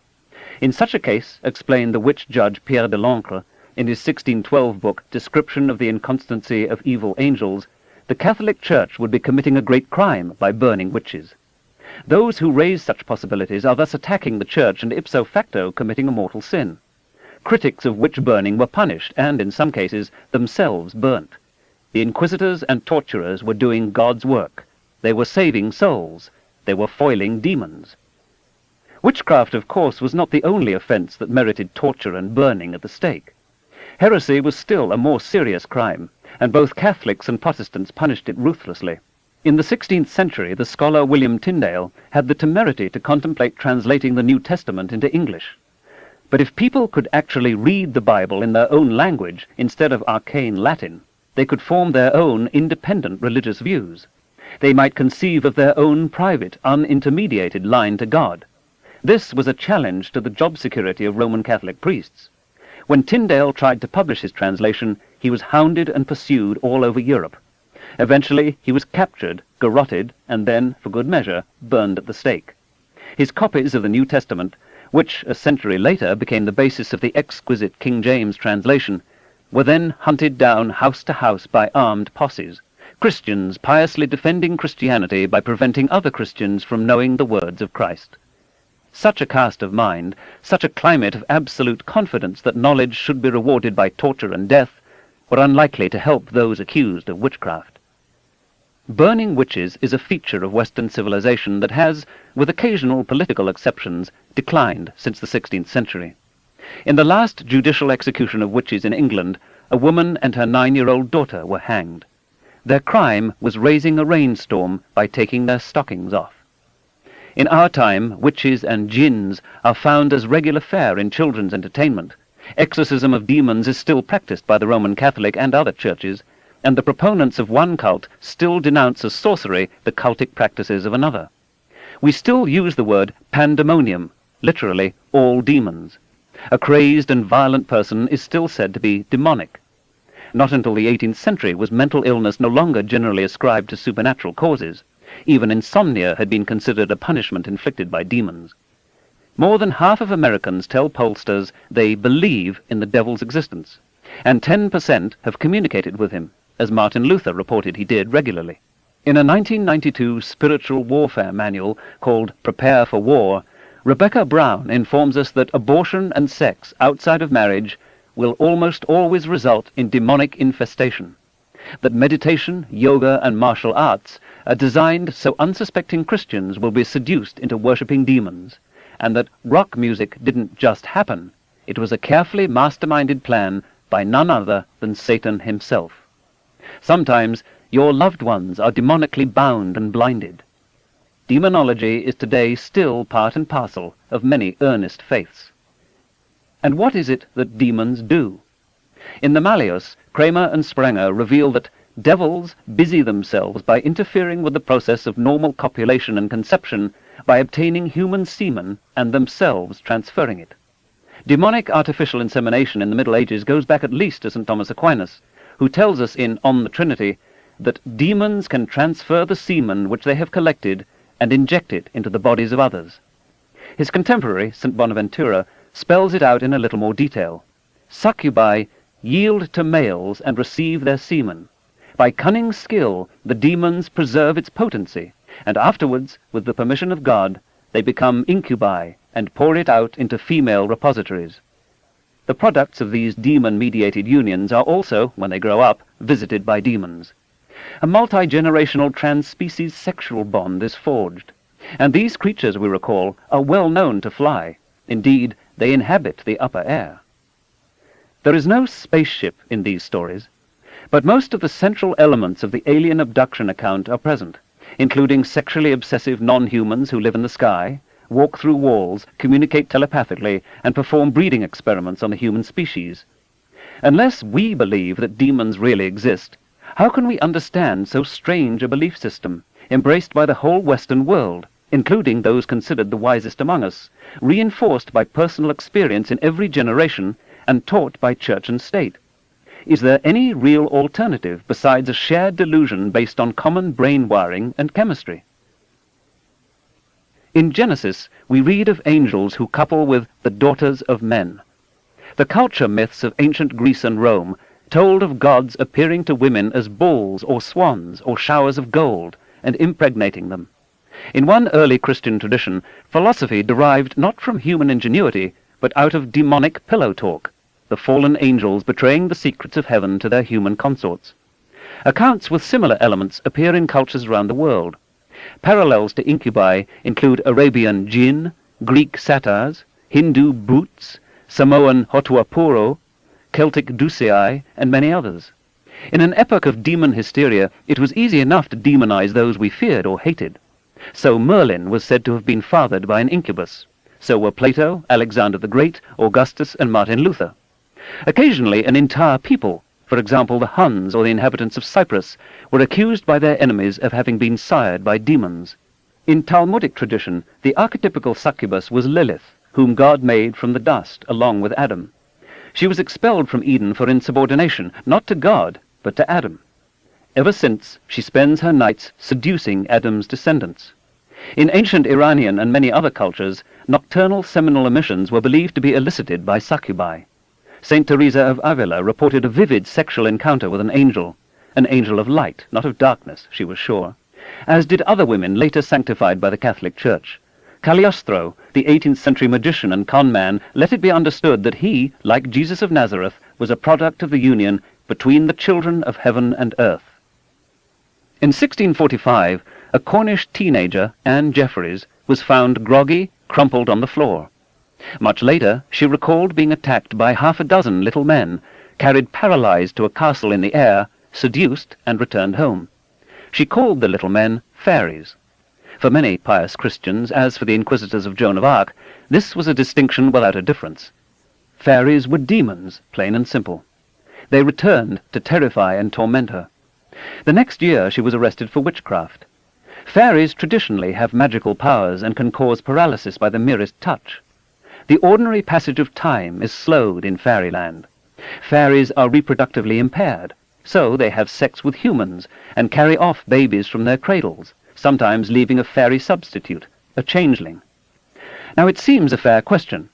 If Anne Jeffreys had grown up in a culture touting aliens rather than fairies, and UFOs rather than castles in the air, would her story have been distinguishable in any significant respect from the ones abductees tell? In his 1982 book, The Terror That Comes in the Night, an experience-centered study of supernatural assault traditions, David Hufford describes an executive, university-educated, in his mid-30s, who recalled a summer spent as a teenager in his aunt's house. One night, he saw mysterious lights moving in the harbor. Afterwards, he fell asleep. From his bed, he then witnessed a white, glowing figure climbing the stairs. She entered his room, paused, and then said, anticlimactically it seems to me, "That is the linoleum." Some nights the figure was an old woman, in others an elephant. Sometimes the young man was convinced the entire business was a dream. Other times he was certain he was awake. He was pressed down into his bed, paralyzed, unable to move or cry out.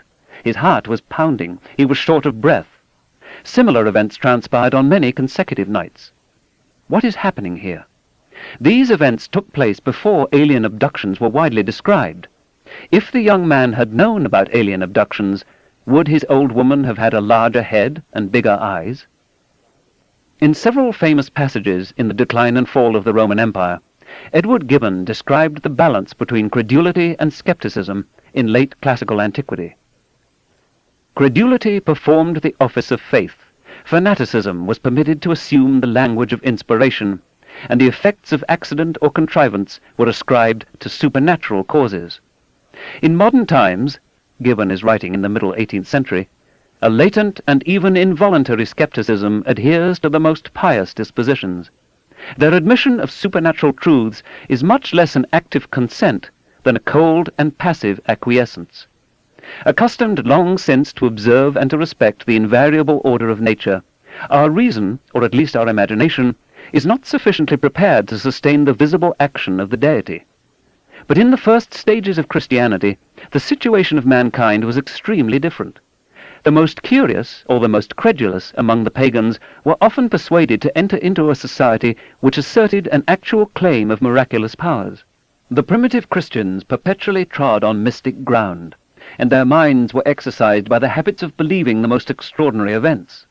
They felt, or they fancied, that on every side they were incessantly assaulted by demons, comforted by visions, instructed by prophecy, and surprisingly delivered from danger, sickness, and from death itself by the supplications of the Church. It was their firm persuasion that the air which they breathed was peopled with invisible enemies, with innumerable demons who watched every occasion and assumed every form to terrify and above all to tempt their unguarded virtue.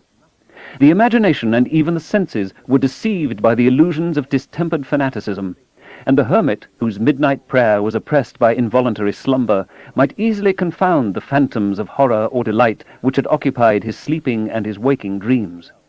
The practice of superstition is so congenial to the multitude that, if they are forcibly awakened, they still regret the loss of their pleasing vision. Their love of the marvelous and supernatural, their curiosity with regard to future events, and their strong propensity to extend their hopes and fears beyond the limits of the visible world, were the principal causes which favored the establishment of polytheism. So urgent on the vulgar is the necessity of believing, that the fall of any system of mythology will most probably be succeeded by the introduction of some other mode of superstition. Put aside Gibbon's social snobbery. The devil tormented the upper classes too, and even a king of England, James I, the first Stuart monarch, wrote a credulous and superstitious book on demons, Demonology, 1597. He also was the patron of the great translation of the Bible into English that still bears his name. It was King James' opinion that tobacco is the devil's weed, and a number of witches were exposed through their addiction to this drug. But by 1628, James had become a thoroughgoing skeptic, mainly because adolescents had been found faking demonic possession, in which state they had accused innocent people of witchcraft. If we reckon the skepticism that Gibbon says characterized his time to have declined in ours, and if even a little of the rampant gullibility he attributes to late classical times is left over in ours, should we not expect something like demons to find a niche in the popular culture of the present? Of course, as enthusiasts for extraterrestrial visitations are quick to remind me, there's another interpretation of these historical parallels. Aliens, they say, have always been visiting us, poking at us, stealing our sperms and eggs, impregnating us. In earlier times we recognized them as gods, demons, fairies, or spirits. Only now do we understand that it's aliens who've been diddling us all these millennia. Jacques Vallée has made such arguments, but then why are there virtually no reports of flying saucers prior to 1947? Why is it that none of the world's major religions uses saucers as icons of the divine? Why no warnings about the dangers of high technology then? Why isn't this genetic experiment, whatever its objective, completed by now, thousands of years or more after its initiation by beings supposedly of vastly superior technological attainments? Why are we in such trouble if the breeding program is designed to improve our lot? Following this line of argument, we might anticipate present adherents of the old beliefs to understand aliens to be fairies, gods, or demons. In fact, there are several contemporary sects, the Raelians, for example, that hold gods or God to come to Earth in UFOs. Some abductees describe the aliens, however repulsive, as angels or emissaries of God. And there are those who still think it's demons. In Whitley Strieber's Communion, a first-hand account of alien abduction, the author relates, "Whatever was there seemed so monstrously ugly, so filthy and dark and sinister. Of course, they were demons. They had to be. I still remember that thing crouching there, so terribly ugly, its arms and legs like the limbs of a great insect, its eyes glaring at me." Reportedly, Strieber is now open to the possibility that these nighttime terrors were dreams or hallucinations. Articles on UFOs in the Christian News Encyclopedia, a fundamentalist compilation, include "Unchristian Fanatic Obsession" and "Scientist Believes UFOs Work of Devil." The Spiritual Counterfeits Project of Berkeley, California, teaches that UFOs are of demonic origin. The Aquarian Church of Universal Service of McMinnville, Oregon, that all aliens are hostile. A 1993 newsletter of Cosmic Awareness Communications informs us that UFO occupants think of humans as laboratory animals, wish us to worship them, but tend to be deterred by the Lord's Prayer. Some abductees have been cast out of their evangelical religious congregations. Their stories sound too close to Satanism. A 1980 fundamentalist tract, The Cult Explosion by Dave Hunt, reveals that UFOs are clearly not physical and seem to be demonic manifestations from another dimension calculated to alter man's way of thinking. The alleged UFO entities that have presumably communicated psychically with humans have always preached the same 4 lies that the serpent introduced to Eve. These beings are demons, and they are preparing for the Antichrist. A number of sects hold UFOs and alien abductions to be premonitions of end times. If UFOs come from another planet or another dimension, were they sent by the same God who has been revealed to us in any of the major religions? Nothing in the UFO phenomena, the fundamentalist complaint goes, requires belief in the one true God, while much in it contradicts the God portrayed in the Bible and Christian tradition. The New Age, a Christian critique by Ralph Rath, 1990, discusses UFOs, typically for such literature, with extreme credulity. It serves their purpose to accept UFOs as real and revile them as instruments of Satan and the Antichrist, rather than to use the blade of scientific skepticism. That tool, once honed, might accomplish more than just a limited heresiotomy. The Christian fundamentalist author Hal Lindsey, in his 1994 religious bestseller Planet Earth 2000 AD, writes, "I have become thoroughly convinced that UFOs are real. They are operated by alien beings of great intelligence and power. I believe these beings are not only extraterrestrial, but supernatural in origin. To be blunt, I think they are demons, part of a satanic plot." And what is the evidence for this conclusion? Chiefly, it is the 11th and 12th verses of Luke, chapter 21, in which Jesus talks about great signs from heaven. Nothing like a UFO is described, in the last days. Typically, Lindsey ignores verse 32, in which Jesus makes it very clear he is talking about events in the 1st, not the 20th century. There is also a Christian tradition according to which extraterrestrial life cannot exist. In Christian News for May 23, 1994, for example, W. Gary Crampton, Doctor of Theology, tells us why. The Bible, either explicitly or implicitly, speaks to every area of life. It never leaves us without an answer. The Bible nowhere explicitly affirms or negates intelligent extraterrestrial life. Implicitly, however, Scripture does deny the existence of such beings, thus also negating the possibility of flying saucers. Scripture views Earth as the center of the universe. According to Peter, a planet-hopping savior is out of the question. Here is an answer to intelligent life on other planets. If there were such, who would redeem them? Certainly not Christ. Experiences which are out of line with the teachings of Scripture must always be renounced as fallacious. The Bible has a monopoly on the truth. But many other Christian sects, Roman Catholics for example, are completely open-minded, with no a priori objections to and no insistence on the reality of aliens and UFOs. In the early 1960s, I argued that the UFO stories were crafted chiefly to satisfy religious longings. At a time when science has complicated uncritical adherence to the old-time religions, an alternative is proffered to the God hypothesis. Dressed in scientific jargon, their immense powers explained by superficially scientific terminology, the gods and demons of old come down from heaven to haunt us, to offer prophetic visions, and to tantalize us with visions of a more hopeful future. A space-age mystery religion aborning. The folklorist Thomas E. Bullard wrote in 1989 that abduction reports sound like rewrites of older supernatural encounter traditions with aliens serving the functional roles of divine beings. He concludes, "Science may have evicted ghosts and witches from our beliefs, but it has just as quickly filled the vacancy with aliens having the same functions. Only the extraterrestrial outer trappings are new. All the fear and the psychological dramas for dealing with it seem simply to have found their way home again, where it is business as usual in the legend realm where things go bump in the night." Is it possible that people in all times and places occasionally experience vivid, realistic hallucinations, often with sexual content, about abduction by strange telepathic aerial creatures who ooze through walls, with the details filled in by the prevailing cultural idioms sucked out of the zeitgeist? Others, who have not personally had the experience, find it stirring and, in a way, familiar. They pass the story on. Soon it takes on a life of its own, inspires others trying to understand their own visions and hallucinations, and enters the realm of folklore, myth, and legend. The connection between the content of spontaneous temporal lobe hallucinations and the alien abduction paradigm is consistent with such a hypothesis. Perhaps when everyone knows that gods come down to Earth, we hallucinate gods. When all of us are familiar with demons, it's incubi and succubi. When fairies are widely accepted, we see fairies. In an age of spiritualism, we encounter spirits. And when the old myths fade and we begin thinking that extraterrestrial beings are plausible, then that's where our hypnagogic imagery tends.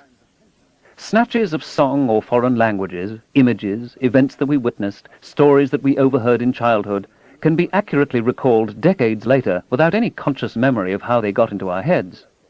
In violent fevers, men, all ignorants, have talked in ancient tongues, says Herman Melville in Moby Dick. And when the mystery is probed, it turns out always that in their wholly forgotten childhood, those ancient tongues had been really spoken in their hearing. In our everyday life, we effortlessly and unconsciously incorporate cultural norms and make them our own. A similar inhaling of motifs is present in schizophrenic command hallucinations. Here, people feel they are being told what to do by an imposing or mythic figure. They are ordered to assassinate a political leader or a folk hero, or defeat the British invaders, or harm themselves, because it is the wish of God, or Jesus, or the devil, or demons, or angels, or, lately, aliens. The schizophrenic is transfixed by a clear and powerful command from a voice that no one else can hear, and that the subject must somehow identify. Who would issue such a command? Who could speak inside our heads? The culture in which we've been raised offers up an answer. Think of the power of repetitive imagery in advertising, especially to suggestible viewers and readers. It can make us believe almost anything, even that smoking cigarettes is cool. In our time, putative aliens are the subject of innumerable science fiction stories, novels, TV dramas, and films. UFOs are a regular feature of the weekly tabloids devoted to falsification and mystification.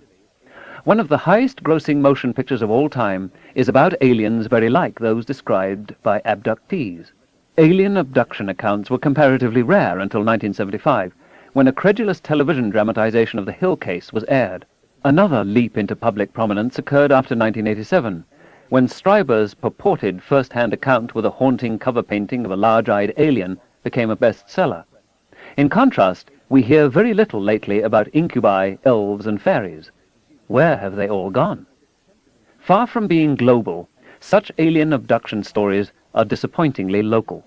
The vast majority emanate from North America. They hardly transcend American culture.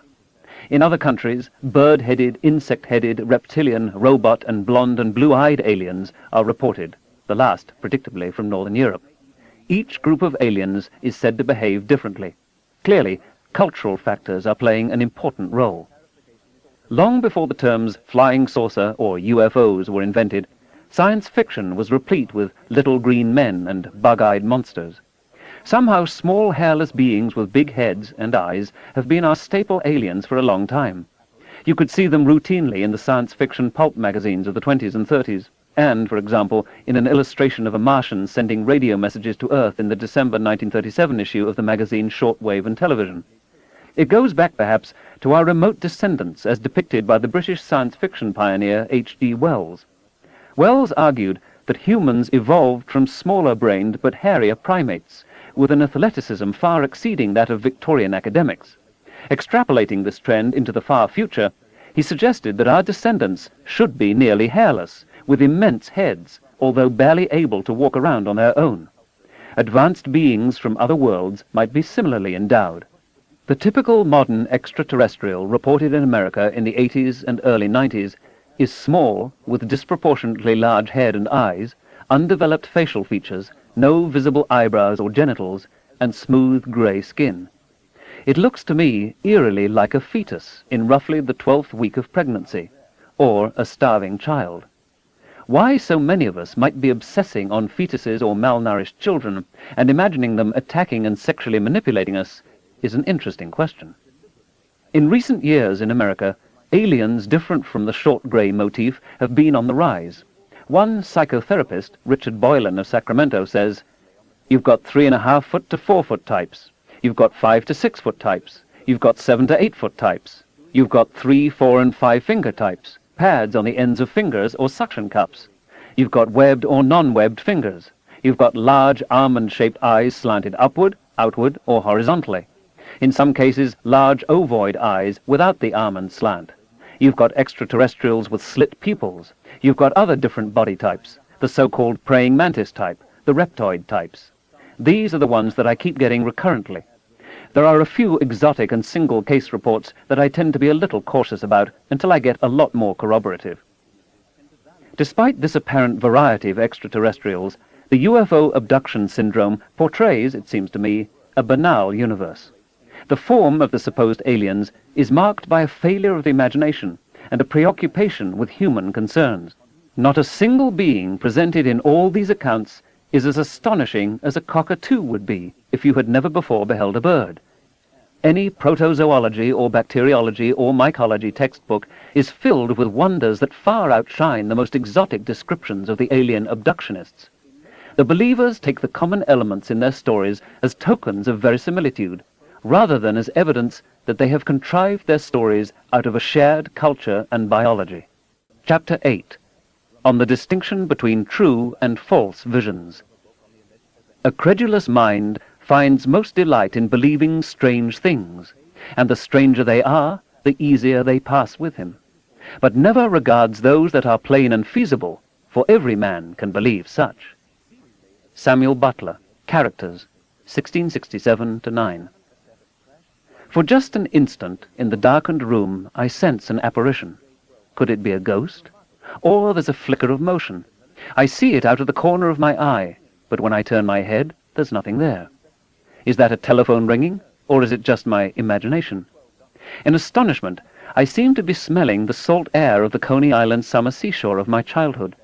I turn a corner in the foreign city I'm visiting for the first time, and before me is a street so familiar, I feel I've known it all my life. In these commonplace experiences, we're generally unsure what to do next. Were my eyes, or ears, or nose, or memory playing tricks on me? Or did I, really and truly, witness something out of the ordinary course of nature? Shall I keep quiet about it, or shall I tell? The answer depends very much on my environment, friends, loved ones, and culture. In an obsessively rigid, practically oriented society, perhaps I would be cautious about admitting to such experiences. They might mark me as flighty, unsound, unreliable. But in a society that readily believes in ghosts, say, or apporting, accounts of such experiences might gain approval, even prestige. In the former, I would be sorely tempted to suppress the thing altogether. In the latter, maybe even to exaggerate or elaborate just a little to make it even more miraculous than it seemed. Charles Dickens, who lived in a flourishing rational culture in which, however, spiritualism was also thriving, described the dilemma in these words, from his short story, To be Taken with a Grain of Salt. I have always noticed a prevalent want of courage, even among persons of superior intelligence and culture, as to imparting their own psychological experiences when those have been of a strange sort. Almost all men are afraid that what they could relate in such wise would find no parallel or response in a listener's internal life, and might be suspected or laughed at. A truthful traveller who should have seen some extraordinary creature in the likeness of a sea serpent would have no fear of mentioning it. But the same traveller, having had some singular presentiment, impulse, vagary of thought, vision, so-called, dream, or other remarkable mental impression, would hesitate considerably before he would own to it. To this reticence I attribute much of the obscurity in which such subjects are involved. In our time there is still much dismissive chortling and ridicule, but the reticence and obscurity is more readily overcome, for example in a supportive setting provided by a therapist or hypnotist. Unfortunately, and for some people unbelievably, the distinction between imagination and memory is often blurred. Some abductees say they remember the experience without hypnosis. Many do not. But hypnosis is an unreliable way to refresh memory. It often elicits imagination, fantasy, and play, as well as true recollections, with neither patient nor therapist able to distinguish the one from the other. Hypnosis seems to involve, in a central way, a state of heightened suggestibility. Courts have banned its use as evidence or even as a tool of criminal investigation. The American Medical Association calls memories surfacing under hypnosis less reliable than those recalled without it. A standard medical school text, Harold I. Kaplan, Comprehensive Textbook of Psychiatry, 1989, warns of a high likelihood that the beliefs of the hypnotist will be communicated to the patient and incorporated into what the patient believes to be memories, often with strong conviction. So the fact that, when hypnotized, people sometimes relate alien abduction stories carries little weight. There's a danger that subjects are, at least on some matters, so eager to please the hypnotist that they sometimes respond to subtle cues of which even the hypnotist is unaware. In a study by Alvin Lawson of California State University, Long Beach, 8 subjects, pre-screened to eliminate UFO buffs, were hypnotized by a physician and informed that they had been abducted, brought to a spaceship, and examined. With no further prompting, they were asked to describe the experience. Their accounts, most of which were easily elicited, were almost indistinguishable from the accounts that self-described abductees present. True, Lawson had cued his subjects briefly and directly, but in many cases the therapists who routinely deal with alien abductions cue their subjects, some in great detail, others more subtly and indirectly. The psychiatrist George Ganaway, as related by Lawrence Wright, once proposed to a highly suggestible patient under hypnosis that 5 hours were missing from her memory of a certain day. When he mentioned a bright light overhead, she promptly told him about UFOs and aliens. When he insisted she had been experimented on, a detailed abduction story emerged. But when she came out of the trance and examined a video of the session, she recognized that something like a dream had been caught surfacing. Over the next year, though, she repeatedly flashed back to the dream material. The University of Washington psychologist Elizabeth Loftus has found that unhypnotized subjects can easily be made to believe they saw something they didn't. In a typical experiment, subjects will view a film of a car accident. In the course of being questioned about what they saw, they're casually given false information. For example, a stop sign is offhandedly referred to, although there wasn't one in the film. Many subjects then dutifully recall seeing a stop sign. When the deception is revealed, some vehemently protest, stressing how vividly they remember the sign. The greater the time lag between viewing the film and being given the false information, the more people allow their memories to be tampered with. Loftus argues that memories of an event more closely resemble a story undergoing constant revision than a packet of pristine information. There are many other examples, some, a spurious memory of being lost as a child in a shopping mall, for instance, of greater emotional impact. Once the key idea is suggested, the patient often plausibly fleshes out the supporting details. Lucid but wholly false recollections can easily be induced by a few cues and questions, especially in the therapeutic setting. Memory can be contaminated. False memories can be implanted even in minds that do not consider themselves vulnerable and uncritical. Stephen Ceci of Cornell University, Loftus, and their colleagues have found, unsurprisingly, that preschoolers are exceptionally vulnerable to suggestion. The child who, when first asked, correctly denies having caught his hand in a mousetrap, later remembers the event in vivid, self-generated detail. When more directly told about some things that happened to you when you were little, over time they easily enough assent to the implanted memories. Professionals watching videotapes of the children can do no better than chance in distinguishing false memories from true ones. Is there any reason to think that adults are wholly immune to the fallibilities exhibited by children? President Ronald Reagan, who spent World War II in Hollywood, vividly described his own role in liberating Nazi concentration camp victims. Living in the film world, he apparently confused a movie he had seen with a reality he had not. On many occasions in his presidential campaigns, Mr. Reagan told an epic story of World War II courage and sacrifice, an inspiration for all of us. Only it never happened. It was the plot of the movie A Wing and a Prayer that made quite an impression on me, too, when I saw it at age 9. Many other instances of this sort can be found in Reagan's public statements. It is not hard to imagine serious public dangers emerging out of instances in which political, military, scientific, or religious leaders are unable to distinguish fact from vivid fiction. In preparing for courtroom testimony, witnesses are coached by their lawyers. Often they are made to repeat the story over and over again until they get it right. Then, on the stand, what they remember is the story they've been telling in the lawyer's office. The nuances have been shaded, or it may no longer correspond, even in its major features, to what really happened. Conveniently, the witnesses may have forgotten that their memories were reprocessed. These facts are relevant in evaluating the societal effects of advertising and of national propaganda. But here they suggest that on alien abduction matters, where interviews typically take place years after the alleged event, therapists must be very careful that they do not accidentally implant or select the stories they elicit. Perhaps what we actually remember is a set of memory fragments stitched onto a fabric of our own devising. If we sew cleverly enough, we have made ourselves a memorable story, easy to recall. Fragments by themselves, unencumbered by association, are harder to retrieve. The situation is rather like the method of science itself, where many isolated data points can be remembered, summarized, and explained in the framework of a theory. We then much more easily recall the theory and not the data. In science, the theories are always being reassessed and confronted with new facts. If the facts are seriously discordant, beyond the error bars, the theory may have to be revised. But in everyday life, it is very rare that we are confronted with new facts about events of long ago. Our memories are almost never challenged. They can, instead, be frozen in place, no matter how flawed they are, or become a work in continual artistic revision. More than gods and demons, the best attested apparitions are those of saints, especially the Virgin Mary in Western Europe from late medieval to modern times. While alien abduction stories have much more the flavor of profane, demonic apparitions, insight into the UFO myth can also be gained from visions described as sacred. Perhaps best known are those of Jeanne d'Arc in France, St. Bridget in Sweden, and Girolamo Savonarola in Italy.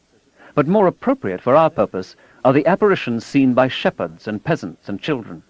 In a world plagued by uncertainty and horror, these people longed for contact with the divine. A detailed record of such events in Castile and Catalonia is provided by William A. Christian, Jr. in his book Apparitions in Late Medieval and Renaissance Spain, Princeton University Press, 1981. In a typical case, a rural woman or child reports encountering a girl or an oddly tiny woman, perhaps 3 or 4 feet tall, who reveals herself to be the Virgin Mary, the Mother of God. She requests the awestruck witness to go to the village fathers or the local church authorities and order them to say prayers for the dead, or obey the commandments, or build a shrine at this very spot in the countryside. If they do not comply, dire penalties are threatened, perhaps the plague. Alternatively, in plague-infested times, Mary promises to cure the disease, but only if her request is satisfied. The witness tries to do as she is told, but when she informs her father or husband or priest, she is ordered to repeat the story to no one. It is mere female foolishness or frivolity or demonic hallucination. So she keeps quiet. Days later, she is confronted again by Mary, a little put out that her request has not been honored. "They will not believe me," the witness complains. "Give me a sign." Evidence is needed. So Mary, who seems to have had no foreknowledge that evidence would have to be provided, provides a sign. The villagers and priests are promptly convinced. The shrine is built.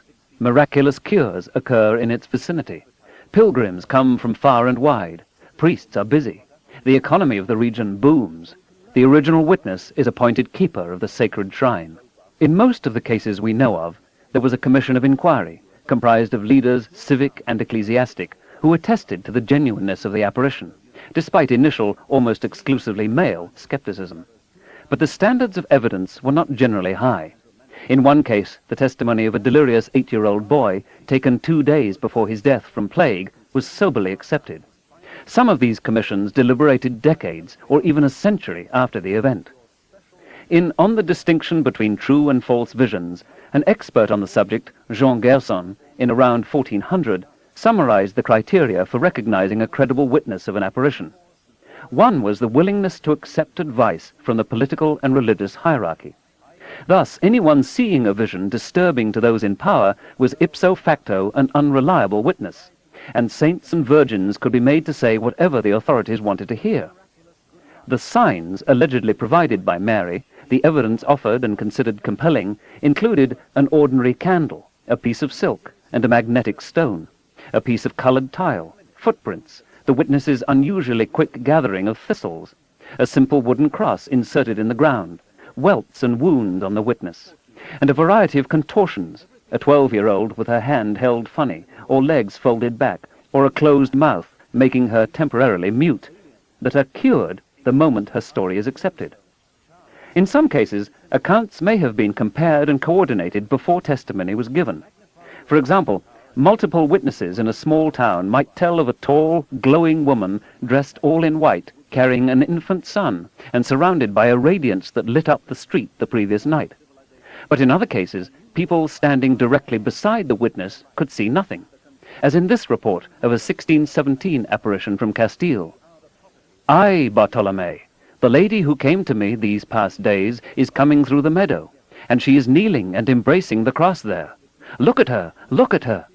The youth, though he looked as hard as he could, saw nothing, except some small birds flying around above the cross.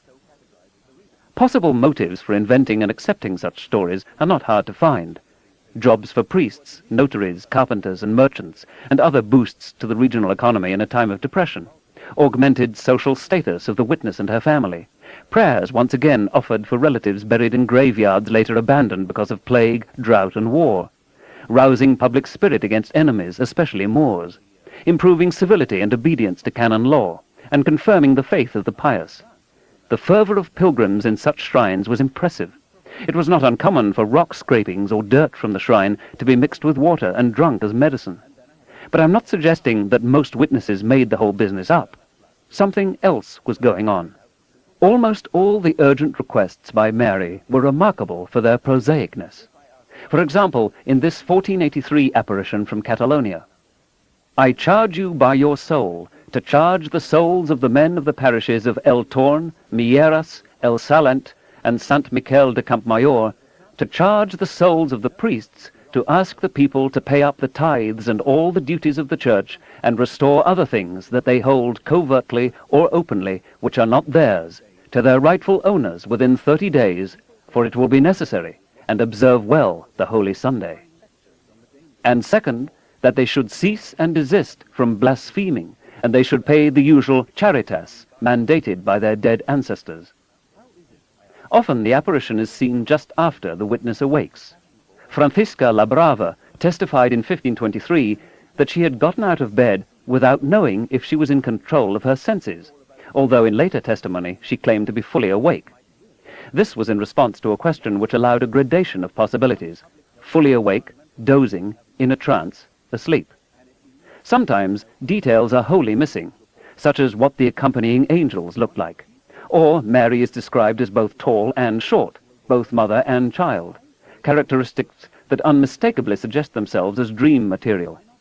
In the Dialogue on Miracles, written around 1223 by Caesarius of Heisterbach, clerical visions of the Virgin Mary often occurred during matins, which took place at the sleepy midnight hour. It is natural to suspect that many, perhaps all, of these apparitions were a species of dream, waking or sleeping, compounded by hoaxes and by forgeries. There was a thriving business in contrived miracles, religious paintings and statues dug up by accident or divine command. The matter was addressed in the Siete Partidas, the Codex of Canon and Civil Law compiled under the direction of Alfonso the Wise, King of Castile, around 1248. In it we can read the following: "Some men fraudulently discover or build altars in fields or in towns, saying that there are relics of certain saints in those places, and pretending that they perform miracles. And, for this reason, people from many places are induced to go there as on a pilgrimage, in order to take something away from them. And there are others who, influenced by dreams or empty phantoms which appear to them, erect altars and pretend to discover them in the above-named localities." In listing the reason for erroneous beliefs, Alfonso lays out a continuum from sect, opinion, fantasy, and dream to hallucination. A kind of fantasy named antoyanza is defined as follows: "Antoyanza is something that stops before the eyes and then disappears, as one sees or hears it in a trance, and so is without substance." A 1517 papal bull distinguishes between apparitions that appear in dreams or divinely. Clearly, the secular and ecclesiastical authorities, even in times of extreme credulity, were alert to the possibilities of hoax and delusion. Nevertheless, in most of medieval Europe, such apparitions were greeted warmly by the Roman Catholic clergy, especially because the Marian admonitions were so congenial to the priesthood. A pathetic few signs of evidence, a stone or a footprint, and never anything unfakeable, sufficed. But beginning in the 15th century, around the time of the Protestant Reformation, the attitude of the Church changed. Those who reported an independent channel to heaven were outflanking the Church's chain of command up to God. Moreover, a few of the apparitions, Jeanne d'Arc's for example, had awkward political or moral implications. The perils represented by Jeanne d'Arc's visions were described by her inquisitors in 1431 in these words: "The great danger was shown to her that comes of someone so presumptuous to believe they have such apparitions and revelations, and therefore lie about matters concerning God, giving out false prophecies and divinations not known from God, but invented, from which could follow the seduction of peoples, the inception of new sects, and many other impieties that subvert the Church and Catholics."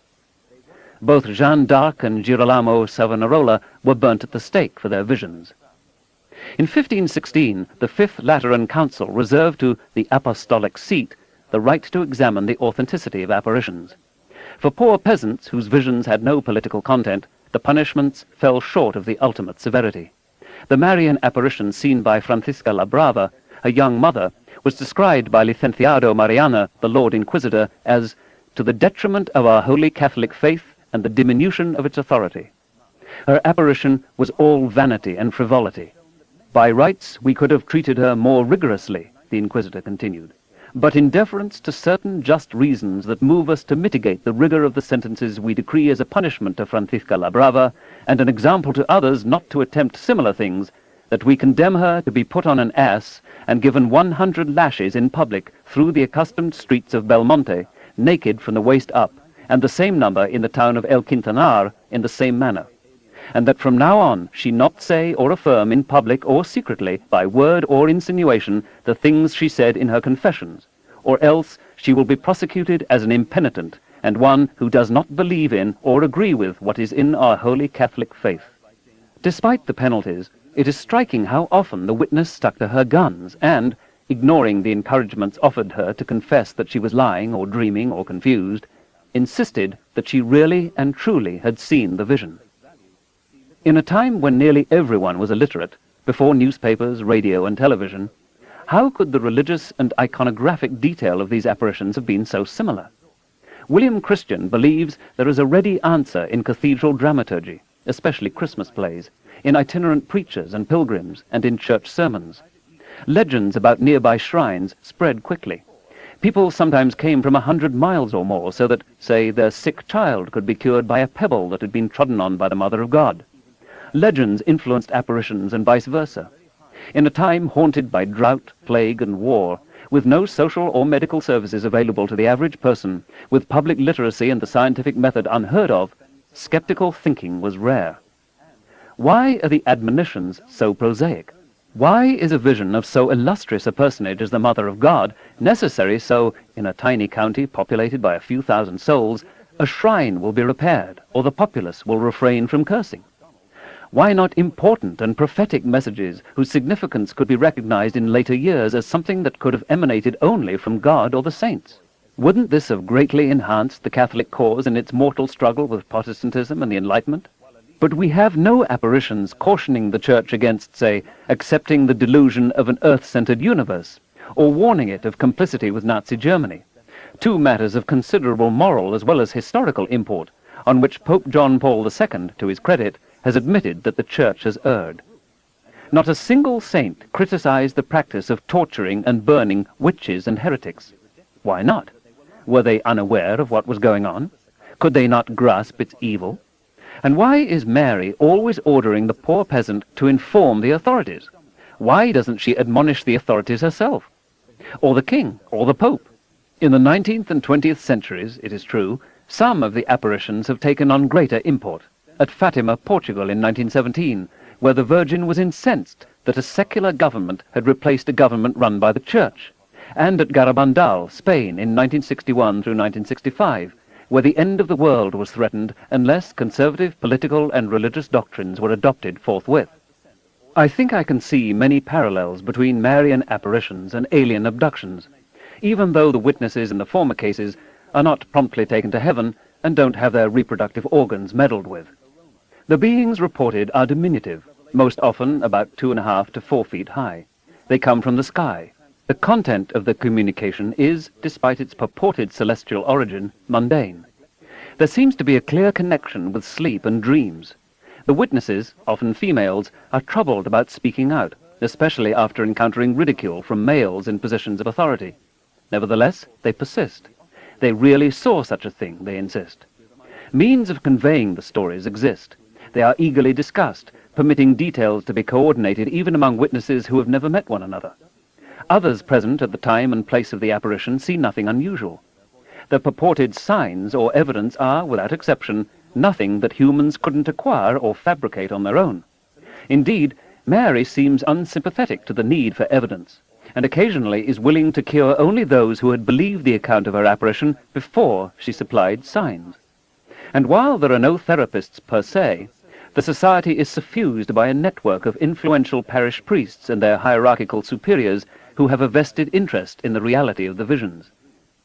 In our time, there are still apparitions of Mary and other angels, but also, as summarized by G. Scott Sparrow, a psychotherapist and hypnotist, of Jesus. In I Am With You Always, True Stories of Encounters with Jesus, Bantam 1995, first-hand accounts, some moving, some banal, of such encounters are laid out. Oddly, most of them are straightforward dreams, acknowledged as such, and the ones called visions are said to differ from dreams only because we experience them while we are awake. But for Sparrow, judging something only a dream does not compromise its external reality.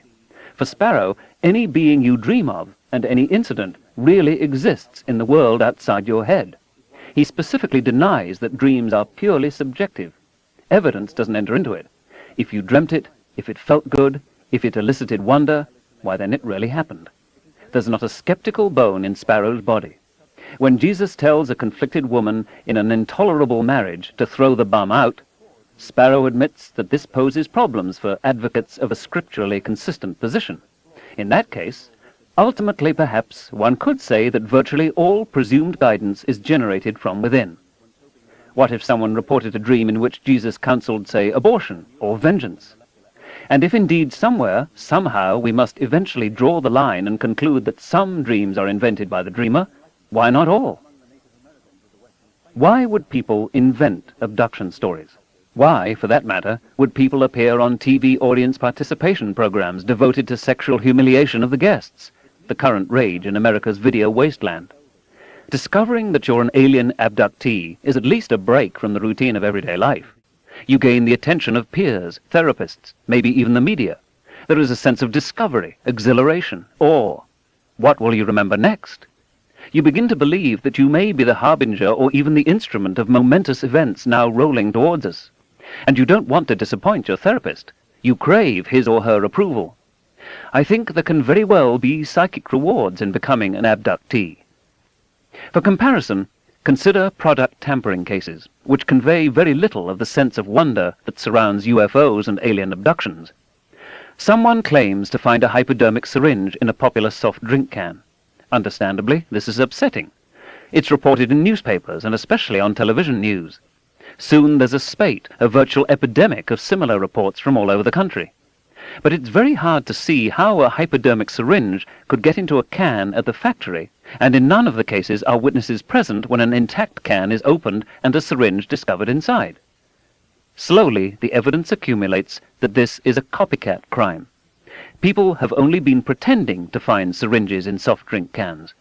Why would anyone do it? What possible motives could they have? Some psychiatrists say that the primary motives are greed. They'll sue the manufacturer for damages, a craving for attention, and a wish to be portrayed as a victim. Note there are no therapists touting the reality of needles in cans and urging their patients, subtly or directly, to go public with the news. Also, serious penalties are levied for product tampering, and even for falsely alleging that products have been tampered with. In contrast, there are therapists who encourage abductees to tell their stories to mass audiences, and no legal penalties are exacted for falsely claiming you've been abducted by a UFO. Whatever your reason for going down this road, how much more satisfying it must be to convince others that you've been chosen by higher beings for their own enigmatic purpose, than that by mere happenstance you found a hypodermic syringe in your cola. Chapter 9. Therapy. It is a capital mistake to theorize before one has data. Insensibly, one begins to twist facts to suit theories, instead of theories to suit facts. Sherlock Holmes in Arthur Conan Doyle's A Scandal in Bohemia, 1891. True memories seemed like phantoms, while false memories were so convincing that they replaced reality. Gabriel Garcia Marquez, Strange Pilgrims, 1992. John Mack is a Harvard University psychiatrist whom I've known for many years. "Is there anything to this UFO business?" he asked me long ago. "Not much," I replied, "except, of course, on the psychiatric side." He looked into it, interviewed abductees, and was converted. He now accepts the accounts of abductees at face value. Why? "I wasn't looking for this," he says. "There's nothing in my background that prepared me for the alien abduction story. It's completely persuasive because of the emotional power of these experiences." In his book, Abductions, Mack explicitly proposes the very dangerous doctrine that the power or intensity with which something is felt is a guide to whether it's true. I can personally attest to the emotional power, but aren't powerful emotions a routine component of our dreams? Don't we sometimes awake in stark terror? Doesn't Mack, himself the author of a book on nightmares, know about the emotional power of hallucinations? Some of Mack's patients describe themselves as having hallucinated since childhood. Have the hypnotists and psychotherapists working with abductees made conscientious attempts to steep themselves in the body of knowledge on hallucinations and perceptual malfunctions? Why do they believe these witnesses, but not those who reported with comparable conviction encounters with gods, demons, saints, angels, and fairies? And what about those who hear irresistible commands from a voice within? Are all deeply felt stories true? A scientist of my acquaintance says, "If the aliens would only keep all the folks they abduct, our world would be a little saner." But her judgment is too harsh. It doesn't seem to be a matter of sanity. It's something else. The Canadian psychologist Nicholas Spanos and his colleagues concluded that there are no obvious pathologies in those who report being abducted by UFOs. However, and I quote, "Intense UFO experiences are more likely to occur in individuals who are disposed to esoteric beliefs in general and alien beliefs in particular, and who interpret unusual sensory and imaginal experiences in terms of the alien hypothesis. Among UFO believers, those with stronger propensities toward fantasy production were particularly likely to generate such experiences. Moreover, such experiences were likely to be generated and interpreted as real events rather than imaginings when they were associated with restricted sensory environments, e.g. experiences that occurred at night and in association with sleep." Unquote. What a more critical mind might recognize as a hallucination or a dream, a more credulous mind interprets as a glimpse of an elusive but profound external reality. Some alien abduction accounts may conceivably be disguised memories of rape and childhood sexual abuse, with the father, stepfather, uncle, or mother's boyfriend represented as an alien. Surely it's more comforting to believe that an alien abused you than that it was done by someone you trusted and loved. Therapists who take the alien abduction stories at face value deny this, saying they would know if their patients were sexually abused. Some estimates from opinion surveys range as high as 1 in 4 American women and 1 in 6 American men having been sexually abused in childhood, although these estimates are probably too high. It would be astonishing if a significant number of patients who present themselves to alien abduction therapists had not been so abused, perhaps even a larger proportion than in the general population.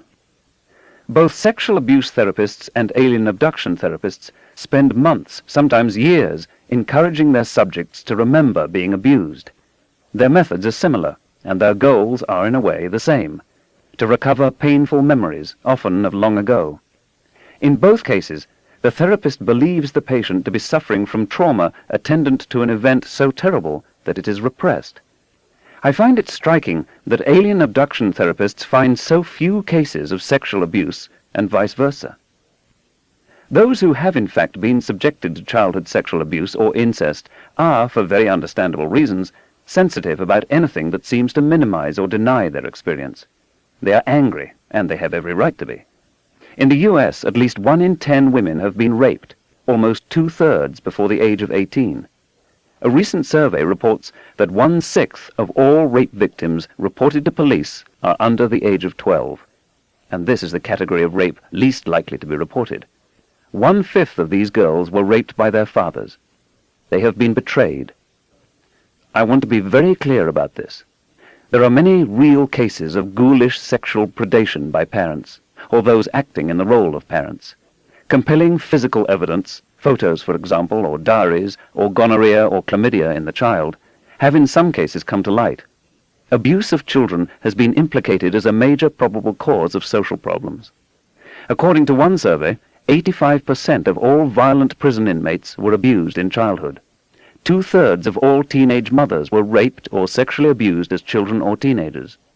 Rape victims are 10 times more likely than other women to use alcohol and other drugs to excess. The problem is real and urgent. Most of these tragic and incontestable cases of childhood sexual abuse, however, have been continuously remembered into adulthood. There is no hidden memory to be retrieved. While there is better reporting today than in the past, there does seem to be a significant increase in cases of child abuse reported each year by hospitals and law enforcement authorities, rising in the United States tenfold to 1.7 million cases between 1967 and 1985. Alcohol and other drugs, as well as economic stresses, are pointed to as the reasons adults are more prone to abuse children today than in the past. Perhaps increasing publicity given to contemporary cases of child abuse emboldens adults to remember and focus on the abuse they once suffered. A century ago, Sigmund Freud introduced the concept of repression, the forgetting of events in order to avoid intense psychic pain, as a coping mechanism essential for mental health. It seemed to emerge especially in patients diagnosed with hysteria, the symptoms of which included hallucinations and paralysis. At first, Freud believed that behind every case of hysteria was a repressed instance of childhood sexual abuse. Eventually, Freud changed his explanation to hysteria being caused by fantasies, not all of them unpleasant, of having been sexually abused as a child. The burden of guilt was shifted from parent to child. Something like this debate rages today.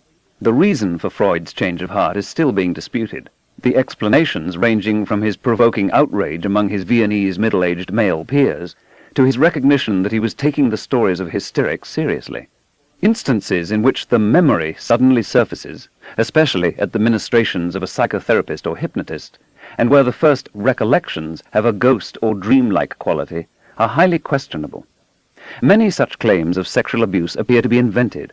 The Emory University psychologist Ulrich Neisser says, "There is child abuse, and there are such things as repressed memories.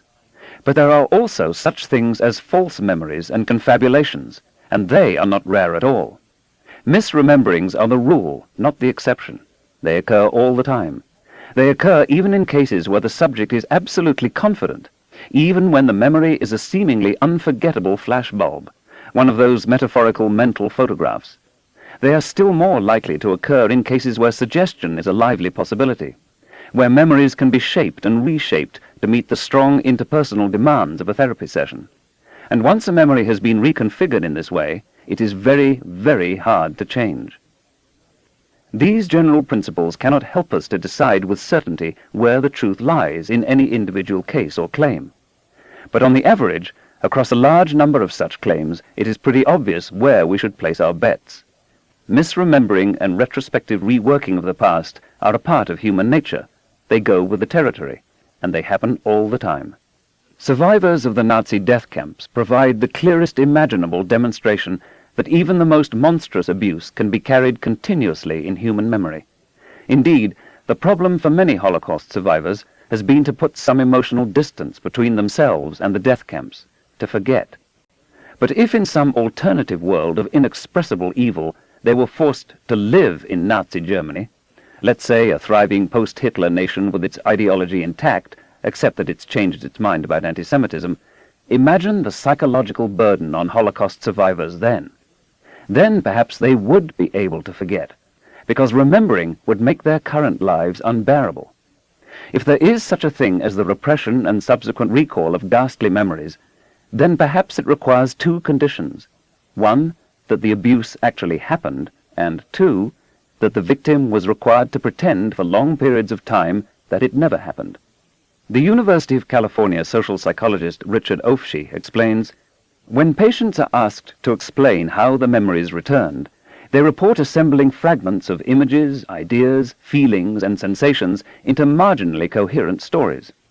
As the so-called memory work stretches out for months, feelings become vague images, Images become figures, and figures become known persons. Vague discomfort in certain parts of the body is reinterpreted as childhood rape. The original physical sensations, sometimes augmented by hypnosis, are then labeled body memories. There is no conceivable mechanism by which the muscles of the body could store memories. If these methods fail to persuade, the therapist may resort to still more heavy-handed practices. Some patients are recruited into survivor groups in which peer pressure is brought to bear, and they are asked to demonstrate politically correct solidarity by establishing themselves as members of a survivor subculture. A cautious 1993 statement by the American Psychiatric Association accepts the possibility that some of us forget childhood abuse as a means of coping, but warns, it is not known how to distinguish with complete accuracy memories based on true events from those derived from other sources. Repeated questioning may lead individuals to report memories of events that never occurred. It is not known what proportion of adults who report memories of sexual abuse were actually abused. A strong prior belief by the psychiatrist that sexual abuse or other factors are or are not the cause of the patient's problems is likely to interfere with appropriate assessment and treatment. On the one hand, callously to dismiss charges of horrifying sexual abuse can be heartless injustice. On the other hand, to tamper with people's memories, to infuse false stories of childhood abuse, to break up intact families, and even to send innocent parents to prison is also heartless injustice. Skepticism is essential on both sides. Picking our way between these two extremes can be very tricky. Early editions of the influential book by Ellen Bass and Laura Davis, The Courage to Heal, A Guide for Women Survivors of Child Sexual Abuse, Perennial Library, 1988,